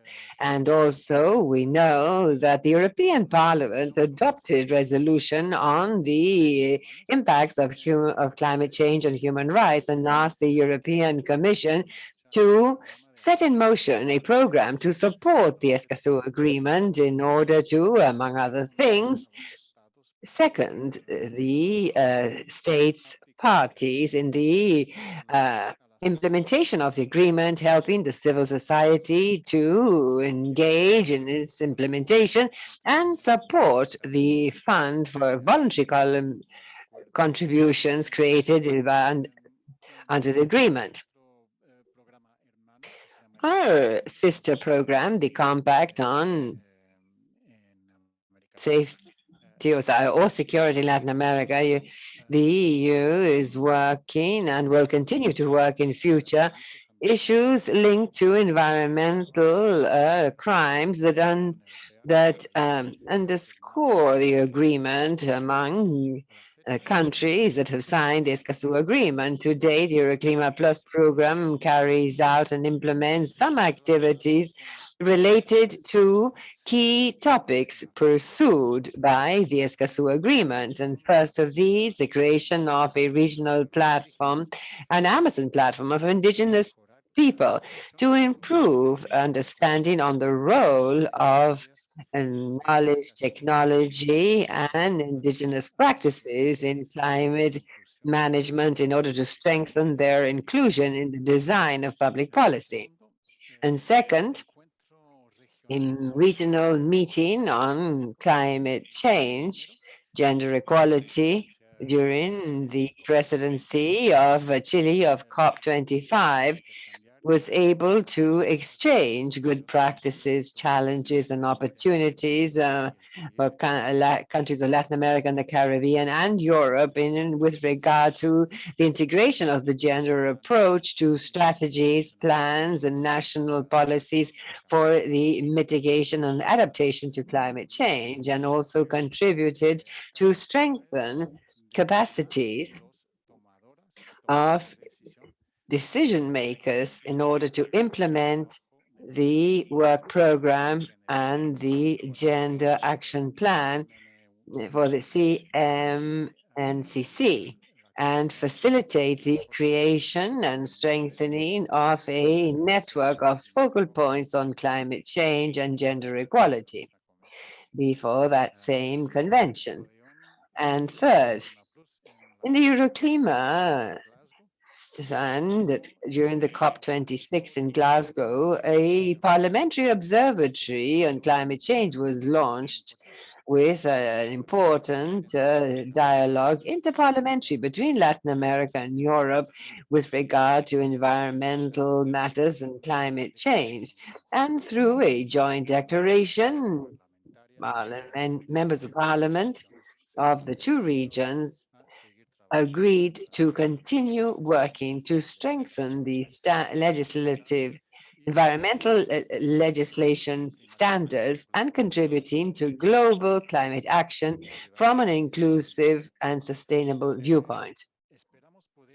We're hoping to continue contributing as a European Commission in future to ECLAC and as a key agency working to combat climate change, and together with all the agencies that are implementing the European programs within the framework of this key treaty with regard to environmental matters for the region. Thank you very much.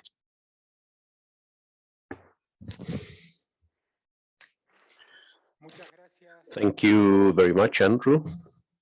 We thank the Euroclima project. We hope that the project and the European Commission are as generous as we have been with you. Now, we would like to offer the floor to Germán Sarama. Germán is from the Center for Responsible Business Conduct of the Organization for Economic Cooperation and Development, OECD, that will participate with us virtually. Germán, you have the floor. Thank you very much, Chair. I am honored to be able to participate in this first meeting of the Conference of the Parties of the Escazú Agreement on behalf of the OECD Center for Responsible Business Conduct. I would like to thank ECLAC for this kind invitation and thank all organizations, governments, institutions, and entities represented here for this effort and cooperation in this important space for dialogue, especially in this special session aimed at the effective implementation of the Escazú Agreement and greater cooperation. As from the OECD, we believe that this effective implementation of the agreement will provide a framework of public policies that can foster sustainable development, business conduct, and the defense of human rights in the region.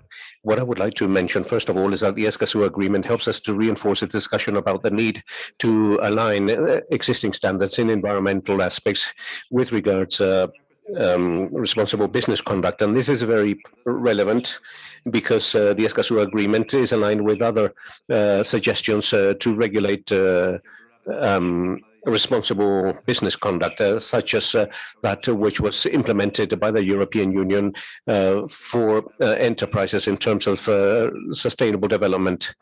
And the idea is to act via due diligence by establishing early warning, which is important for environmental defenders. In this brief presentation, I would like to highlight some of the synergies that exist in the Escazú Agreement and the instruments that we are promoting and developing as from the OECD to promote responsible business conduct. First of all, responsible business conduct has two objectives. On the one hand, it means that companies must make a positive contribution to the social, environmental, and economic development to achieve sustainable development. But on the other hand, it also implies for these businesses that they have to deal with the negative impacts on people, the planet, the environment, and society as a result of their operations, but also as a result of their distribution channels when it comes to commercial relations. And therefore, one of the main tools is the directives for multinational companies, which is a set of recommendations on the part of governments aimed at businesses in terms of how to act responsibly and covering all the different aspects of business conduct, labor aspects in the environment, the struggle against corruption and information. At present, we have 50 countries, which includes Argentina, Brazil, Chile, Costa Rica, Peru, and Uruguay, that have adhered to the set of directives, thus committed to implement them. It's important to mention that all these countries also have a national contact point, including 8 in Latin America, that have a double mandate to promote these standards, but also to mediate in the resolution of conflicts as a non-judiciary organization complying with the legislation of states to establish an adequate coordination in environmental terms. Now, to understand this a little bit more, I would like to mention Chapter 6 of the directives regarding environmental aspects, and that calls upon businesses to promote the environment and to be proactive in terms of preventing environmental damage. The Escazú Agreement follows the 3 protection pillars of the Aarhus Convention, which mentions these aspects and also refers to the Rio Declaration.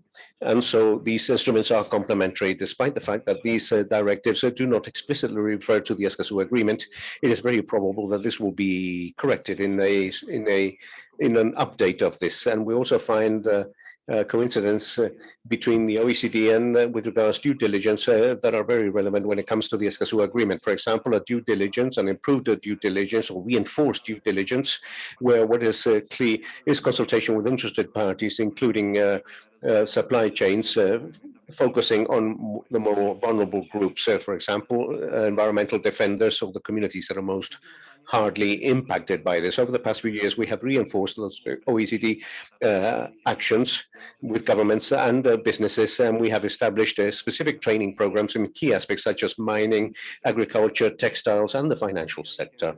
Environmental due diligence commitment with these interested parties are key aspects in these training programs. Likewise, OECD instruments, despite the fact that they focus on businesses, also play a key role vis-a-vis governments in order to create coherent policies, which include the establishment of an adequate legal framework in terms of these directives, and especially with regards to human rights, work, labor, and the environment.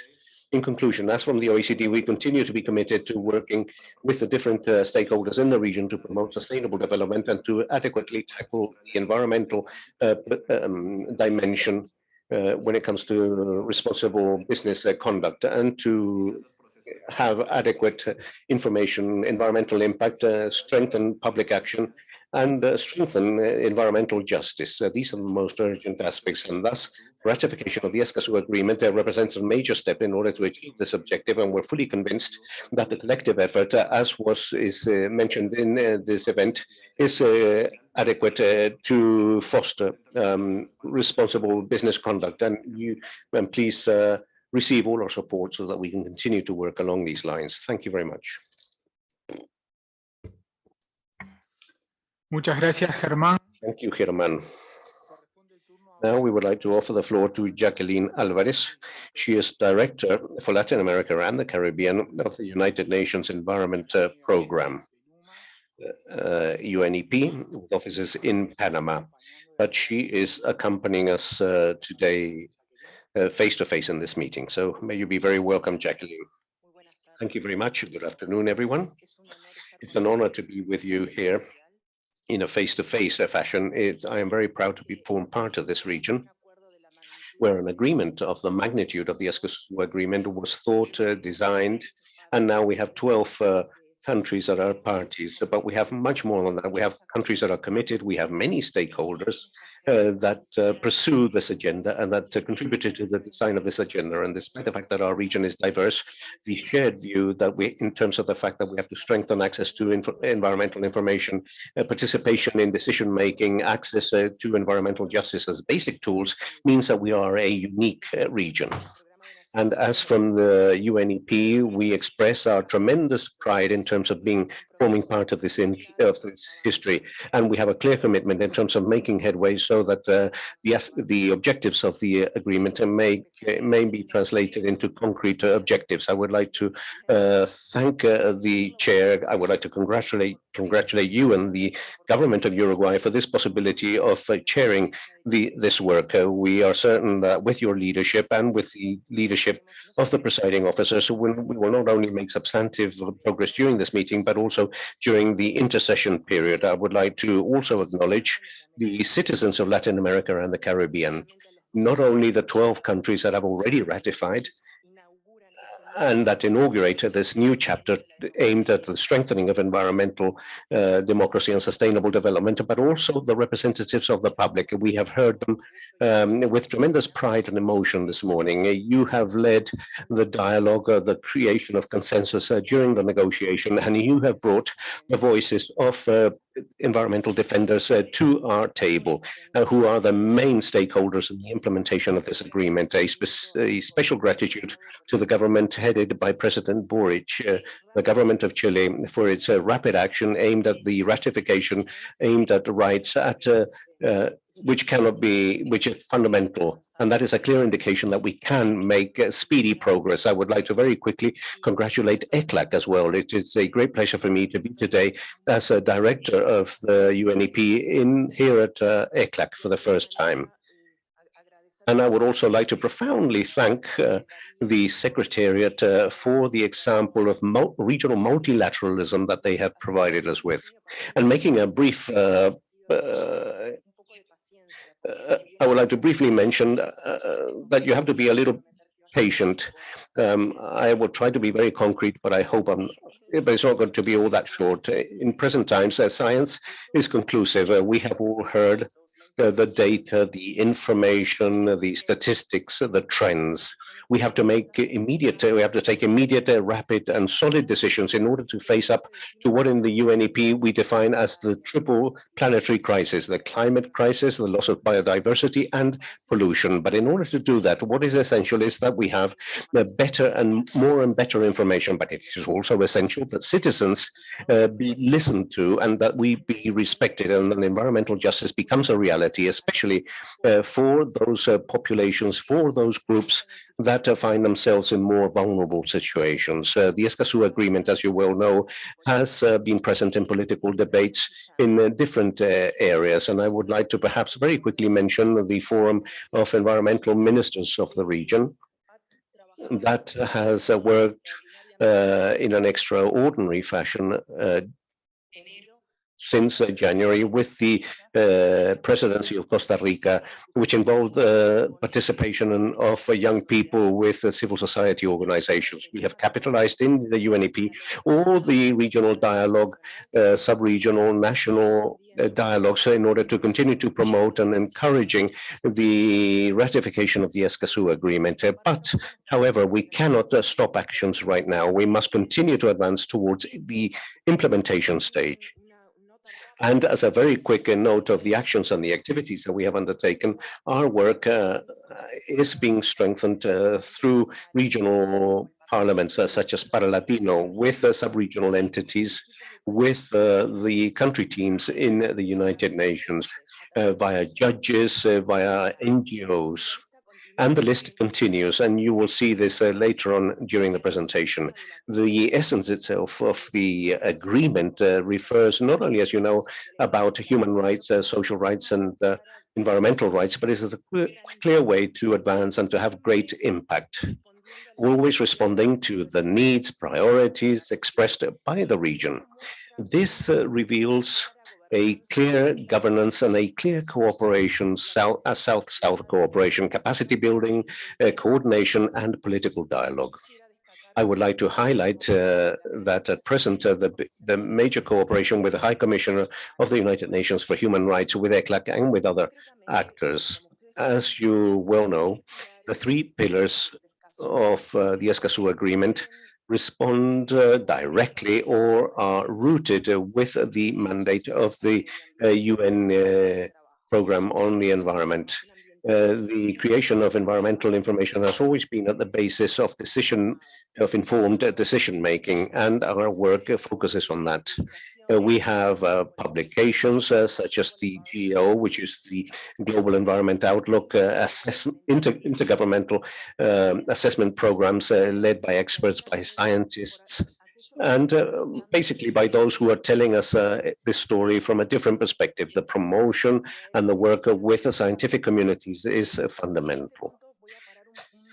Here, I would like to dwell for a while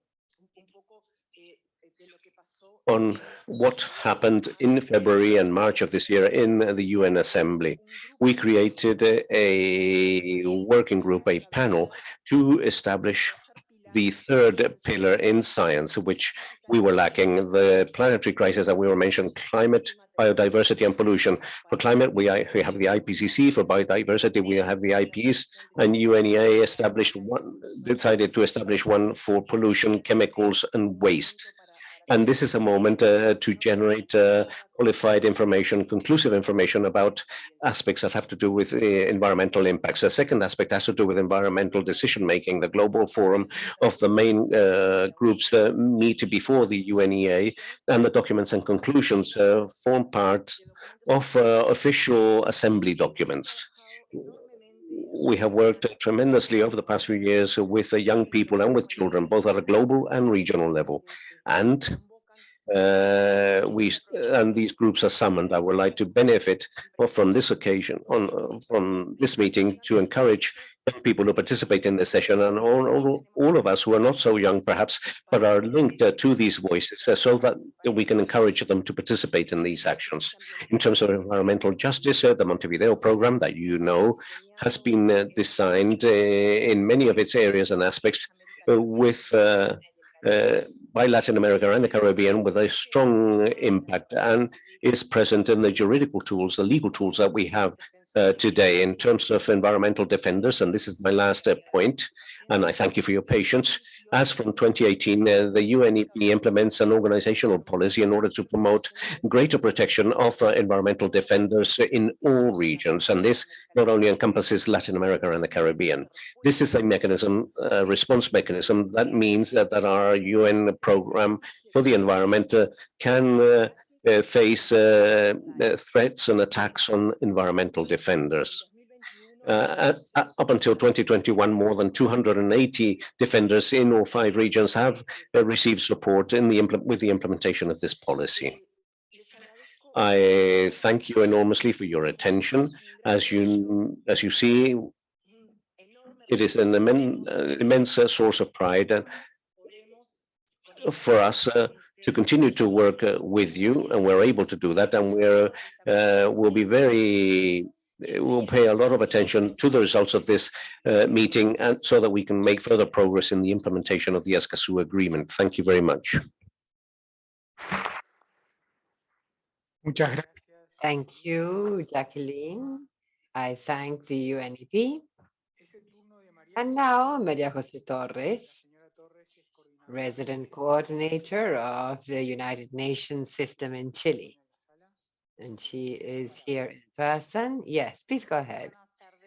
Good afternoon, and thank you very much for giving us this space. I would like to clarify that I am giving a voice here to the country teams of Latin America. I'm representing my resident coordinator colleagues throughout the region, and I thank you for the opportunity to be here.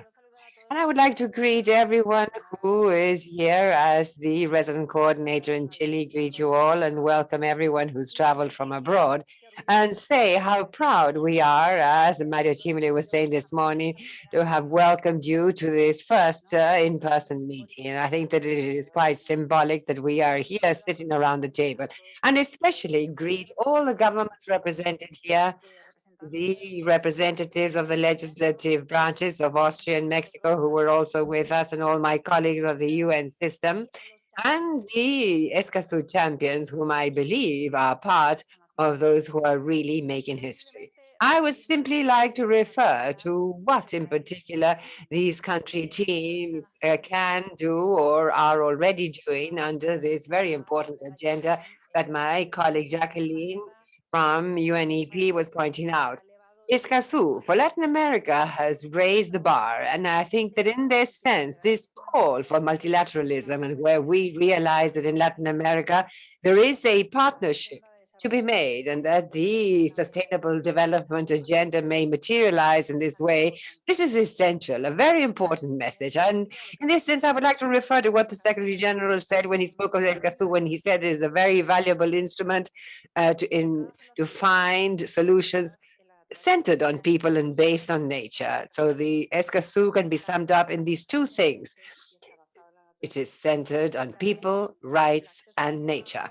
And so access to timely and appropriate information, significant participation in decision-making, and the access to justice are the tools that Escazú makes available to everyone, as explained by the director of UNEP. There are so many instruments that have been built in this way, but I would like to highlight the tremendous commitment by countries of the region such as Uruguay and Chile, and it's also emblematic that we're celebrating the first COP in Chile, which is one of the countries that first furthered the agreement, and I congratulate everyone for have been able to bring together all of these elements in order to get to where we are today. I would like to highlight 4 key aspects that we see as country teams. The first and most important, and this is something that my coordinator colleagues, when I were preparing for this, was saying this first, the theme of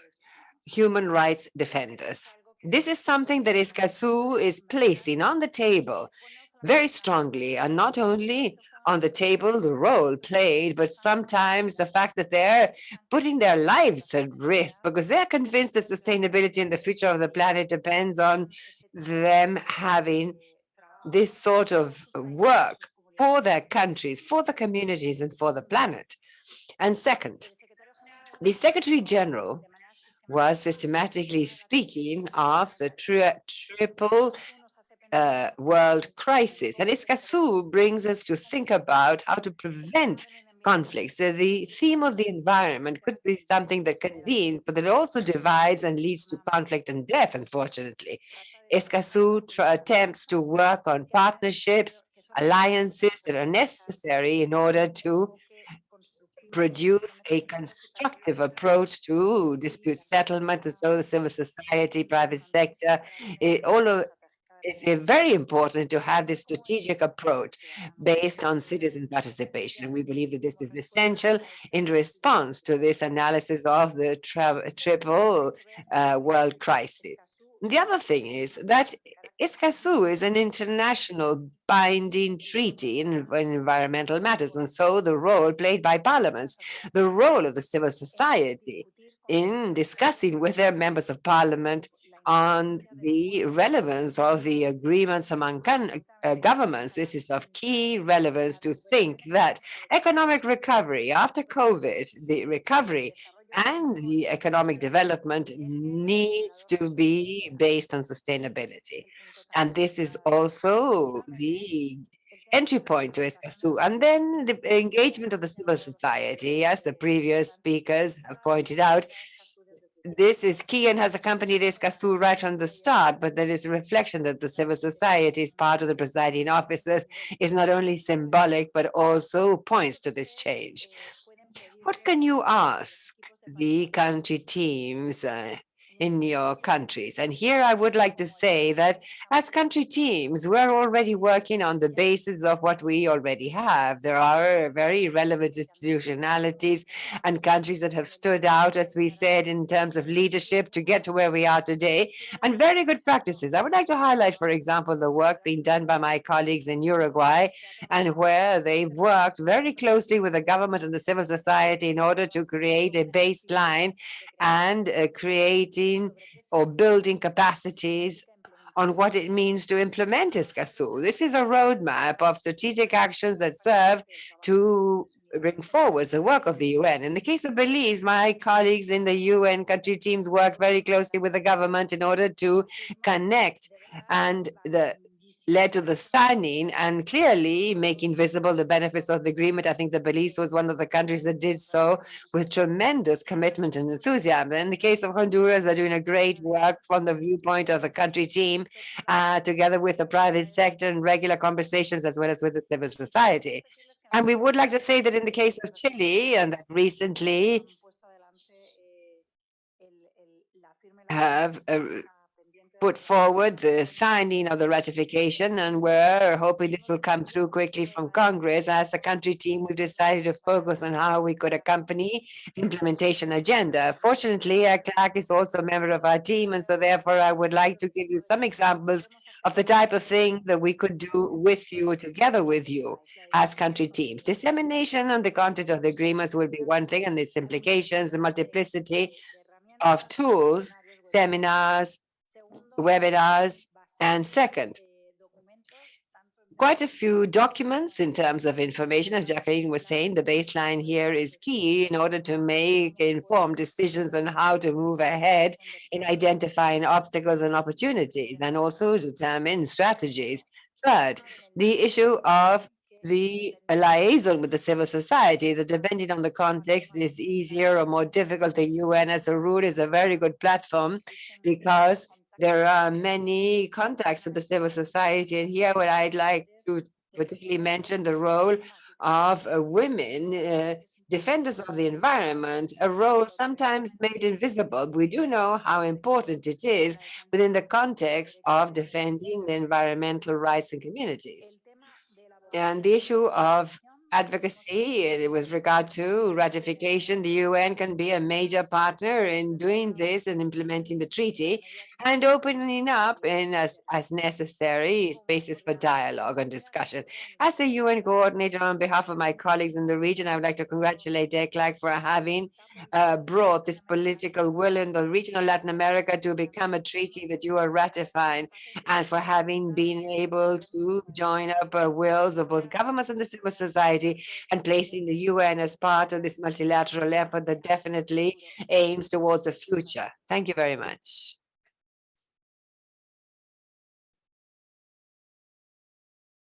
Muchas gracias. Thank you very much, Maria Jose. And we thank the coordinator of the UN system in Chile. Now we would like to offer the floor to Ileana Hidalgo Rioja from the chair of the Transparency and Access to Information Network, RTA.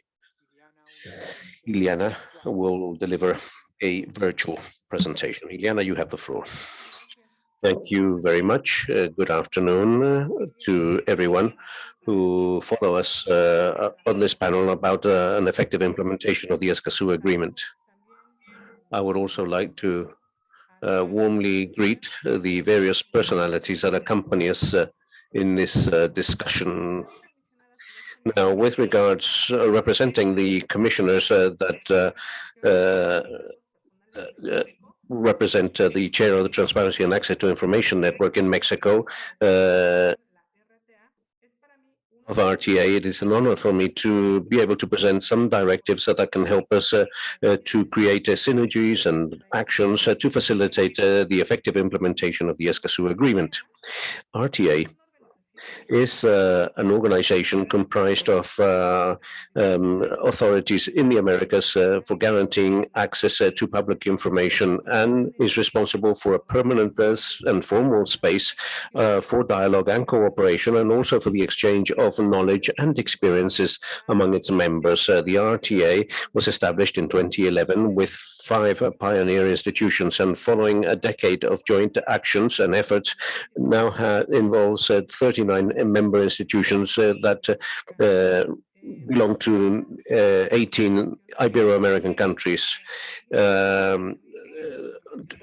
Agencies from Argentina and international agencies. Over the past few years, RTA has positioned itself as a vanguard entity where we discuss regional aspects and that facilitate access to information. A proof of that is the link with permanent cooperation partners such as Eurosocial Plus, the OEA, or the OAS, with whom we have been able to develop studies and public policy studies in around these issues. Now, with this first conference of the parties of the regional agreement on access to information, public participation and access to justice in environmental matters in Latin America and the Caribbean, a whole series of possibilities emerge that enable us to reflect on the dynamics that help us to promote a better governance of environmental information.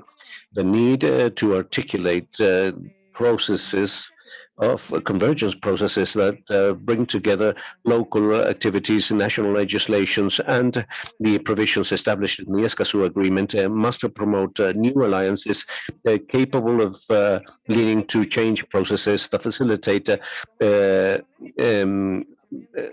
information systems for better decision making and the implementation of our rights, the rights that people have. From RTA, we are willing to build mechanisms that facilitate the implementation of the Escazú Agreement as from at least 3 main aspects. The first aspect is it is fundamental to begin with the establishment of a regional diagnosis that enables us to get to know the status of access to information in environmental matters. And for that purpose, we have promoted, together with ECLAC, the creation of a new working group within our network that responds, that answers various questions, existing mechanisms in order to implement this, and also how we can improve the operation of the entities surrounding this issue. And we would begin to start to know not only the major challenges and obstacles that we face when it comes to the implementation of this agreement, but we will also be capable of establishing the opportunities that exist in different spheres and levels in order to strengthen that. Thus, this diagnosis could be undertaken via the analysis of specific passive and active transparency mechanisms to show the limitations and the scope faced by the institutions in charge of supervising access to information. Secondly, it is also fundamental to continue with the link between what is local, national, and regional in nature.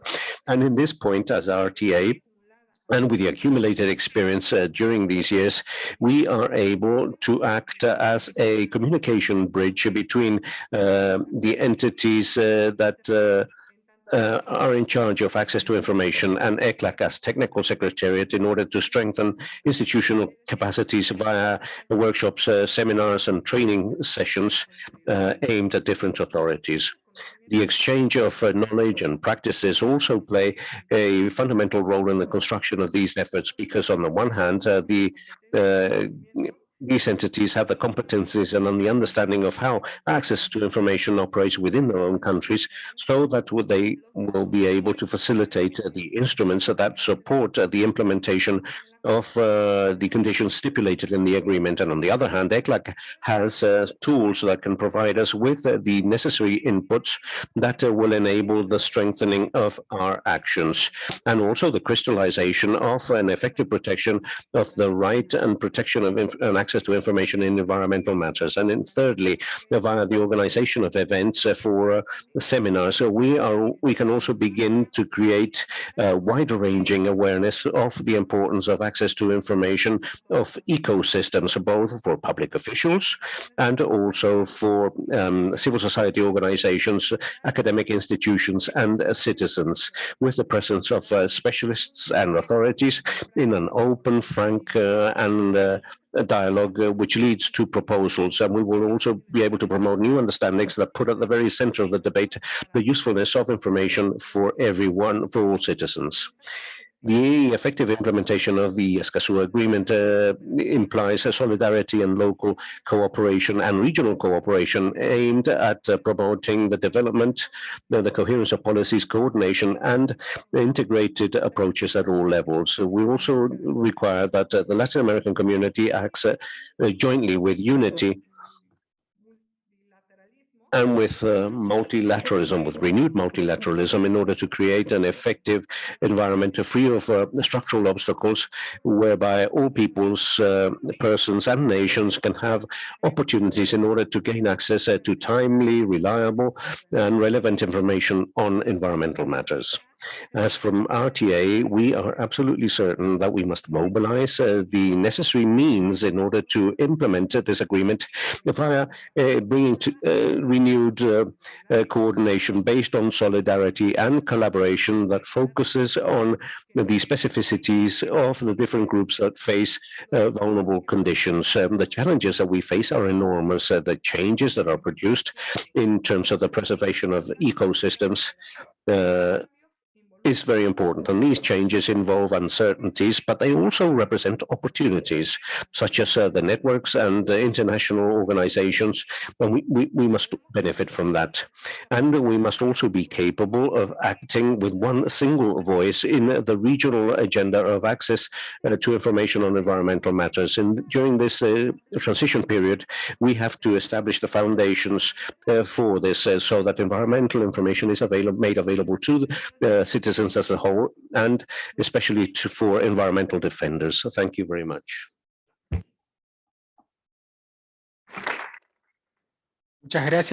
Thank you very much, Ileana, and I thank the Transparency and Access to Information Network, the RTA. The next expert to speak is Chamberlain Emmanuel, head of the Environmental Sustainability Cluster, ESC, Organization of Eastern Caribbean States. The floor is yours. Thank you, Mr. Chair.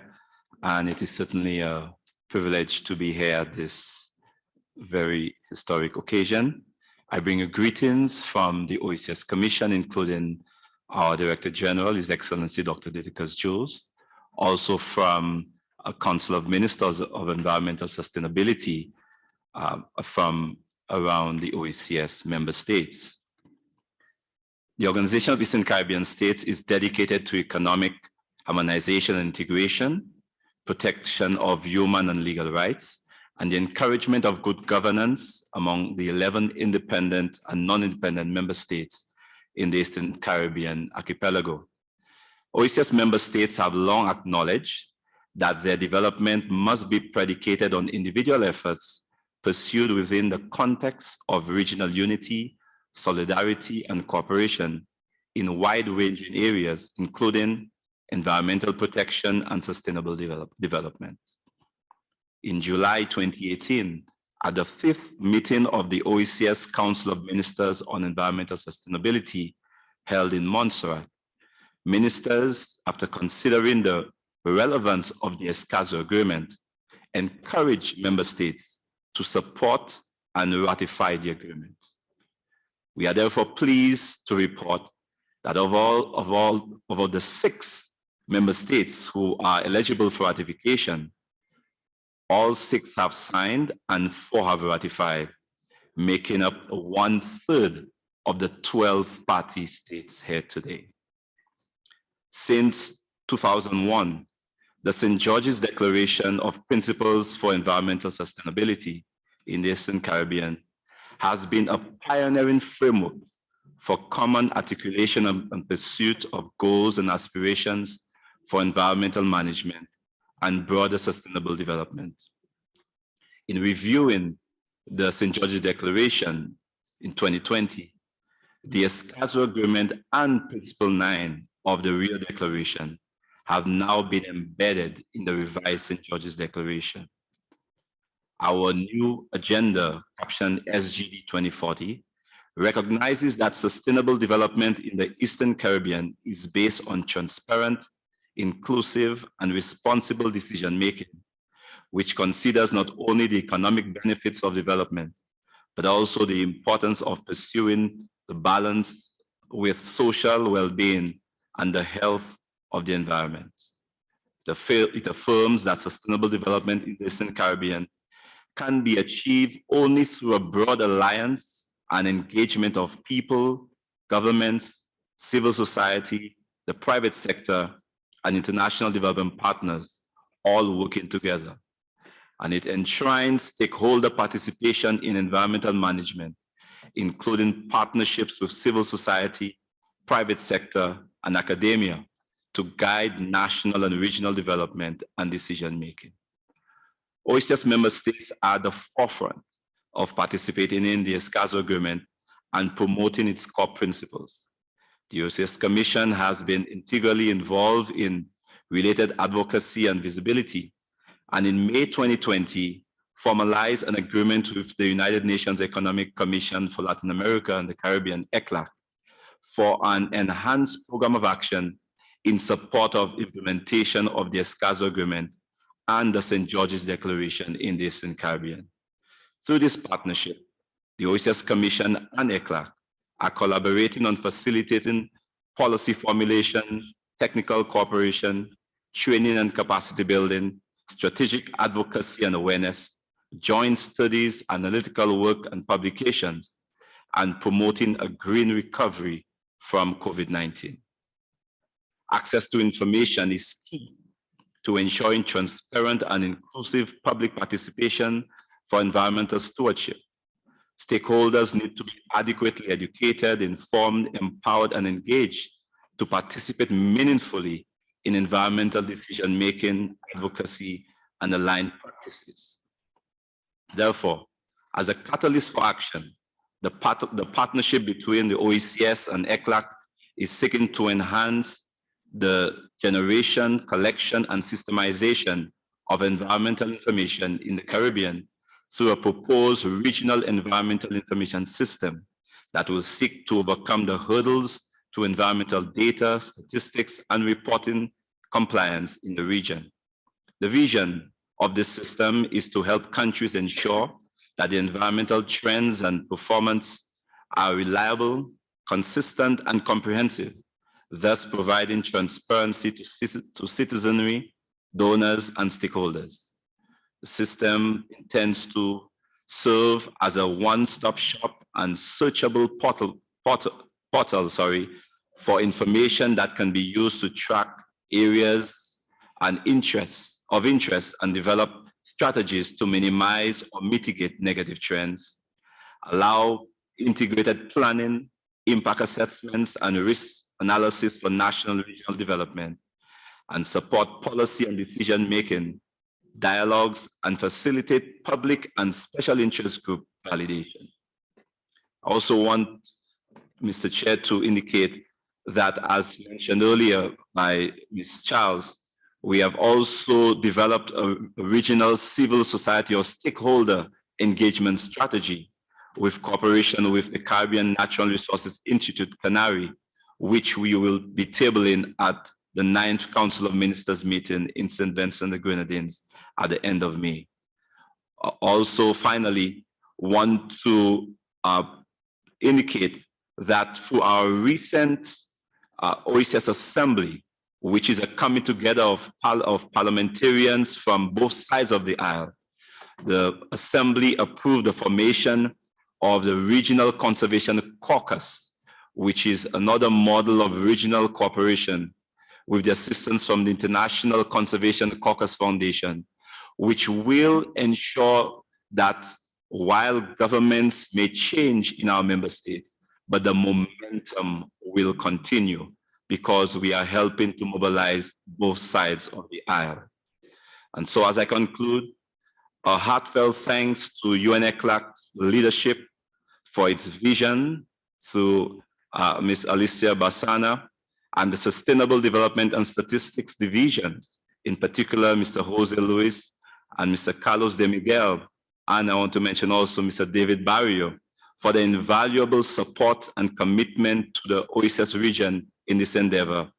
And congratulations to all party states and non-party actors involved in this process towards today's milestone convening of this first Escazú COP. Thank you again for this opportunity, and I wish you all the best. Thank you.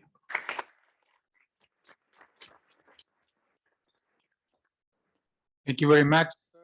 The next speaker will be Amrika Singh, Secretariat of the Caribbean Community CARICOM, and she will be speaking online. The floor is yours. Thank you, Chair. Good afternoon. All protocols being observed. I'm speaking on behalf of a group of 15 small island and low-lying coastal developing states, as well as 5 associate members in the Caribbean region. And for us, the Escazú Agreement, with its focus on access to environmental information, public participation in environmental decision-making, and access to justice in environmental matters, as well as the commitment to strengthen capacity building and cooperation, is proving to be an invaluable part of environmental governance in Latin America and the Caribbean. It should be recalled, and I know I'm repeating several persons already, but it should be recalled that many CARICOM member states were at the forefront during the development stage of the agreement, and including Antigua and Barbuda, Dominica, Grenada, Jamaica, St. Lucia, St. Kitts and Nevis, St. Vincent and the Grenadines, and Trinidad and Tobago. When the agreement was open for signature, Antigua and Barbuda, Guyana, Haiti, and St. Lucia signed on, and Guyana became the first country in Latin America and the Caribbean to ratify the agreement. The CARICOM Secretariat, in supporting the region's commitment to Escazú, has prioritized the issue of statistics, which is at the very heart of access to environmental information and is a critical component of the agreement. It is noted that as a community, our heads of government have approved a regional action plan on statistics, which addresses a number of issues that will mutually support the implementation of Escazú, and these include increasing advocacy and prominence on the role of environmental data statistics and the role of statisticians, training and capacity building for practitioners, harmonization and modernization of legislation as necessary, and deployment of modern technologies in the collection, analysis, and publication of data and information. In CARICOM, the work of our statisticians from across the region ensures that we share experiences and learn from combined experiences. This ethos has led to cooperation with important partners such as, of course, UN-ECLAC, UNDP, United Nations Environment Programme, UN Stats, to name a few, which ensures that a number of knowledge products of importance to the region are produced on a regular basis, including on matters pertaining to our oceans, climate change, energy, forestry, and pollution, and there are many more. And it is critical that we continue such cooperation and that this cooperation is enhanced going forward. As we move forward and in support of the commitments made by CARICOM member states in implementing Escazú, the Secretariat is committed to do the following. We will ensure that in the finalization of our Caribbean Community Natural Resources Policy Framework and Action Plan, which will place specific focus on the common environmental goals of our region and the sustainable use of our environment and natural resources and the role it plays in our economic development, that the issue of access to information and provision of reliable data and information is prioritized. There is also a commitment to relook our CARICOM Civil Society Charter, which has been in existence for many years and which is being revised in our current, as part of our current priorities. We will continue to enhance cooperation between CARICOM and ECLAC and the broader UN system on the issue of data, information, statistics, and their reliable collection, analysis, and dissemination. The CARICOM will continue to advocate, mobilize, and strategize to ensure that our member states are able to meet their obligations, not only to Escazú, but also to the MEAs and SDGs. And these are all interconnected. And that as we go forward, we will ensure that in our advocacy, as the region participates in a number of processes that will and can benefit from the success of Escazú, that the principles of Escazú are prioritized in the articulation of the Global Biodiversity Framework, in COP, as we prepare for COP27, in Stockholm +50, and in the 10-year review of the Samoa Pathway, to name a few. We look forward to working with ECLAC and with other partners to ensure that the principles of Escazú make their way into how the region implements and rolls out its international commitments. Thank you, Chair.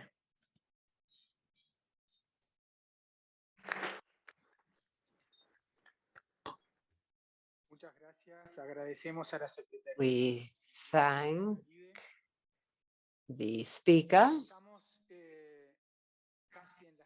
and we're at almost 3:30, and so we will now have a coffee break. I don't know if there is any announcement by the Secretariat. If not, well, 15 minutes, and in 15 minutes we will see you back here. Thank you.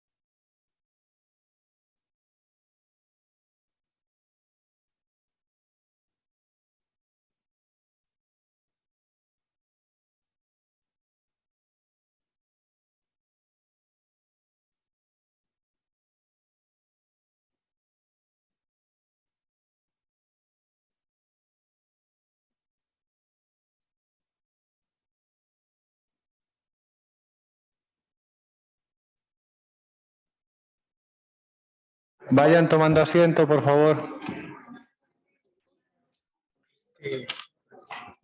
Yo no lo tengo. No. Pero sí estos. Entonces pongamos a... Esta resolución está también distribuida. Sí, está distribuida.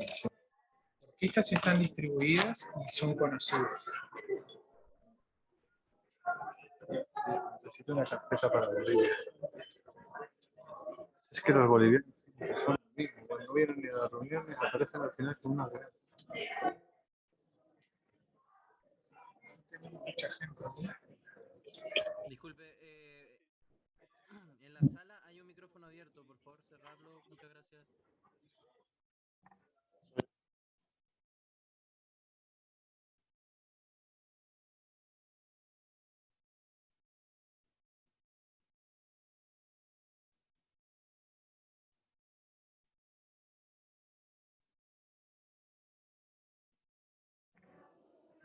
Buenas tardes a todos nuevamente. Good afternoon, everyone. Once again, we will continue with this afternoon session. Please have a seat. I would like to begin with this part of the meeting, announcing the different decisions that we have to discuss. As you know, we have announced that we have several decisions to make around the most important points that have to be decided upon during this conference of the parties, and therefore we invite you to review them and to make your comments. And for that purpose, we suggest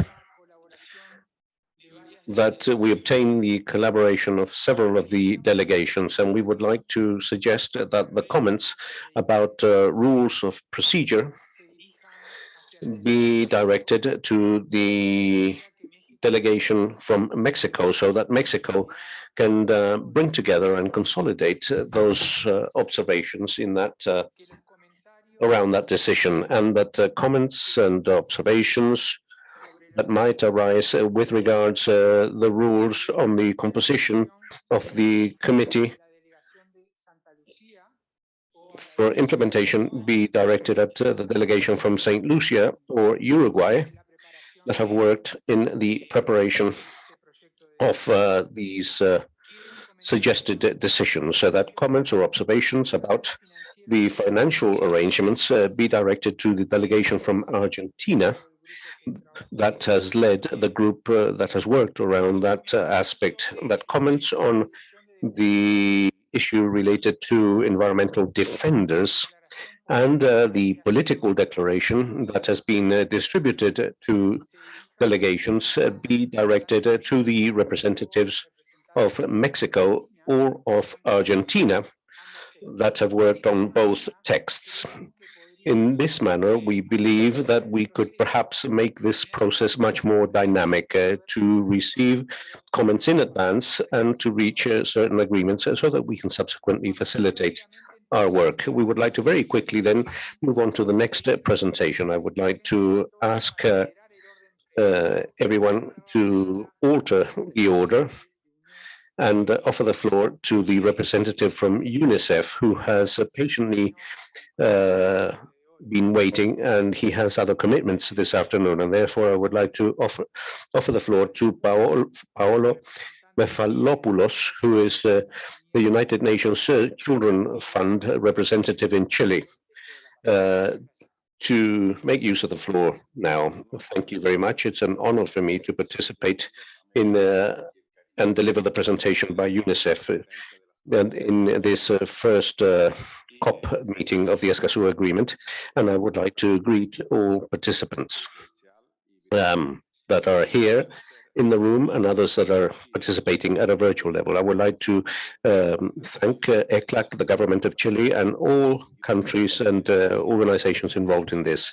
I would like to especially thank all the champions of Escazú, because it's important how these young people are committed with sustainable development, the protection of the environment, and this agreement. This is the first time that a whole generation will live in a world that has become much more uncertain and dangerous as a result of climate change and environmental degradation. The climate crisis is also a crisis in terms of the rights of boys and girls, and there is an intergenerational imperative for justice. But far from becoming victims, boys, girls, and teenagers are playing a very important role as agents for change, struggling for the defense of the environment, demanding real change.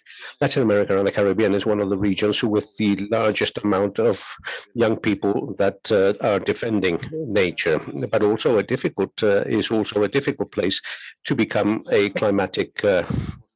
young climatic defender, and therefore we need to provide a protected environment for those activists. The Escazú Agreement is a unique agreement built together with a community that can change the rules of the game and guarantee the full, safe, and informed participation of young people in terms of climatic action and the defense of the environment. The implementation of the Escazú Agreement must be understood together with young people, ensuring that their age, gender, capacity, and ethnic diversity be included so that we can achieve the universality of the agreement. UNICEF, together with governments and partners, has acquired tremendous experience in the provision of space for dialogue between or among young people and with those in charge of formulating policies, such as the reviews and the implementation of nationally determined contributions that enable a multi-sectorial approach, inclusion, and the participation of society as a whole.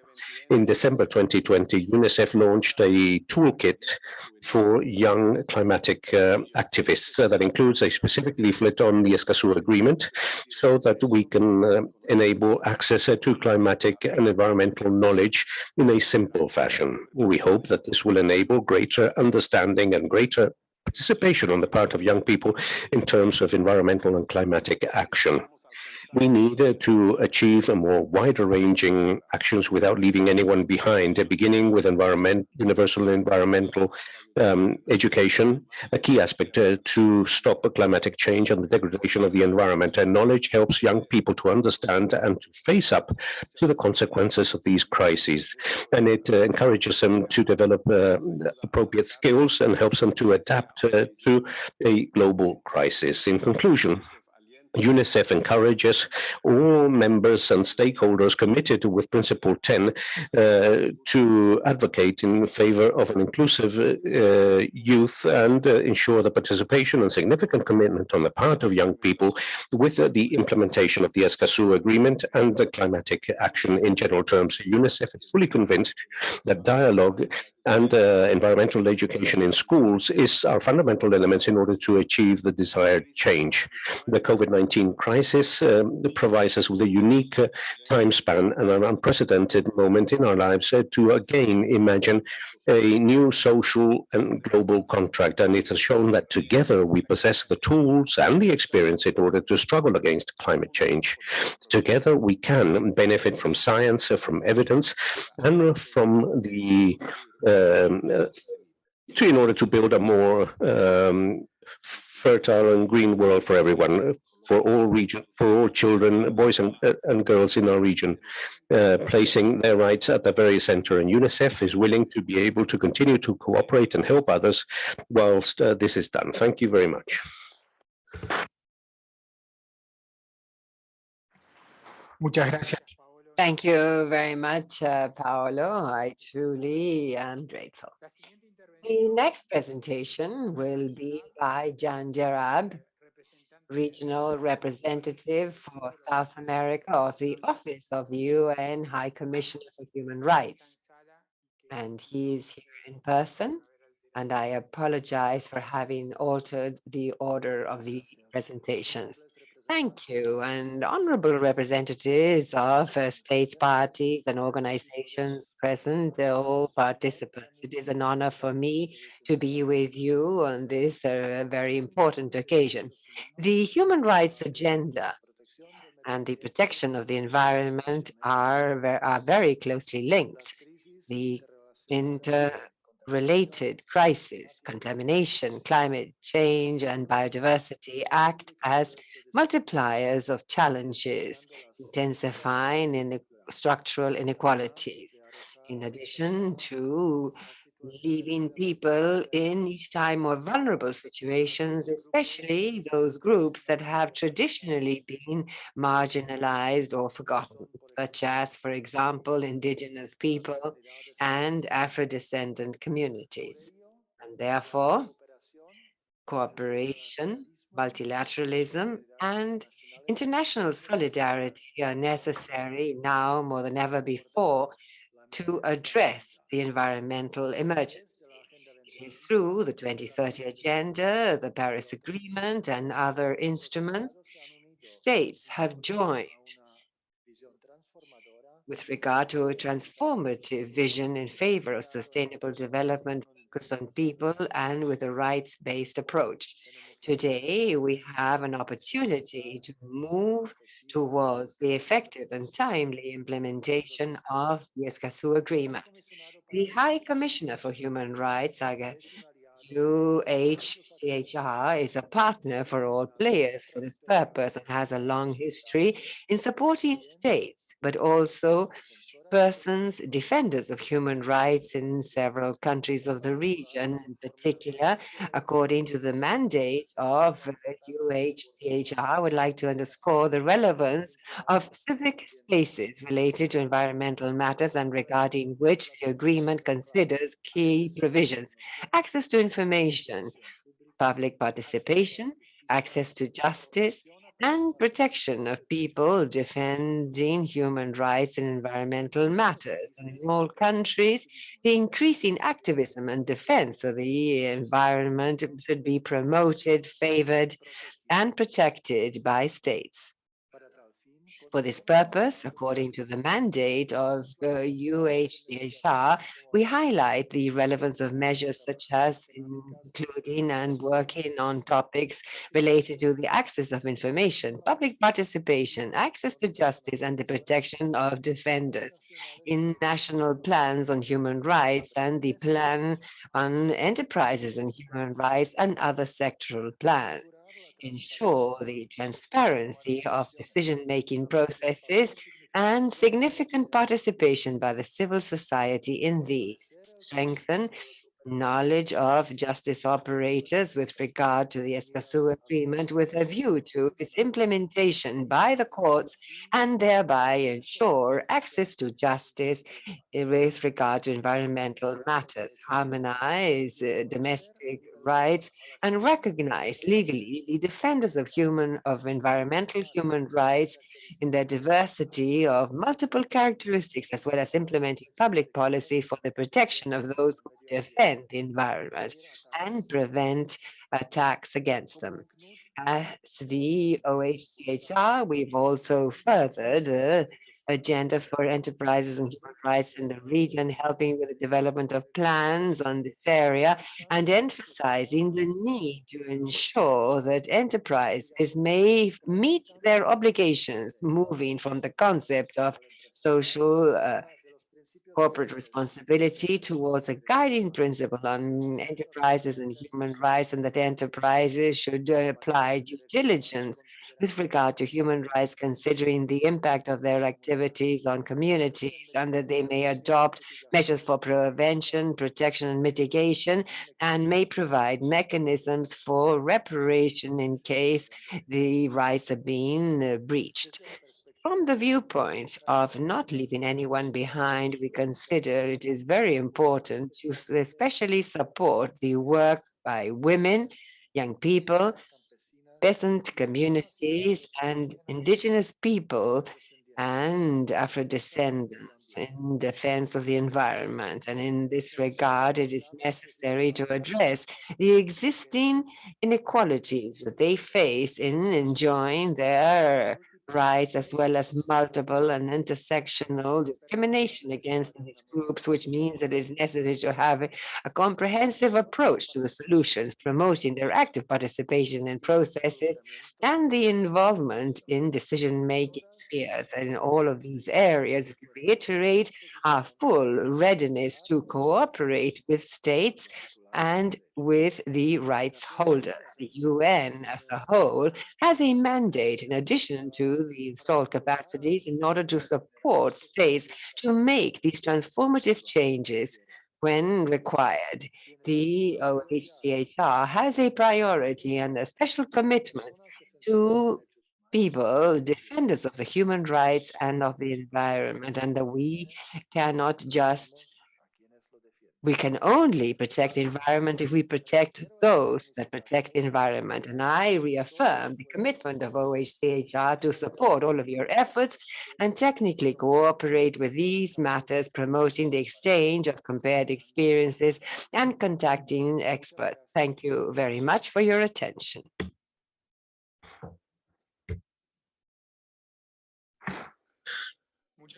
Thank you very much, Jan. Thank you very much to the High Commissioner, Office of the United Nations High Commissioner for Human Rights. Now, we'd like to offer the floor to Juliette Grunman, who is a regional director for Mexico, Costa Rica, and Cuba of the French Development Agency, and she will participate with us virtually. Juliette, you have the floor. Good afternoon, everyone, and thank you very much for enabling this possibility. It's an honor on behalf of our agency to participate in this session of the first meeting of the COP meeting around the Escazú Agreement. The French Development Agency is the public bank of the French government. We have a mandate aligned with the priorities of the French government and of the 2030 agenda and of the Paris Accords, concentrating on the struggle against climate change and social cohesion. We have developed our activities in Latin America over the past 15 years, despite the fact that the agency is now more than 80 years old, and we work to support public policies of different countries at a national, subnational levels. We work with public companies, public banks, and also with private stakeholders. Within the framework of these priorities, France and the EGB have a strong interest in the implementation of the Escazú Agreement. That also represents for us an opportunity to supplement and strengthen actions that we have developed with different partner countries in various sectors over the past 15 years. Principle 10 of the Rio Declaration is a key principle of international environmental law, promoting values of transparency, democracy, of democratic transparency and public participation. The Aarhus Convention, signed by 39 European countries, was the first crystallization of this principle of international environmental law. But the signature of the Escazú Agreement goes beyond when it comes to strengthening environmental democracy in Latin America and the Caribbean by recognizing the interdependence between human rights and the environment, and because of its provisions with regards human rights defenders in environmental matters. And the Escazú Agreement is also a fundamental tool to promote sustainable and fair economic growth, especially within the post-pandemic context, for a respectful development of the environment and much more inclusive. It is also an opportunity, an important possibility that to have an exchange between different countries in the continent and also with other continents, especially with Europe. And that is where we have an opportunity, a possibility of strengthening relations between Europe and Latin America. And as has already been mentioned in the various presentations delivered today, this is also a true example of a regional multilateralism that we must welcome within the present world context. The agreement provides a framework in order to improve national legislation via the coordination and multilateral coordination so that citizens can have access to effective justice in environmental matters, to strengthen transparency of public actions, increase the participation of citizens in decision-making. These are all crucial steps for a solid environmental governance, and which is fundamental in order to face up to climatic, environmental, and social challenges in Latin America, but also in the rest of the world. The EFD, for many months now, has been working on a regional project devoted to the implementation of the Escazú Agreement. And we have concentrated on 4 countries in the region: Mexico, Bolivia, Ecuador, and also supporting the strengthening of environmental justice in Costa Rica. Together with national institutions involved in this and civil society, we are also working with ECLAC and around 2 essential aspects: the construction of specialized training modules specialized in environmental law aimed at judges, prosecutors, public officials, and so that we can promote a dialogue around environmental law at a regional level. We also seek to strengthen citizen participation mechanisms in decision-making around environmental matters with the central authorities in Mexico and Costa Rica, and in Ecuador and Bolivia. We will act at a much more local level in the Amazon region in collaboration with local NGOs in order to develop a training program for social stakeholders and indigenous leaders in environmental matters and citizens' participation in order to create awareness among communities with regards to their rights when it comes to environmental matters and also their participation in local public policies. We are also working in Mexico with the Ministry of Foreign Affairs, and I believe this was mentioned this morning by the Undersecretary Marta Delgado, in the formulation or the establishment of protocols for environmental defenders at a subnational level. I want to share with you the urgency of being able to support this process and the implementation of the Escazú Agreement. And of course, we are available to continue to hold a more wider-ranging discussions to contribute to the success of this process. So thank you very much for your attention, and goodbye.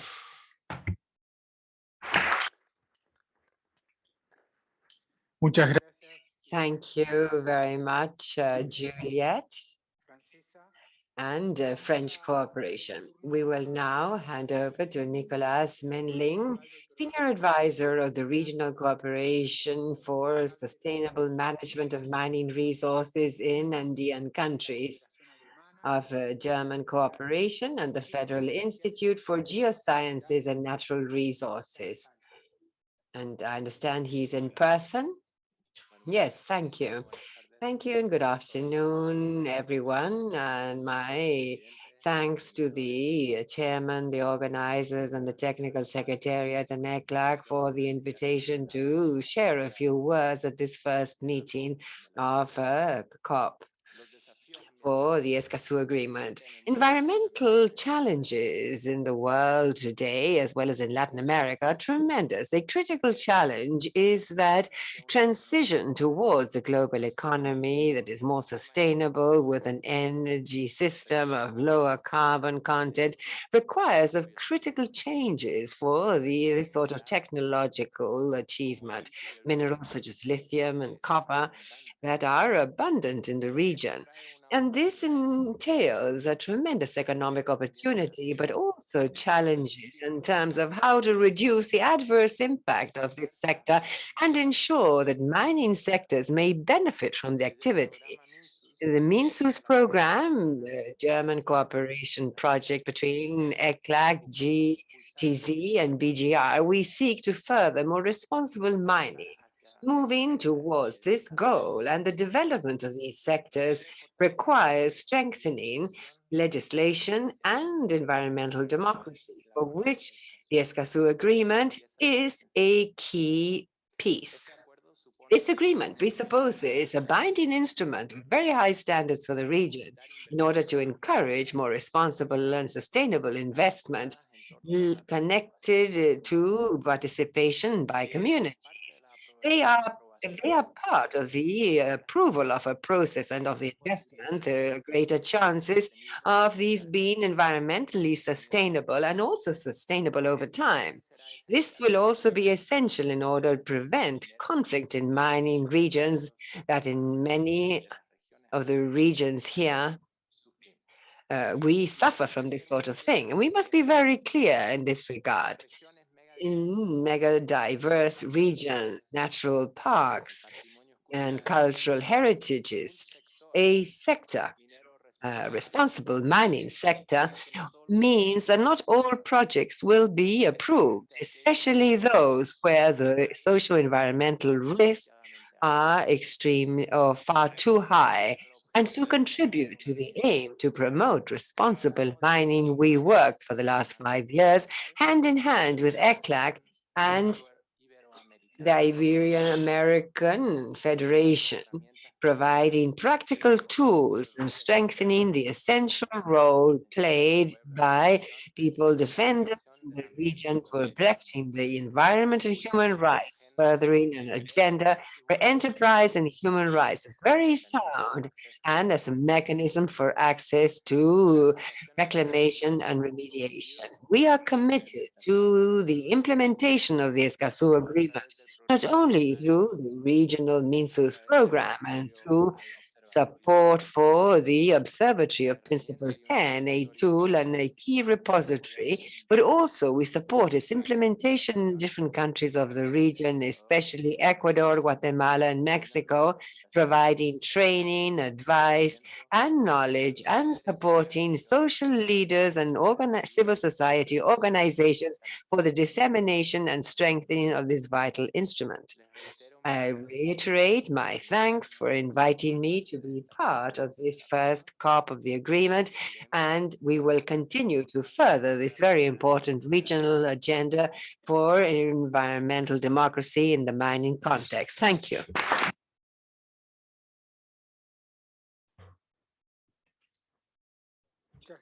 Thank you very much, Nicolas. The following presentation will be delivered by Raúl Bolaños Cacho from Americas, who will deliver a virtual presentation. Raúl, you have the floor. Thank you very much. Good afternoon to everyone who honor us with your participation. Greetings from Mexico, and I enthusiastically greet the distinguished personalities who accompany us during this special session for the effective implementation of the Escazú Agreement. I would like to begin by thanking ECLAC for this invitation and for those that accompany me in this distinguished panel and the guests that participate in this event in a face-to-face and virtual way.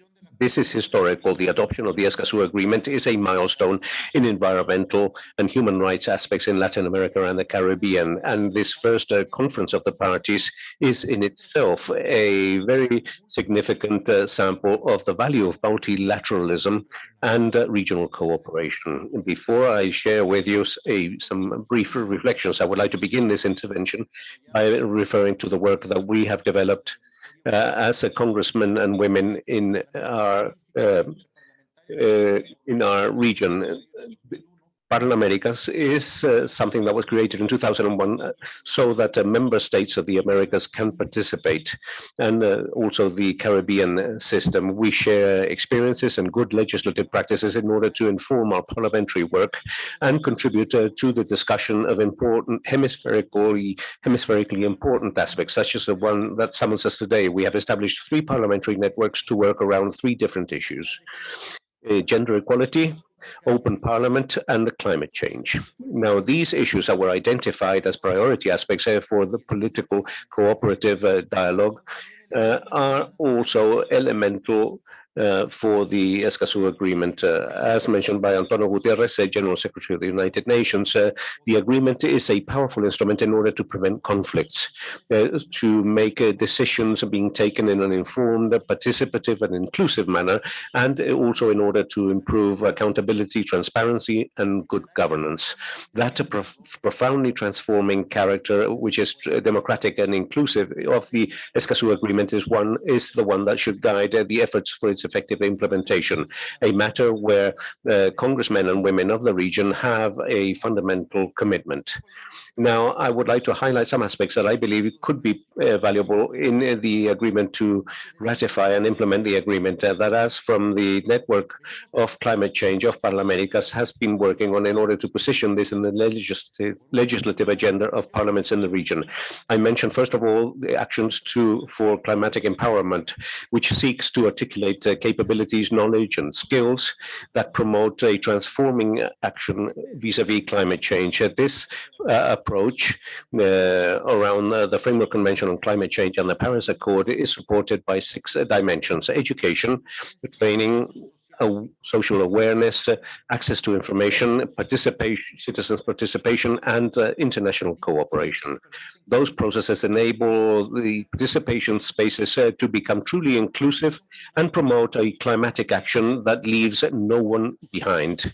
Citizens' participation is presently one of the most important and fundamental tools for the construction of societies that are truly democratic, resilient, and sustainable. Through the agreement, we seek that communities have the right and the capacity to influence decisions related to the environment and decisions that determine both their future and their well-being. Congressmen and women of the Caribbean that participate in this working group are committed to the success of the agreement. Legislative power is the place for representation and the important participation of our citizens in decision-making. And finally, I would like to share with you in a very specific manner the fact that in Mexico, we're advancing in the review and adaptation of our national laws in accordance with the goals and objectives established in the Escazú Agreement. And we still have issues that have to be adapted, such as the prior mandatory consultation for indigenous peoples. In our Senate, we have approved reforms in terms of wildlife and ecological balances in order to strengthen the mechanisms for consultation and participation of indigenous and Afro-American communities. We also passed a legislative reform so that our national information system exists, so that there we have permanently a technical committee specialized and in charge of assessing and monitoring the progress and compliance with sustainable development objectives. And this will strengthen access mechanisms related to the access of information for population as a whole. And I would like to conclude by highlighting the importance of strengthening alliances between the governments and the 3 powers of our country, with institutions, autonomous entities, civil society organizations, academia, people that defend human rights, businesses, young people, women, peoples and communities, disabled peoples, and older people, among others. In other words, with the significant participation of the public. And thus, I congratulate dialogues such as these, where we find conceptual synergies in order to find possible roads ahead, to share successful experiences and strategies that will lead us to good results and guarantee the compliance with the environmental rights of all people. I would like to thank and congratulate you because of this first COP meeting has envisaged the participation of legislators, and I confirm our commitment to work together. Good afternoon, everyone. Muchas gracias, Raúl. Thank you very much, Raúl, and we thank you for your presentation. And now, Anna Wallenstein, Regional Director for Latin America and the Caribbean of the Sustainable Development Practice Group of the World Bank, and who will be speaking online. Anna, the floor is yours. Thank you for the opportunity to participate in the first meeting of the Conference of the Parties of the Escazú Agreement. It's an honor and a pleasure to join this event, this landmark event, and it offers an unprecedented challenge to advance inclusion, development, and shared prosperity within and across our countries. The Escazú Agreement is groundbreaking in that it greatly contributes to sustainable inclusive development in LAC, and it's in line with the 2030 agenda. It's the first regional environmental human rights treaty and the only binding instrument protecting environmental defenders. The treaty is quite comprehensive and sets out commitments and novel mechanisms to ensure access to information, participation, and justice. And it provides an effective tool to address some of the most pressing challenges of our region, from environmental degradation to social conflict, intimidation, exclusion, climate change, and the urgent need for inclusive and sustainable recovery from COVID-19. Escazú is also aligned with the Sustainable Development Goals, especially those related to reduced inequality, peace, justice, and strong institutions, responsible consumption and production, and life on land. Supporting ratification and implementation of Escazú should be a priority for all of us, government, civil society, investors, and international financial institutions. The World Bank not only shares the goals of Escazú, but also has policy and practice that is very much aligned with the actions and the commitments in this treaty.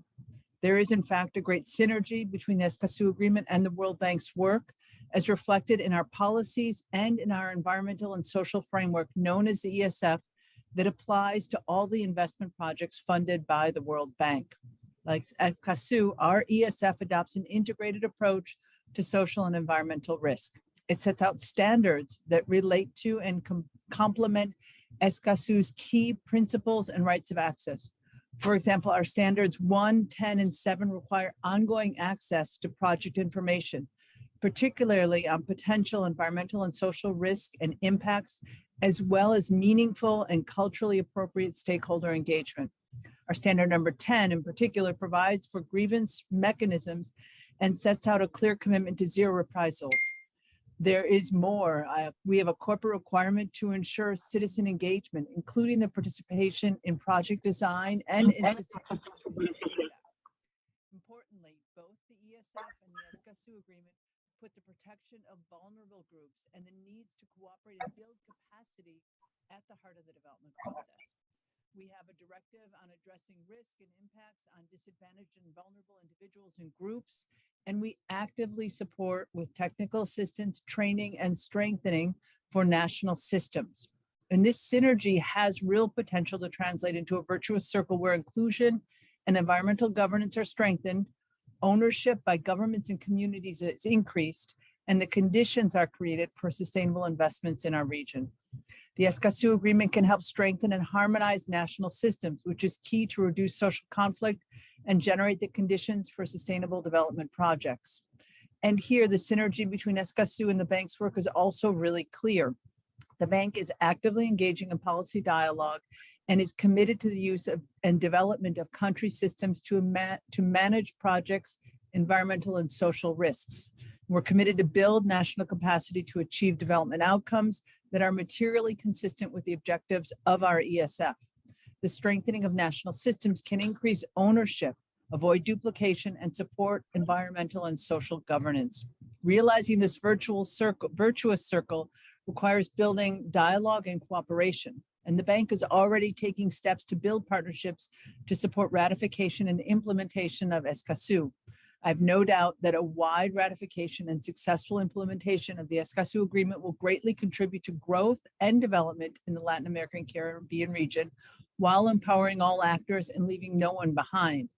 But to get there requires dialogue, concerted effort, and partnership between countries, civil society, private actors, regional and international organizations, including international financial institutions like the World Bank.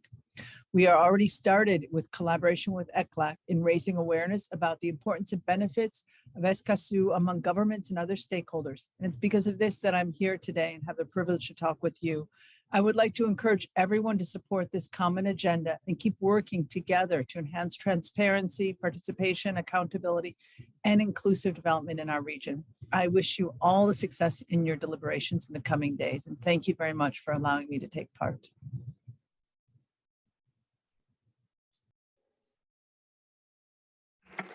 Muchas gracias. Thank you very much, Anna. And the next intervention is Petra Bayer, MP of Austria and Treasury of the Parliamentaries for Global Action.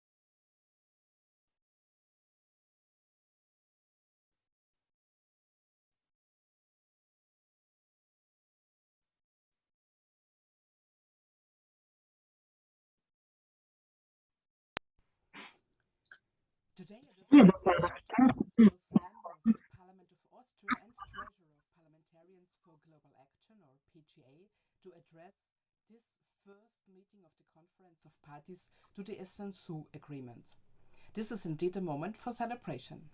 PGA is a global network of over 1,200 committed legislators from over 130 countries who inform and facilitate concrete actions by parliamentarians in all regions of the world to advocate for human rights and the rule of law. As the largest non-governmental multi-party network of legislators acting in our individual capacities, PGA members are the most active change makers in our parliaments, protecting democratic values, human rights and peace.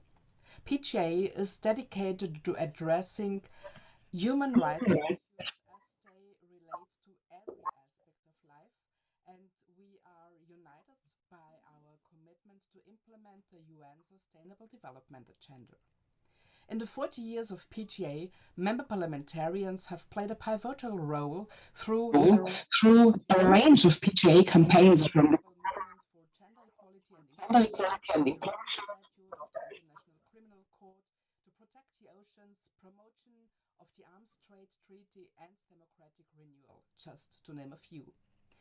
Today, it is my pleasure to introduce PGA's newly launched campaign to mobilize parliamentarians on climate action. With a regional focus on the Anglophone Caribbean, the campaign seeks specifically to raise awareness and implement the Escazú Agreement as a tool for climate governance and to ensure the three rights of access to information, participation, and justice in environmental matters. Under PGA's Gender Equality and Inclusion Program, the Climate Action Campaign honors PGA's strong commitment to key gender issues, ensuring through the Escazú Agreement recognition, protection and promotion of the rights of all environmental defenders. The Escazú Agreement is truly historical in its aim to protect the right of every single person in the present and of future generations to live in a healthy environment and to sustainable development. As the climate action campaign grows, we will continue to sensitize and build capacity with parliamentarians for the ratification and effective implementation of the Escazú Agreement, ensuring also strengthened access rights for civil society and mechanisms for climate justice.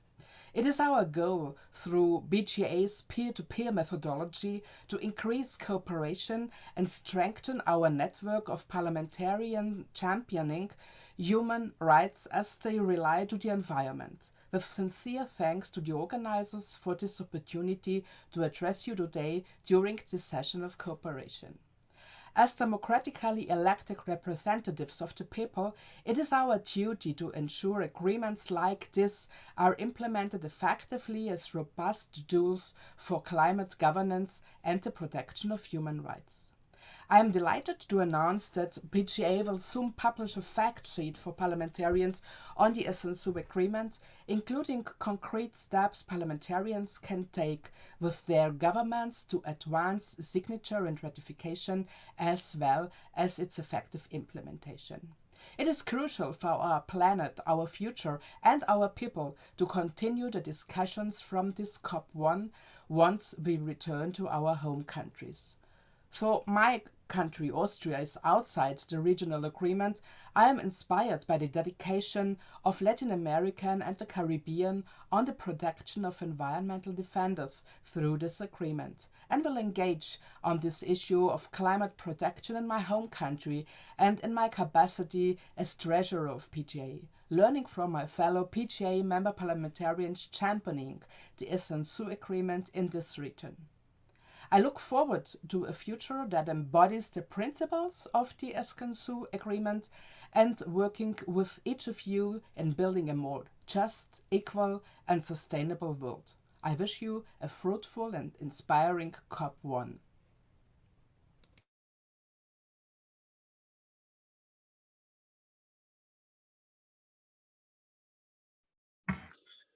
Agradecemos la intervención y We thank her for the intervention, and now the next opportunity is for Champions de Escazú. And I do not know who will be taking this in the hall.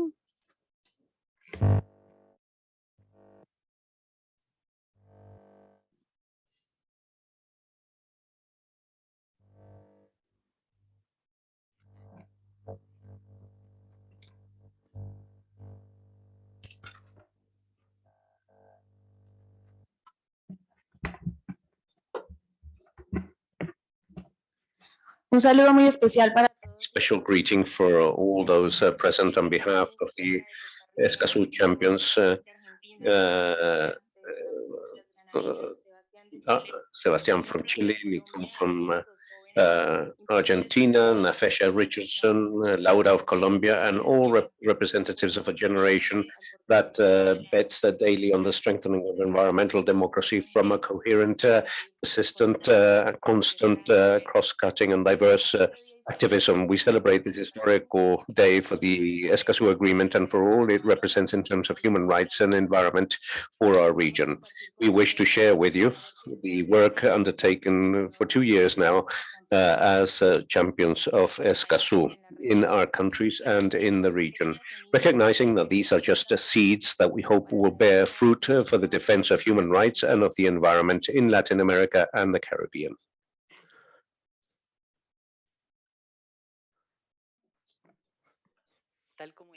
As mentioned by Laura, today we are very happy as young people in Latin America and the Caribbean because we're finally holding the first COP meeting with regards to the Escazú Agreement with 24 countries that have decided to undersign this agreement. Hopefully the countries that are still processing this will be able to sign this as soon as possible. Over the past 2 years, young people, and especially Escazú champions, have made all our efforts to disseminate this agreement. And I would like to share with you that here in Chile, we established a very nice group with many people that are present in this space and with whom we were able to disseminate the Escazú Agreement and to amplify the importance of Chile promptly signing this agreement. And we also worked with several groups of people, especially with neighborhood organizations, civil society organizations, with citizens in general, in order to increase public knowledge of this demand, also achieving the support of more than 450 organizations and over 20,000 people.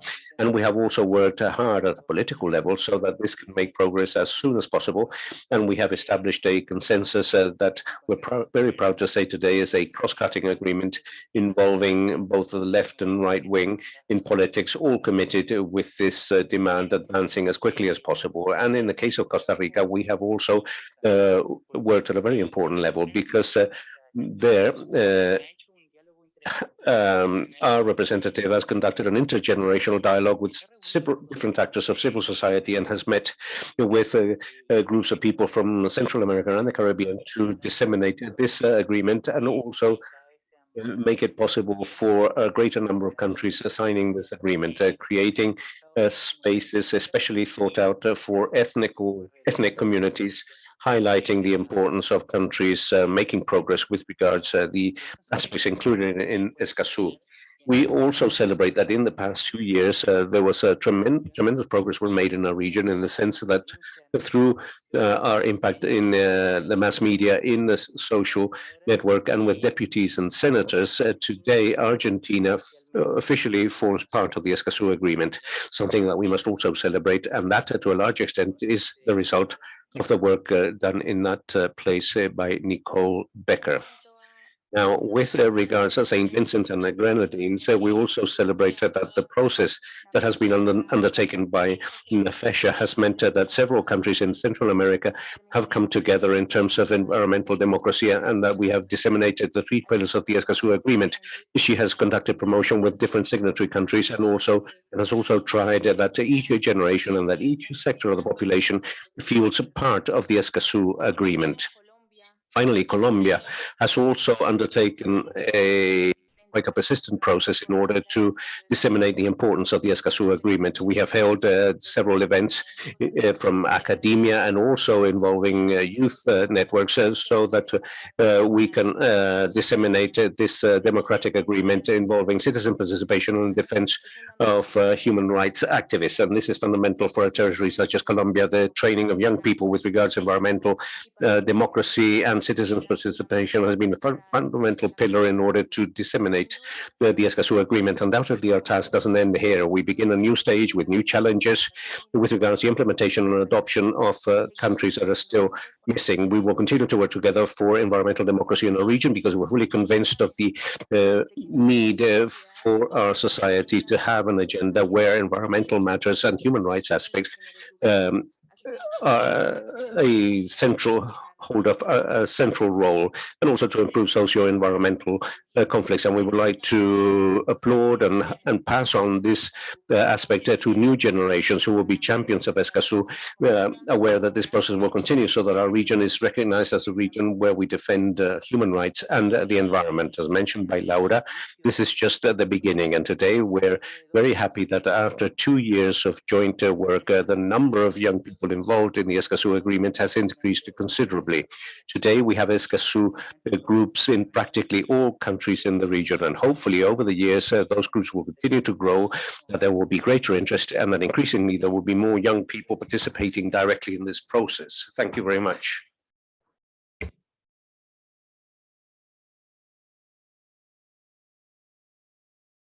Muchas gracias a ambos. Thank you both very much. And now we will hand over to the Secretariat for a presentation.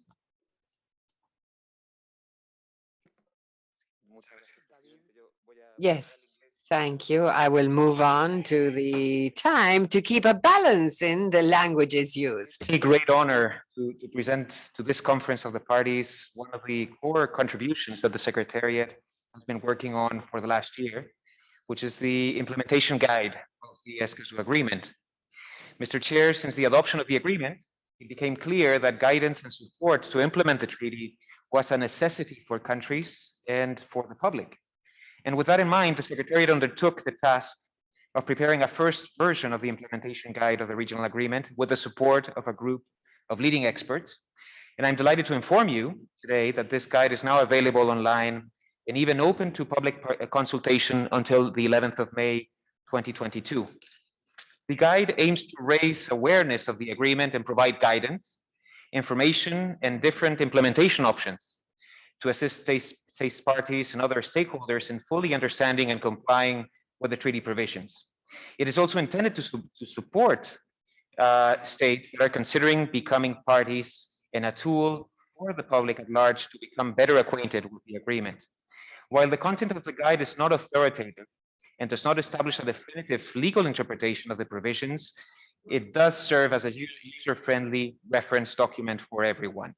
It is composed of 9 chapters, touching upon general issues, as well as making a detailed article by article and even paragraph by paragraph explanation or analysis of the treaty. And the 9 chapters are structured as follows. We have an introduction, which includes a brief history, an overview, and a section on how to read the agreement.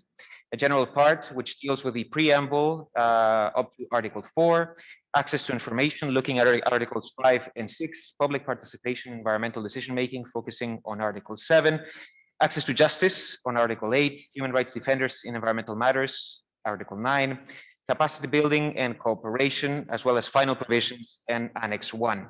So I'd like to conclude by expressly recognizing the regional and international experts that were decisive in drafting this document, dedicating great time and efforts in its making. As you can see, it took us more than a year to elaborate. And these experts came from different backgrounds and sectors from the academia, government, civil society, and different fields of expertise, such as international treaty, environmental and human rights law, and access rights. So our profound acknowledgement to them. So I invite you all to read it, to download it, to use it. It is open to consultation, so please send your comments by 11th of May.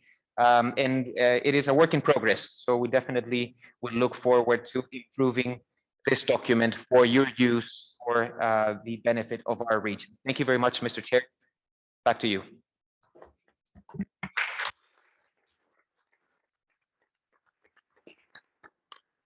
Gracias, David. Thank you, David. It is important to know of the guidelines and receiving comments. Any other information from the Secretariat?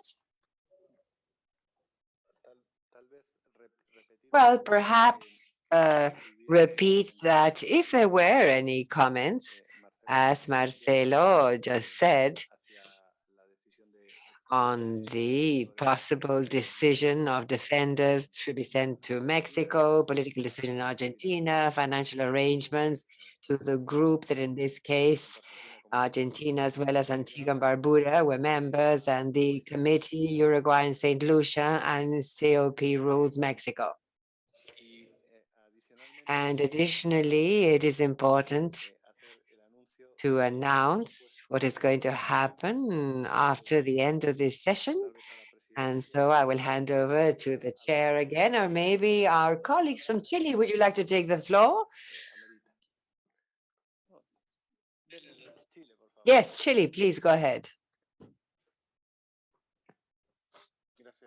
Thank you, Carlos, and thank you, Chairman. I imagine that you're referring to the activities after the end of this session. Well, we're keeping to the agenda as decided. You understand that this is at 7 or 6? 5:30, correct. Thank you. 5:30 at a location that the Secretariat will inform us of. We have a small reception, a wine of honor for all attendants. Thank you.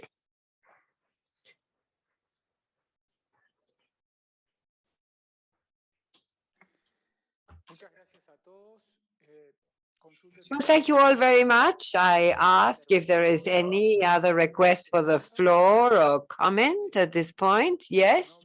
No, from here I do not see anyone asking for the floor. Oh, yes. Please go ahead. Please identify yourself when you take the floor.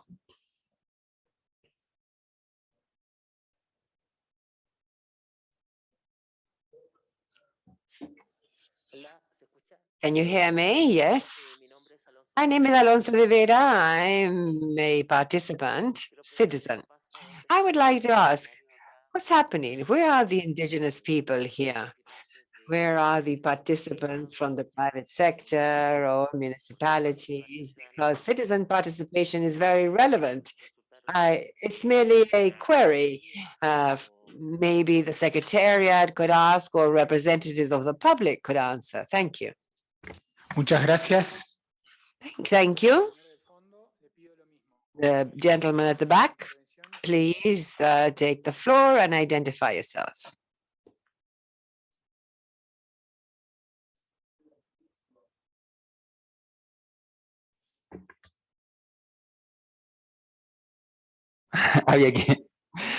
Hola, mi nombre es Christopher Hidalgo de My name is Christopher Hidalgo from Chile. I'm part of the movement for water in the territory in Maipú and Cerrillos. And I wanted to relay the relevance of including and hopefully inviting more socio-environmental organizations from Chile. There is a great presence here of young people, clearly, but there are movements that could be far better represented, Sacrificio, Quinteros, Puchuncaví, Coronel, and that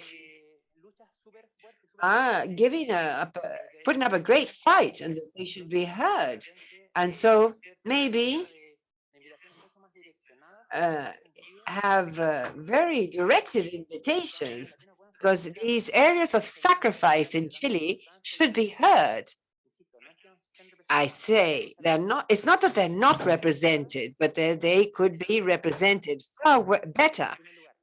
That's the first thing. And second, to convey our experience at Musacad, working here in Maipú and Cerrillos, we reached a historical agreement with Google, who wanted to leave us without water in Maipú and Cerrillo. And after 3 years' work, and after working collaboratively with other movements in the defense of water and the territory and the environment, they decided not to use water for their 28 hectares within a context of a mega drought such as we have in Chile and the metropolitan region. They were going to leave us without any water. And so we believe that although this is not a triumph of ours, but of the environmental movements as a whole in Chile as well as Latin America, we believe that this experience should be hopefully communicated and replicated, because what happens as a rule in these environmental conflicts is that you think, no, it's not possible. It is just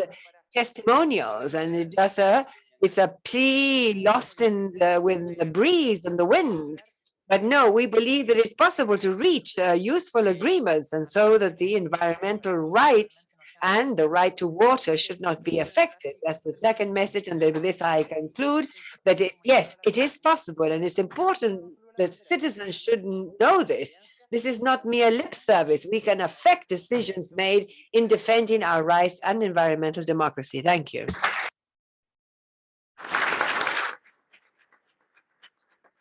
Muchas gracias a Thank you very much, both of you. The issues that the Conference of the Parties is dealing with and participation is guaranteed via the agreement itself. And what we have done indeed is to proceed in accordance with the provisions of the Escazú Agreement. And that is how we have structured participation and the different issues. Now the Secretariat has the floor. Thank you very much. To answer to some of these presentations delivered by the Secretariat this morning, I would like to report that 76% of the people registered and that participate in this conference are the public, which comprises academia, civil society, representatives of the private sector. There was also an additional registry for others where we found representatives from local authorities, deputies, cooperation agencies, and that basically covers most of the people registered both for face-to-face participation and virtual participation. And with regards to defenders and the concern about areas of sacrifice, I would like to report that despite, if you look at the program on Friday, Cata Alonso, that is indeed in charge of the defense of one of the areas of sacrifice in Chile, will be delivering a presentation. So that, but in any case, the Escazú process is open. Everyone is invited, and the restriction is always the number of people that can be allowed into the room as a result of COVID. But I invite you to continue to participate, and especially to try to apply this agreement at a local level. We thank the Secretariat. Now, just to facilitate participation, Chair, I would just like to mention that at a virtual level, the municipality of Upayanapata in Mexico inform us that they are implementing the Escazú Agreement. That's from the local level with inactions in coordination with the Ministry of the Environment and Natural Resources of Mexico, because there were also some comments in the virtual room about that. Uxtanapa is the name. Uxtanapa is the name. Thank you. The representative of the public has the floor.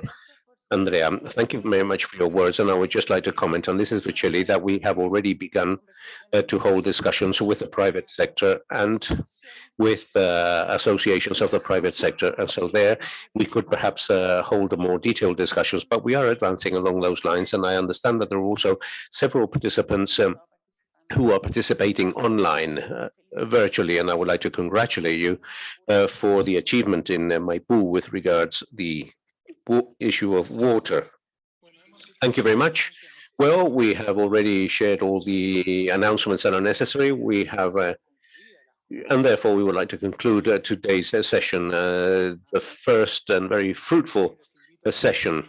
So I would like for all of us to meet again at 5:30 p.m. in a place that will be announced by the Secretariat for the reception. Yes, in the esplanade outside where we have had the coffee breaks at midday. That is, or where we had lunch. That is where the reception will be held. Okay, so tomorrow at 9 o'clock sharp, we will resume our work. Thank you very much. See you then.